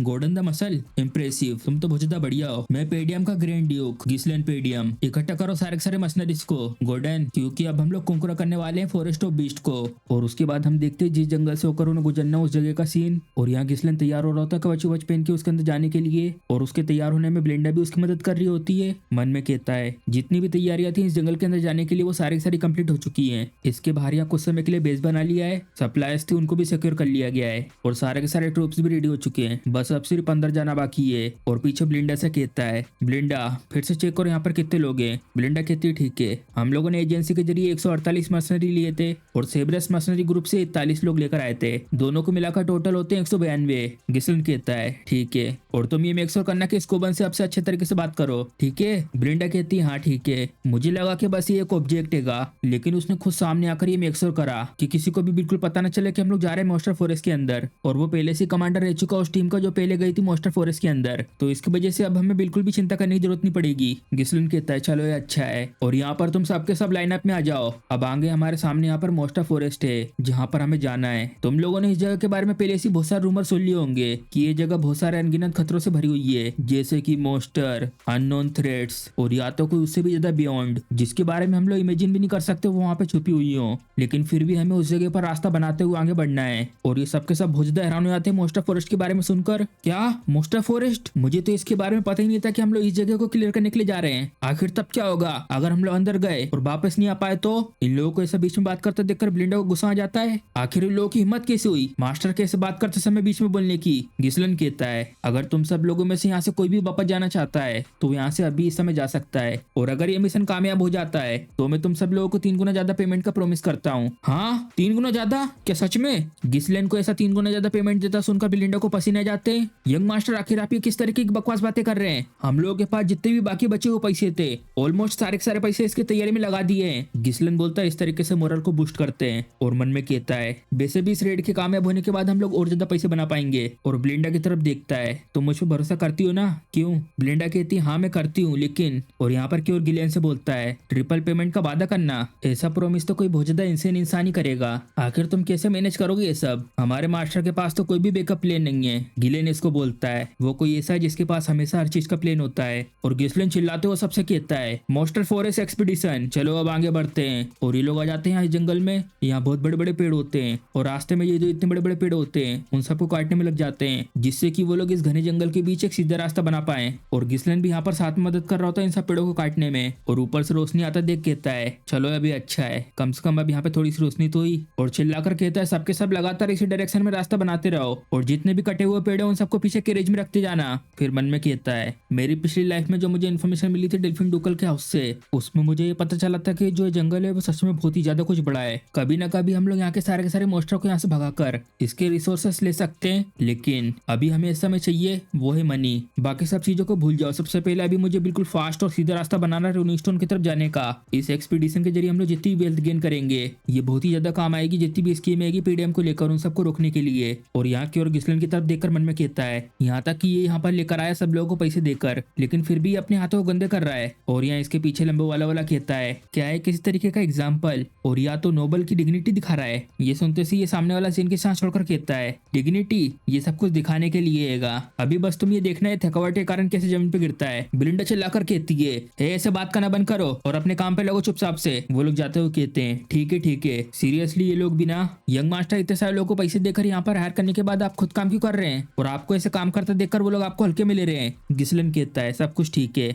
जितने ज्यादा लोग काम करेंगे उतनी ही ज्यादा जल्दी ये काम खत्म होगा। और वैसे भी ये जगह कोई ऐसी नहीं जहाँ पर तुम्हें ज्यादा देर तक रुकना चाहिए। ब्लिंडा कहती है, यंग मास्टर अगर आप ऐसे कह रहे हो तो फिर ठीक है, तुम तो ऐसे बात कर रहे हो जैसे तुमको इस जगह के बारे में पहले से पता है। और क्योर यहाँ पर गिसलैंड और ब्लिंडा को बात करते देखकर कहता है, ये लड़की चिंता कर रही है एम्प्लॉयर की, मुझे तो जलसी हो रही है सब देखकर। और वहीं दूसरी तरफ को ये सब जो प्रैक्टिकली एक कुत्ता है जो खुद चलते हुए अपनी मर्जी से यहाँ यहाँ इस हेल में आया है। और तभी इसके पीछे से आता हुआ गिलन जो पेड़ों के टुकड़े ले जा रहा होता है, वो झटके से घूमता है, जिसकी वजह से वो पेड़ का टुकड़ा इसके पीठ पे आके लगता है। हे क्या हुआ, तुम मुझसे लड़ाई करना चाहते हो क्या? क्यों कुछ बोल क्यों नहीं रहे हो तुम? गिस्लन मन में कहता है अभी तक कुछ भी नहीं हुआ है, सब कुछ स्मूथ तरीके से चल रहा है। वो डेल्फिन ड्यूक जिसने कॉन्करा कर लिया था किंगडम को और ढूंढ लिया था अपने लिए एक नई डायनेस्टी को, उसने फिर उसके बाद शुरुआत करी थी इस जंगल में खोज करने की। मैं फिगर आउट नहीं कर पाया आखिर उसने क्यों सोचा इस जंगल के अंदर खोज करने के बारे में, लेकिन मुझे किताब मिल गई थी जिसमें सब कुछ लिखा हुआ था इस जंगल के बारे में, जैसे कि इसके अंदर कहाँ पे रिसोर्सेस हैं और किस किस तरीके के मॉन्स्टर यहाँ पर रहते हैं। इसी की वजह से मैंने यहाँ पर पहले से कुछ तैयारी करके रखी हुई है। और यहाँ पर ये लोग बातें कर रहे होते हैं इन सब लालटेनों को देखकर। इतनी सारी लालटेनों को लेकर आना अपने साथ आखिर एम्प्लॉयर सोच के रहे हैं क्या कहीं वो यहाँ पर इन्हें अंधेरे के समय रात को यूज करने के लिए तो नहीं लेके आए हैं, मुझे तो ऐसे ही लगता है। और गिस्लेन आसपास देखते हुए मन में बोल रहा होता है अभी तक कुछ भी नहीं हुआ, ये सब देखकर मुझे ऐसा फील हो रहा है कि ये सब इतना भी आसान नहीं होगा।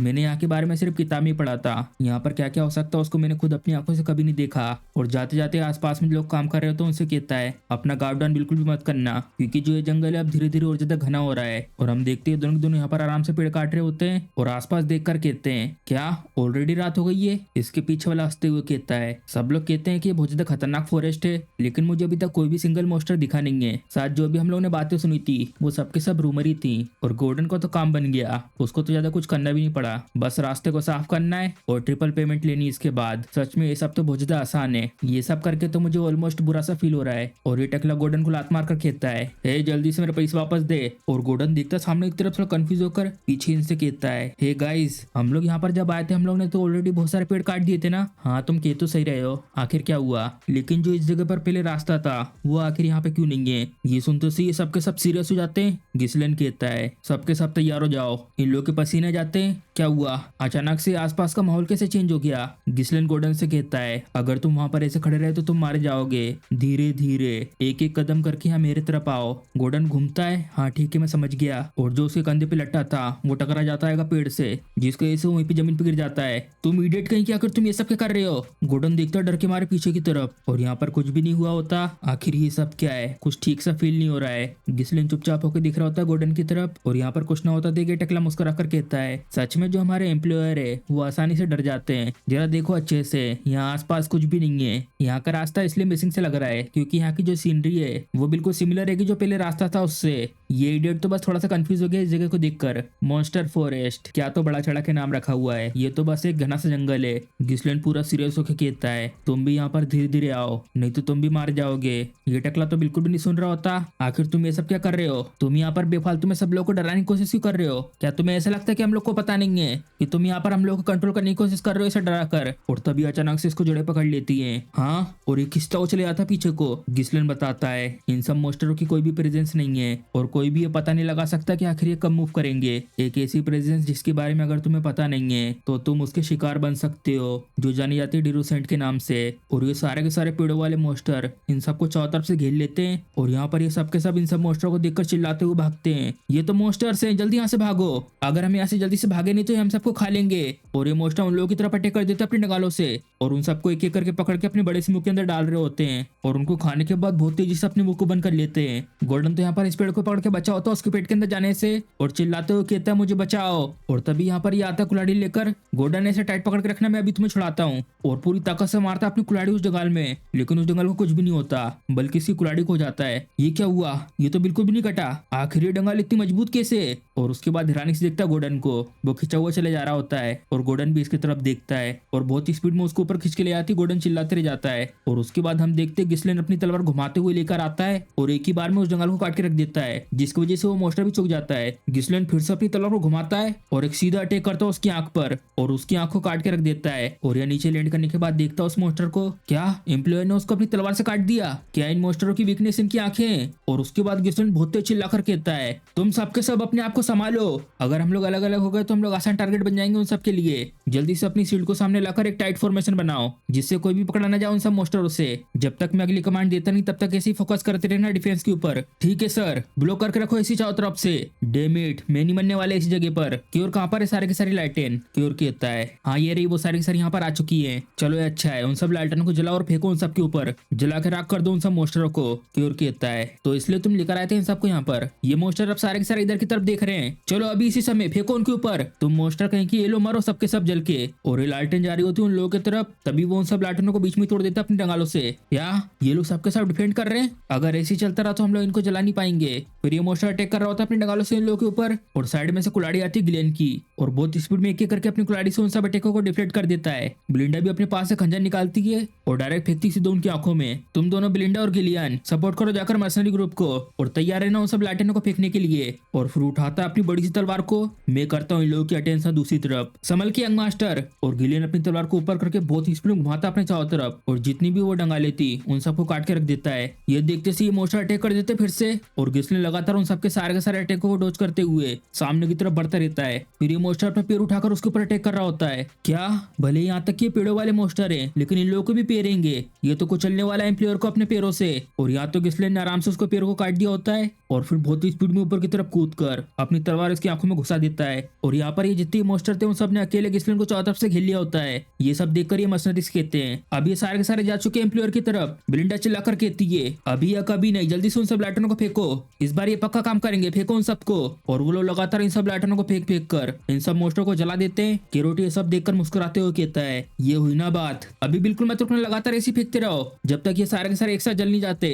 और उसके बाद हम देखते हैं हर जगह आग ही आग होती हैगी, और ये मोस्टर इस आग में जल जल के गिर रहे होते हैं। ये तो अमेजिंग है। तो क्या इस तरीके से इन सब मोस्टरों से लड़ सकते हैं? लेकिन अगर ऐसे चलता रहा तो आग पूरे जंगल में नहीं फैल जाएगी। और यहाँ पर ये सबके सब बहुत ज्यादा खुश होते हैं ये देखकर। जैसा सोचा था ये लोग इतने ज्यादा टफ नहीं है, आग के सामने ये कुछ भी नहीं है पेड़ों वाले बास्टर्ड। गिस्लिन कहता है इन सबको अपना गार्ड डाउन अभी मत करना, ये अभी खत्म नहीं हुआ है। ये लोग डर जाते हैं क्या? अब ये लोग अपनी असली फॉर्म को रिवील करेंगे, और बहुत सारा धुआं निकल के आता है उस जगह से इनकी तरफ। हाँ ये सब क्या है? अचानक से इतना सारा धुआं क्यों निकल रहा है इस जगह से? क्या जो आग लगी थी वो बुझ गई है? पीछे से ब्लिंडा और गिस्लिन आते हैं। यंग मास्टर आखिर उन सब चीजों के साथ ये सब क्या हो रहा है? गिस्लिन बताता है इनके जो शेल है वो बहुत ज्यादा कमजोर है आग के सामने, लेकिन जो उनका अंदरूनी भाग है वो नहीं। जो आग थी उन सब की वजह से उनका शेल जल गया, जिसकी वजह से उनके अंदर जो पानी था वो भाप बन के निकल रहा है, और ये भाप धीरे धीरे हट रही होती है। और फिर हम देखते हैं उन सब मोस्टरों का असली फॉर्म, और ये मोस्टर अपना बड़ा सा मुंह खोल के आते हैं इन लोगों की तरफ। आखिर ये क्या चीज है? ये लोग तो अभी तक मरे नहीं है। गिस्लिन अपनी तलवार उठाकर फिर से कहता है सब लोगों से मेरी बात सुनो तुम सबके सब, उठाओ अपने अपने वेपन्स को,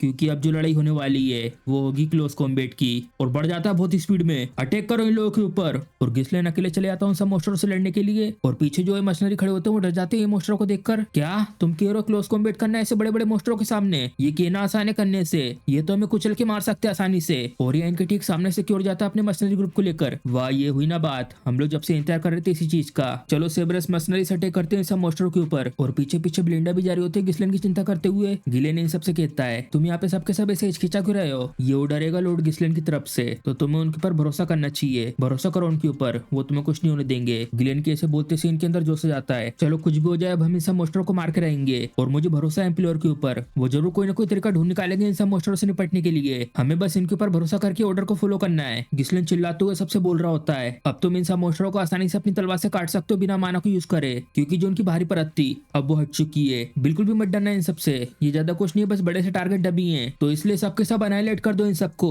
और उसके बाद यहाँ पर सारे के सारे लोग एक साथ मिलके यहाँ पर जितने ही मोस्टर होते हैं उन सबको एक एक करके मार रहे होते हैं। ऐसी जगह पर अगर तुमने जरा सा भी हेजिटेट करा तो तुम मारे जा सकते हो। और यहाँ पर जो मेरा रोल है वो ये है कि जितने भी लोग मुझे फॉलो करते हैं उनके अंदर से खत्म करना है ऐसी हेजिटेशन को, और ऐसी व्हील उन सबके अंदर डालना जिससे कि इम्पॉसिबल को पॉसिबल बना सके। और इन मोस्टरों को मारने के बाद सबके सब गिलेन की तरफ देख रहे होते हैं। हम लोगों ने मार दिया उन सारे के सारे मोस्टरों को, और ये लोग बहुत ज्यादा हाँप रहे होते हैं। गिलेन कहता है लाइन अप। और अब सबके सब मेरी बात बिल्कुल ध्यान से सुनना, ये है फॉरेस्ट ऑफ बीस्ट। हम लोग इस जंगल के सिर्फ एंट्रेंस पर ही हैं, और ये जो मोस्टर है इस जंगल में सिर्फ एक चींटी के समान है। लेकिन डरना मत, मैं हमेशा तुम लोगों के सामने खड़ा रहूंगा, बस तुम लोग मेरे ऊपर भरोसा करके मुझे फॉलो करो। और इन सबको अपने अंदर कुछ महसूस होता है सुनने के बाद, चिल्लाकर बोलते ठीक है सर। और उसके बाद सब लोग आगे बढ़ते बढ़ते रास्ता बनाते हुए, और जितने ही मोस्टर आगे आ रहे थे उन सबको मारते हुए आगे की तरफ बढ़ रहे होते हैं। और ऐसे आगे चलते चलते बीच बीच में ब्लिंडा देखभाल कर रही होती है गिस्लेन की। और उसके बाद ये लोग फेस करते हैं इस बड़े से मोस्टर को। डैम इट, आखिर अब ये किस तरीके का मोस्टर है? इस जगह पर चाहे हम लोग कितने ही मोस्टर क्यों ना मार दे, ये तो खत्म होने का नाम तक नहीं ले रहे। और इस मोस्टर से लड़ने के लिए क्योर और गिलेन सामने आते हैं। क्योर तेजी से जाते हुए इसकी एक पैर को काट देता है, और जैसे इसका पैर कटता है अपना बड़ा सा मुंह खोल के इन लोगों की तरफ गिरने लगता है। गिलेन जल्दी से आके इसके मुंह के बीच में अपनी ढाला अड़ा देता है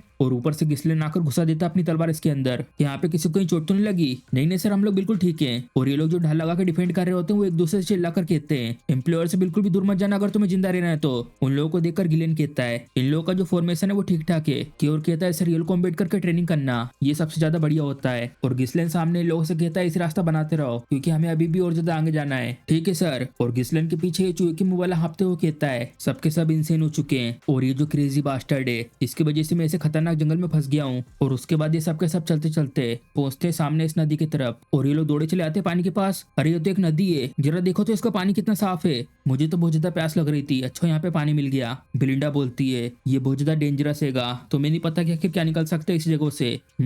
अभी तक तो हम लोग बिल्कुल सही रास्ते पर आ रहे हैं। ये जो नदी है सबसे ज्यादा इंपॉर्टेंट पार्ट है, एक बार इसे पार कर ले तो हम लोग आसानी से पहुंच जाएंगे रनिस्टोन तक। और उसके बाद इस नदी के बाजू में ये लोग अपना कैंप लगा लेते हैं और यहाँ के पास बैठकर इस ग्रुप में आपस में लोग बात कर रहे होते हैं। हम लोग यहाँ कर ये सब क्या कर रहे हैं? अभी तो हम लोग ज्यादा अंदर आए भी नहीं है। मैं तो ये सोच भी नहीं सकता कि आखिर हमारा किन किन मोस्टरों से सामना हो सकता है आगे चल के। बस ये अच्छी बात है कि इन 2 दिनों में अभी तक कुछ हुआ नहीं है। और तभी ये दूसरे ग्रुप में गोल्डन कहता है क्या तुम क्या कह रहे हो? ये सब तुम ये कह रहे हो कि हम लोग चुपके से इस जंगल से तुम्हारे साथ निकल जाए? ये क्या बकवास की बात कर रहे हो तुम मेनस? ये चूहे के मुंह वाला मेनस कहता है मेरा ये कहने का मतलब है कि हम लोगों को अब यहाँ रुककर अपनी जिंदगी खतरे में डालने की कोई जरूरत नहीं है। हमारी जिंदगी पैसों से बहुत ज्यादा इंपॉर्टेंट है। क्या ये ऑब्वियस नहीं है? गोल्डन कहता है लेकिन हम लोग ऑलरेडी इतना आगे आ चुके हैं और एम्प्लॉयर ने भी ये कहा है कि हम लोग अपनी डेस्टिनेशन में पहुंचने वाले हैं। ये सुनने के बाद मीनस कहता है जैसा उसने कहा तुमने भरोसा कर लिया, इसलिए तो तुम इडियट हो गोल्डन। हमारा जो एम्प्लॉयर है वो पीडीएम का जाना माना बदमाश है और वो यहाँ जंगल में इसलिए आया क्योंकि वो कुछ बड़ा करना चाहता है। गोल्डन के बाजू वाला बोलता है हमें वैसे भी ऑलरेडी पैसे दे दिए गए हैं और हमारे जैसे मर्सनरीज क्या उनका काम नहीं बनता जैसा एम्प्लॉयर कहते वैसा करने का? गोल्डन बोलता है सिर्फ यही नहीं, उन्हें हमें बहुत बार बचाया भी है।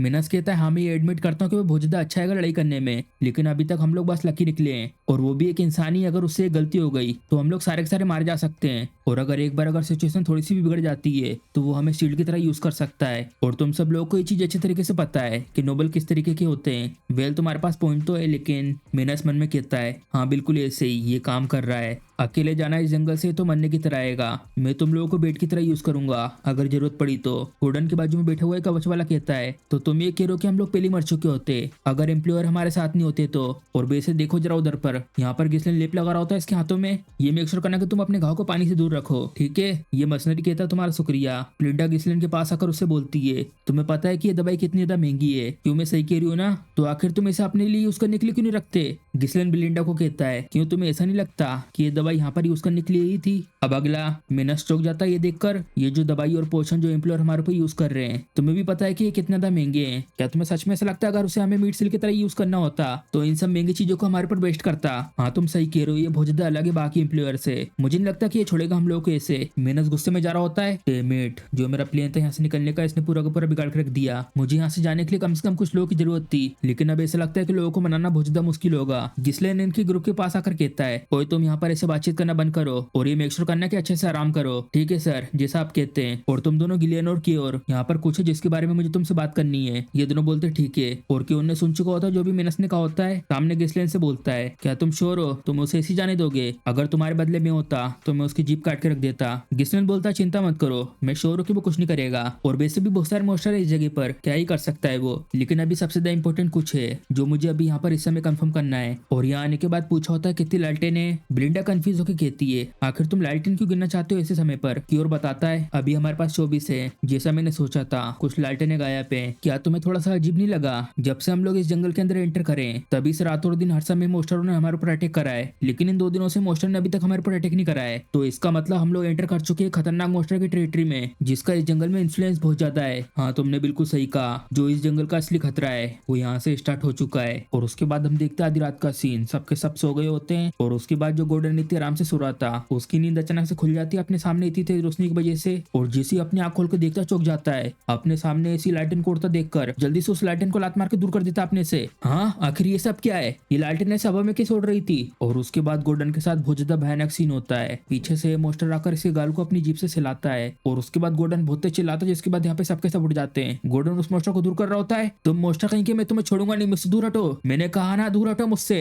अरे गोल्डन क्या हुआ तुमको? इतनी रात में से चिल्ला क्यों रहे हो? गोल्डन बताता है, अभी कुछ समय पहले यहाँ मेरे पीछे मोस्टर था और मैं उसी भगा रहा हूँ अपने पास से। ये लोग हैरान हो जाते हैं, क्या तुम ये सब क्या कह रहे हो गोल्डन? यहाँ तुम्हारे आसपास तो कोई भी मोस्टर नहीं है। क्या अभी तो यहाँ पर था वो? क्या गोल्डन, तुम्हें क्या रात में कोई डरावना सपना आया था? ऐसे इतनी तेज चिल्लाकर तुमने हमारी भी नींद खराब कर दी। नहीं नहीं ऐसा मत कहो, तुम्हें पता है ना कि आज हम लोग कितने सारे मोस्टर से लड़ेंगे, इसी वजह से शायद इसको ऐसा डरावना सपना आया होगा। गोल्डन पीछे से बोल रहा होता है, नहीं ऐसी बात बिल्कुल भी नहीं है, यहाँ पे सच में एक मोस्टर था और भी लोग आते जिनने ये आवाज सुनी थी। गोल्डन सच कह रहा, वो सिर्फ ऐसी नींद में बोल नहीं रहा था, मेरे को अपने आसपास किसी अजीब सी चीज की प्रेजेंस फील हो रही थी और जब मैंने आसपास देखा तो जो मेरे पास की लालटेन थी वो अचानक से गायब हो गई और उसके बाद और भी लोग आ जाते हैं। हाँ मेरे साथ भी ऐसा हुआ था और मैंने तो किसी की डरावनी हंसने वाली आवाज भी सुनी थी। क्या तुम सबके सब ऐसा क्यों कह रहे हो? गाइस यहाँ पर ये सब क्या हो रहा है? मुझे तो कुछ समझ में नहीं आ रहा है। भले कुछ भी हो लेकिन एक चीज तो पक्की है, यहाँ पे हमारे आसपास कोई ना कोई तो चीज है और गिस्लेन भी यहाँ पर आ चुका होता है। तुमने बिल्कुल सही अंदाजा लगाया। सबके सब देखते गिस्लेन को यहाँ पे आते हुए। एम्प्लॉयर गिस्लेन सबको कहता है सबके सब एक साथ इकट्ठा हो जाओ और उसके बाद यहाँ इस जगह पर सबके सब इकट्ठा हो जाते हैं। वहीं सामने इस कैंप के अंदर यहाँ पे जो कुछ भी हो रहा है गिस्लेन सबको सब कुछ बता देता है। गोल्डन चौक जाता है गिस्लेन जो कुछ बताया होता है वो सब सुन के। क्या मोस्टर ने हमें घेर लिया चारों तरफ से और उन्हें आमने सामने देख भी नहीं सकते अपनी आंखों से? गिस्लेन कहता है ये उनका असली नेचर है। इन मोस्टर ने जरूर हम लोगों को उस नदी के पास से फॉलो करना शुरू करा होगा। ये उन मोस्टर में से एक है जो रात में इस जंगल को पूरी तरीके से डोमिनेट करते हैं, जिन्हें कहा जाता है हंटर्स ऑफ डार्कनेस, फिलोरेस। ये मोस्टर्स अपने आप को छुपा लेते रात के अंधेरे में और उसके बाद तुम उन्हें देख भी नहीं सकते और ना ही उनके ऊपर किसी भी तरीके का फिजिकल अटैक काम करता है। और अपने शिकार के पीछे ऐसे 100 मोस्टर एक साथ लगे होते हैं और उनके पास जो भी किसी भी तरीके की लाइट होती है उसको उससे ले लेते हैं। अपने शिकार को अंधेरे की तरफ ले जाना ये इनका शिकार करने का तरीका है। ये लोग चौंक जाते हैं, क्या ऐसे 100 मोस्टर एक साथ अटैक करते हैं? बिलिंडा बोलती है, तो इसीलिए हम लोग अपनी लाइटें धीरे धीरे खो रहे थे। कियोर कहता है, ये क्रीपी बास्टर्ड कहीं के, क्या ये मोस्टर हमें मारने से पहले हमारे साथ खेलना चाहते हैं ऐसा कुछ? चलो अभी इस समय चलते हैं उन लोगों को मारने के लिए, इससे पहले कि वो हमारे साथ खेलना स्टार्ट करें। ये अच्छा है कि हम लोग उनके ऊपर सबसे पहले स्ट्राइक करें। गिस्लेन मना करते हो, कहता नहीं अभी के लिए रुको, जब तक वो लोग अटैक नहीं करते जब तक कुछ मत करना। उनके ऊपर काउंटर अटैक करने के लिए उनका सबसे पहले अटैक करना जरूरी है। बिलिंडा बताती है, हम लोग तो अपनी आधे से ज्यादा लाइटें खो चुके हैं, अगर हम लोग और ज्यादा इंतजार करेंगे तो हर जगह अंधेरा हो जाएगा। गिस्लेन कहता अगर हम लोग उनके ऊपर इसी रेकलेस तरीके से अटैक कर देंगे तो इसकी वजह से जो उनका सैडिस्टिक बिहेवियर है अपने शिकार के साथ खेलने का वो और ज्यादा बढ़ जाएगा, जिससे हम लोग उनको एक बार में मारने का अपना मौका खो देंगे। गिलेन कहता है, क्या एक बार में उन सबको मारना? ऐसे 100 इनविजिबल मोस्टर को एक साथ हराने का भी तरीका है? हाँ है ऐसा तरीका। बिलिंडा, वो मैजिक स्क्रोल जिसके बारे में मैंने तुमसे तैयारी करने के लिए कहा था तुमने कर दिया है? बिलिंडा कहती है, हाँ मैंने वो एक एक हर मर्सनरीज को दे दिए हैं। चलो ये अच्छा है, अब मैं चलो तुम सबको बताता हूँ उनसे लड़ने का तरीका। ये जो मोस्टर्स है इनके झुंड ने हमारे कैंप के एरिया को 3 डायरेक्शन से घेर लिया है और धीरे धीरे हमारी लाइटेन को कम कर रहे हैं, जिससे कि वो लोग यहाँ हमारे चारों ओर अंधेरा कर सके। तो जबकि हम लोग बहुत ज्यादा कम है नंबरों में, तो पूरे इस एरिया को कवर करना हमारे लिए इम्पॉसिबल होगा, स्पेशली जबकि हमारा एनिमी कोई इंसान नहीं है। अगर हम लोग उनसे आमने सामने जाके लड़ाई करेंगे तो इसकी वजह से जो हमारे आजू बाजू के जितने भी लोग हैं वो एक एक करके गायब होना शुरू हो जाएंगे। गिलेन कहता है, तो जबकि हमारा कैंप यहाँ नदी के पास है तो हम लोग इन मोस्टरों से चारों तरफ से घिरने से बच जाएंगे। गिस्लेन कहता है, हाँ बहुत ज्यादा। और ये सब सुनने में ऐसा लग रहा होगा कि हम लोग डिसएडवांटेज में हैं, लेकिन सच में ऐसी कोई भी बात नहीं है, क्योंकि हमारे पास विल पावर है लड़ने के लिए। क्या विल पावर? सबसे पहले हम लोग डिवाइड करेंगे हमारी फोर्सेस को 3 ग्रुप में। सबसे पहले डिफेंडर्स जो सारे के सारे उनके होने वाले अटैक को डिफेंड करेंगे, उसके बाद क्रॉसबो यूनिट जो एनिमी को अपनी तरफ आने से रोकेंगे, और आखिरी में एलिट असोल्ट यूनिट जिस यूनिट का मैं भी पार्ट रहूंगा। डिफेंडर्स और क्रॉस यूनिट ये दोनों यूनिट मोस्टर को अपने से दूर पुश करेंगी और उसी समय पर जो असोल्ट यूनिट है वो उन मोस्टर के ऊपर साइड से हमला करेंगे और जितनी भी फायर पावर है वो सारे के सारे इसी साइड पे फोकस करेंगे। अगर हम लोगों ने अपनी फोर्सेस के साथ इन लोगों को घेर लिया तो इससे हम लोग बिल्कुल आराम से जीत जाएंगे। गिलेन कहता है, अच्छा तो ऐसा है, मैं समझ गया। गोल्डन कहता है, ओ तो आखिर ये सब करना पॉसिबल है? कियोर बोलता है, हाँ मुझे ऐसा लगता है कि ये पॉसिबल हो सकता है जब तक बीच वाली यूनिट उनको अच्छे से होल्ड करके रखेगी। तो फिर उसके बाद बिलिंडा अपना हाथ ऊपर करती है, जय रुको तुम सबके सब। यंग मास्टर अभी आपने कहा जो ये फ्लोरेस मोस्टर है इनके ऊपर कोई भी फिजिकल अटैक काम नहीं करता और वो लोग आराम से छुप भी सकते हैं अंधेरे में जाकर, तो आखिर ऐसे मोस्टरों से लड़ेंगे कैसे? सबके सब देखते गिस्लेन की तरफ। कियोर बोलता है, तुम्हें माना यूज करना होगा इसके लिए, क्यों है ना? गिस्लेन बोलता है, चिंता मत करो तुम बिलिंडा, तुम्हें याद है ना वो मैजिक स्क्रोल? और उसके बाद हमारा सीन सेट होता है इस लड़ाई की तरफ। ये मर्सनरीज चिल्लाकर कहते हैं ऐसी फॉर्मेशन बना के रखना, बिल्कुल भी अलग मत होना एक दूसरे से, जैसे एम्प्लॉयर ने कहा है वैसे ही करना। और अब जो आखिरी लाइटन बची तो उनको भी इन मोस्टर ने ले लिया है, जरा देखो सामने अंधेरे से कुछ आ रहा है। गिस्लेन यहाँ आता हुआ मन में कहता है, जो वो किताब थी इस जगह के ऊपर डेल्फिन डूब की जर्नी की, उसमें यह बताया गया था कि हम लोगों को यह पता चल गया था ये जो फ्लोरेस मोस्टर होते हैं वो बहुत ज्यादा कमजोर होते हैं लाइट के सामने, और जैसे हम लोगों ने उनके ऊपर लाइट मारी जो उनका असली फॉर्म था वो सामने आ गया। और उसके बाद ये सबके सब यूज करते हैं स्पेस सर्कल के मैजिक स्क्रोल को, और नीचे से हवा में एक लाइट सी जाती है रॉकेट की तरह। ये सबके सब मोस्टर कंफ्यूज होकर देखते हैं उसकी तरफ, और अचानक से उसके फटते सी बहुत सारी लाइट निकलती है उसमें से। मर्सनरीज ये देखकर बोलते हैं, जरा देखो अभी ये मोस्टर साफ साफ दिखाई दे रहे हैं, क्या ये मोस्टर इस तरीके के दिखते हैं? मुझे तो ये विश्वास ही नहीं हो रहा कि अभी इन मोस्टरों ने हमें चारों तरफ से घिरा हुआ था और वो सारे सारे मोस्टर भाग के आते हैं। सब लोग तैयार हो जाओ, ये मोस्टर अपनी तरफ आ रहे हैं। क्रॉसबो यूनिट अटैक करो उनके ऊपर और जितना पॉसिबल हो सके उतना देर तक इनको होल्ड करके रखना। और उसके बाद गिस्लिन यहाँ सबसे कहता है अब इन लोगों का असली फॉर्म सामने आ चुका है, तो चलो असोल्ट यूनिट खत्म करते हैं इन मोस्टरों को। और ये चारों के चारों एक साथ उन सब मोस्टरों के ऊपर हमला कर देते हैं और गिस्लिन तो बस अपनी एक तलवार घुमाकर उन सब मोस्टरों की आराम से गर्दन उड़ा देता है और बताता है उनके बारे में। फेलोरेस भले ही ऐसे मोस्टर है जिनके पास अंधेरे में छुपने की पावर है, लेकिन वहीं जो दूसरी तरफ इनका डिफेंस है वो बहुत ही ज्यादा कमजोर है। साथ में हमारी इस टीम के उन लोगों को हम आराम से हरा सकते हैं। और अपने सामने इन तीनों से कहता है जितना ज्यादा पॉसिबल हो सके इन सब मोस्टरों के नंबर कम कर दो। ये जाते हुए कहते हैं ठीक है सर। गिलियन इन मोस्टरों के अटैक को आराम से ब्लॉक करते हुए इनका फोकस अपनी तरफ रखे रहेगा और इसी बीच की ओर आके इन सबके फॉर्मेशन को बिगाड़ देगा। फिर जैसे ये मोस्टर गुस्से में आके इसकी तरफ अटैक करेंगे, इसी बीच ब्लिंडा आकर उनके पीछे सपोर्ट देगी जिससे कि इन मोस्टरों के बीच में से रास्ता बना सके। यंग मास्टर अब आपकी बारी है। और उसके बाद गिस्लिन आता पीछे से अपनी तलवार घुमाते हुए और सामने जितने भी ये मोस्टर थे उन सबको बीच में से काट देता है। ये है एलीट पावर पेडियम की। और उसके बाद हमारा सीन शिफ्ट होता है मर्सनरीज की तरफ। ये सब के सब क्रॉसबो से तीर मारकर उन मोस्टरों को पास आने से रोक रहे होते हैं, लेकिन इनमें से कुछ मोस्टर बच जाते हैं उन तीरों से। डैम इट, ये मोस्टर इतने सारे क्यों यहाँ पर? अब तो हमारे एरो भी खत्म होने लगे हैं। आखिर अटैक टीम कहाँ पर है? और उसके बाद धीरे से ये तलवार आती है इस मोस्टर के बाजू में और हम देखते हैं यहाँ पर ये सब के सब आ गए होते हैं और चिथड़ हो जाते हैं इन सब मोस्टरों की एक ही बार में। गिस्लिन कहता मर्सनरीज से तुम लोगों ने बहुत अच्छा किया। और ये लोग गिस्लिन को यहाँ पर देखकर खुश आते हैं। ये तो एम्प्लॉयर है, अब हम लोग बच गए।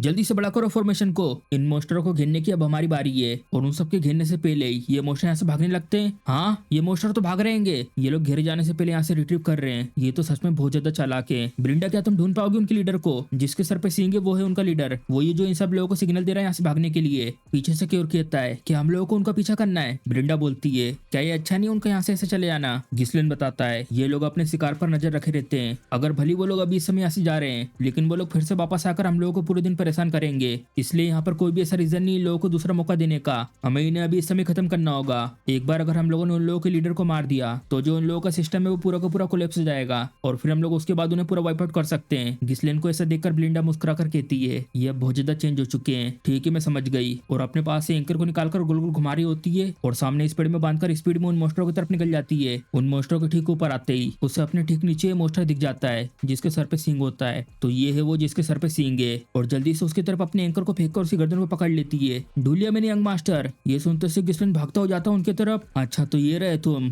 और अपने पैरों में माना को यूज करके बहुत स्पीड में सामने से उस मोस्टर की तरफ आता है एक रॉकेट की तरह। बीच में जितने ही मोस्टर होते हैं उन सबको चीरते हुए अपनी तलवार घुसा देता उन मोस्टरों के लीडर में। अब ये सब खत्म हो चुका है और फाड़ देता उसे बीच में से। अपने लीडर को ऐसा मरता देखकर ये सारे मोस्टर चौंक जाते हैं। गिस्लिन चिल्लाकर कहता है अब इन लोगों का लीडर मारा जा चुका है, जल्दी से वाइप आउट कर दो इन सबको। इनमें से एक कोई मत छोड़ना। अब बहुत हुआ तुम लोगों का। अंधेरे में छुप के मजे ले रहे थे, हमारा शिकार करने का ट्राई कर रहे थे, अब तुम रिग्रेट करोगे। क्योर कहता है सेब्रस मर्सनरीज, चाहे कुछ भी हो जाए इस ओल्ड से हारना नहीं, ज्यादा से ज्यादा मोस्टर मारने के मुकाबले में। और इस सब के बाद सुबह हो जाती है और जो आखिरी मोस्टर बचा था उसमें तलवार घुसाकर उसको मार देते हैं। चलो ये आखिरी था, आप सबके सब मारे जा चुके हैं। वेल डन, तुम लोगों ने बहुत अच्छा किया, ये हम लोगों की जीत है। सब लोग खुश आते हैं। याहू, हम लोग सर्वाइव कर गए। गिलियन कहता है गिस्लिन से तुम्हारे हार्डवर्क के लिए शुक्रिया। ब्लिंडा बोलती है यंग मास्टर कहीं आपको चोट तो नहीं लगी? गिस्लिन कहता तुम सब लोगों ने भी बहुत बढ़िया करा। और ब्लिंडा प्लीज गिनती लगाओ सब लोगों की। ब्लिंडा कहती है ठीक है। क्योर बुलाओ यहाँ पर अपने सेब्रस के ग्रुप को। ये जो हमारे कैंप्स के आसपास ये मोस्टर की बॉडी पड़ी हुई है, इनको हमें फैलाना है कैंप के आसपास। क्योर कहता है क्या? इनको देखकर लगता नहीं कि इनकी बॉडी से कुछ इफेक्ट होगा। गिस्लिन बताता है इनकी बॉडी में से निकलने वाली ये जो बदबू हैगी वो बाकी मोस्टर को यहाँ से दूर रखेगी। ये जो फ्लोरस मोस्टर है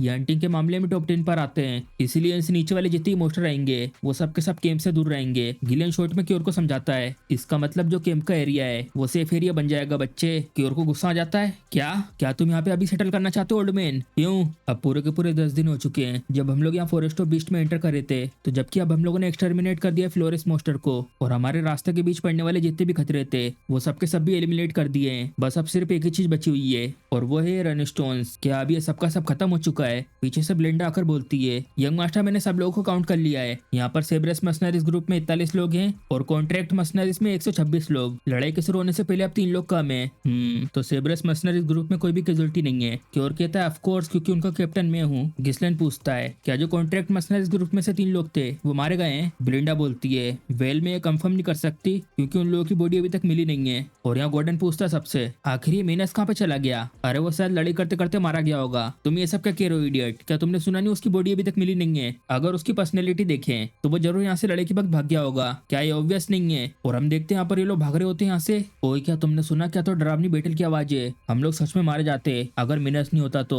हाँ तो जबकि अब हम लोग इतना दूर आ चुके हैं तो हम लोगों को अब थोड़ा सा स्लो हो जाना चाहिए। मिनस उन लोगों से कहता है तुम बेवकूफ वहीं के संभालो अपने आप को, हम लोगों को अभी इस समय कैसे भी करके निकलना है इस जंगल से। वो लोग जबकि बिजी है लड़ाई करने में, हमारे पास अभी अच्छा सा मौका है, अगर तुम्हें जिंदा रहना है तो लगातार इसे भागते रहो। तभी ये दोनों मिनस के पीछे देखते हैं। हे क्या तुमने सुना नहीं मैं क्या कह रहा हूँ? आखिर तुम लोग अचानक से क्यों रुक गए? वो दोनों कपकपाते हो कहते हैं हे जरा तुम्हारे पीछे देखो, जल्दी देखो वहाँ पर। और मिनस देखते अपने पीछे, उन तीनों को ये दो बड़ी बड़ी आंखें घुर घुर के देख रही होती हैं। हाँ आखिर ये सब क्या है? और उसके बाद हम देखते हैं एक बहुत बड़ा सा पाइथन इन रन स्टोन के बीच में से आता हुआ सामने ये जो इतनी सारी हड्डियां पड़ी होती हैं वहीं पर इन तीनों को फेंक देता है और घुर घुर के देखता है अपनी बड़ी बड़ी आंखों से। और उसके बाद हमारा सीन यहाँ शिफ्ट होता है, ये सबके सब रास्ता बना रहे होते पेड़ों को काट कर। हे गिरते हुए पेड़ों का ध्यान रखना। ये और कहता है वाओ ये लोग तो बहुत अच्छे से काम कर रहे हैं, और वो भी बिना किसी ऑर्डर के ऐसे साथ में। मैंने ऐसा पहले कभी नहीं देखा ऐसे लेजी मशीनरीज को मेहनत करते हुए। बाजू में से जाता हुआ गिलियन कहता है हाँ एक है उससे तो बिल्कुल ही अलग। हाँ ओल्ड मैन कुछ भी, क्या तुम इन सब लोगों को ऐसे जाने दोगे? एक बार ये सब काम खत्म हो गया तो ये बहुत ज्यादा बुरा होगा अगर इन्हें एक बार यूज करके ऐसा छोड़ दिया तो। गिस्लिन कहता चिंता मत करो, मैं उन लोगों को अपने प्राइवेट मशीनरीज के रूप में हायर कर लूंगा। और मन में कहता है हाँ और ये चीज सबको पता है, मशीनरीज जो होते हैं उनकी ऑर्गेनाइजेशन स्किल बहुत कमजोर होती है, तो इसलिए वो लोग जीत नहीं सकते रेगुलर आर्मी के सामने। लेकिन ये लोग जो है इन्हें पहले सरपास कर दिया मशीनरीज की लिमिट को, ये लोग मेरी पावर को बढ़ाने के लिए बहुत अच्छी फाउंडेशन बनेंगे। और उसके बाद ये मशीनरीज आते हैं अपना काम खत्म करके, कैप्टन हमने वो बॉडी हमारे रास्ते के आसपास रख दी है। हाँ वेल डन गेजल, जो इफेक्ट है उन बॉडियों का वो तो बहुत ज्यादा अच्छा आएगा। अभी तक हम लोगों ने रास्ते में एक भी सिंगल मोस्टर नहीं देखा अपनी तरफ आते हुए, और ना ही कोई ऐसा मोस्टर जो रास्ते में भटक गया हो। गिस्लिन मन में कहता है मैं आशा करता हूँ कि जैसा मुझे लग रहा है वो सिर्फ मेरे मन का बेहम हो। और ब्लिंडा उसके बाद आती ऊपर से कूद के यंग मास्टर मैं वापस आ गई। गिस्लिन पूछता है क्या तुम्हें कुछ दिखा सामने की तरफ? हाँ मुझे दिखा। गिस्लिन चौंक जाता है, सबके सब अपनी पूरी जी जान लगा दो रास्ता बनाने के लिए। ठीक है सर। हम लोग ऑलमोस्ट पहुंच गए अपनी डेस्टिनेशन में, और ये आने के बाद सबके सब देखते सामने की तरफ। इम्पॉसिबल, आखिर ये कैसे हो सकता है? कहीं इसका मतलब यही है वो कारण जिसकी वजह से मैंने ये एक्सपीडिशन शुरू करा था। एक बहुत ज्यादा हाई क्वालिटी के रन स्टोन्स की ओर बोलता है यहाँ इस जंगल में सच में ऐसी चीज है जिससे बहुत सारे पैसे कमा सकते हैं। गिलेन बोलता है मैंने तुमसे कहा था ना, जो भी वो चीज करते उनके पास हमेशा कोई ना कोई कारण होता उनके लिए। ब्लिंडा तो खुद से ही कारण गले लगा लेते गिस्लेन को। यंग मास्टर आखिर तुम्हें कैसे पता था इन सब चीजों के बारे में? क्या ये सबके सब रन स्टोन है? ये कोई ऐसी चीज है जिसका हम लोग सपना तक नहीं देख सकते पूरे लाइफ टाइम में सुने का। अगर हम लोग ये सारे सारे खोद कर यहाँ से ले जाए तो हम सबके सब अमीर हो जाएंगे। और तभी इन रन स्टोन के सामने धुएं में से निकलकर कोई कहता है नहीं तुम लोग यहाँ से कहीं भी नहीं जा सकते क्योंकि अब सब कुछ खत्म हो चुका है। क्या मेनस? और वहीं पे गिर जाता है ये बेवकूफ कहीं का। और जल्दी से जा रहे हो तो उसकी तरफ, आखिर तुम वहाँ पे पहुंचे कैसे? और गिस्लिन उन्हें आगे जाने से रोक देता है पीछे हटो तुम लोग। और अपनी तलवार पीछे करके सामने की तरफ एक स्विंग मारता है जिससे यहाँ पर जितना भी धुआं था वो सबका सब चले जाता है। और इस धुएं के नीचे जितनी भी हड्डियां थी वो सब लोगों के सामने आ जाती है। आखिर यहाँ पर ये सब हो क्या रहा है? यहाँ तो हर जगह पर हड्डियां हैं, और मुझे लगता है मैंने कुछ इंसानों की बॉडियां भी देखी यहाँ पर। यहाँ पर सिर्फ मोस्टर की हड्डियां नहीं है, इंसानों की बॉडियां भी है। और सबके सब रेडी हो जाते हैं, और उसके बाद ये सबके सब इंतजार कर रहे होते गिस्लिन की कमांड का। ऐसा लगता है यहाँ पर हम लोग आसानी से रन स्टोर ले जा नहीं पाएंगे। इतने बड़े स्केल में ये सब देखकर मैं कह सकता हूँ कि एक चीज तो पक्का है, ये जगह घर है एक हाई क्लास के मोस्टर का।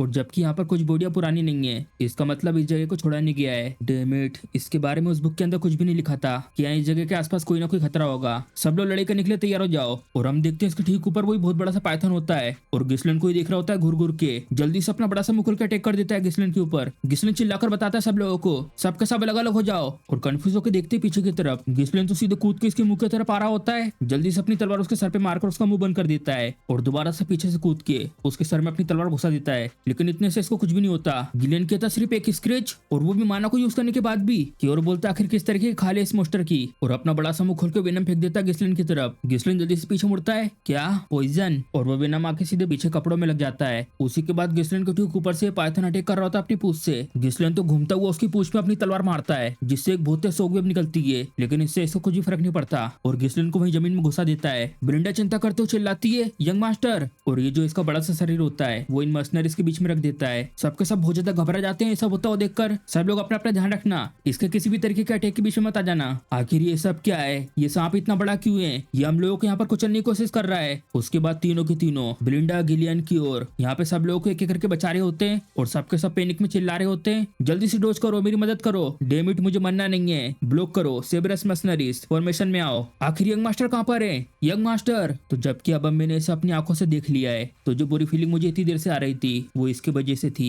ये मास्टर है रूइन स्टोन का, जिसे कहा जाता है ब्लड पाइथन। ये उन मास्टरों में से एक है जिनको एक्सपीडिशन के दौरान हंट करना इम्पॉसिबल है। मुझे नहीं लगा था कि मुझे इसे फेस करना होगा, क्योंकि ये बहुत ज्यादा घने जंगल के अंदर रहते हैं। इसके सामने अभी जीतने का जो चांस से वो बहुत ज्यादा कम है। ये अच्छा रहेगा कि अभी इस समय यहाँ से जाकर वापस आना, फिर अगली बार तैयारी करके। लेकिन अभी मेरे पास बिल्कुल भी टाइम नहीं है। अगर मैंने अभी इस समय गिव अप कर दिया तो जो भी हम लोगों ने यहाँ तक आने के लिए किया है वो सबका सब बर्बाद चले जाएगा, कोई भी मतलब नहीं रहेगा उसका। और यूज करता अपने थर्ड माना कोर को, जिसको यूज करने से गिस्लिन को बेकलेस होता है। मत आओ मेरे बीच में, मेरे कंधे पर अभी इस समय बहुत सारे बोझ हैं। तो इसी के साथ हमारा एपिसोड खत्म हो जाता है। अब अगले एपिसोड में देखेंगे गिस्लिन किस तरीके से लड़ता है इस बड़े से पाइथन से। तो चलिए, अगर आपको वीडियो पसंद आई तो वीडियो को लाइक, चैनल को सब्सक्राइब करना मत भूलिएगा। तो मिलते हैं अगले एपिसोड में।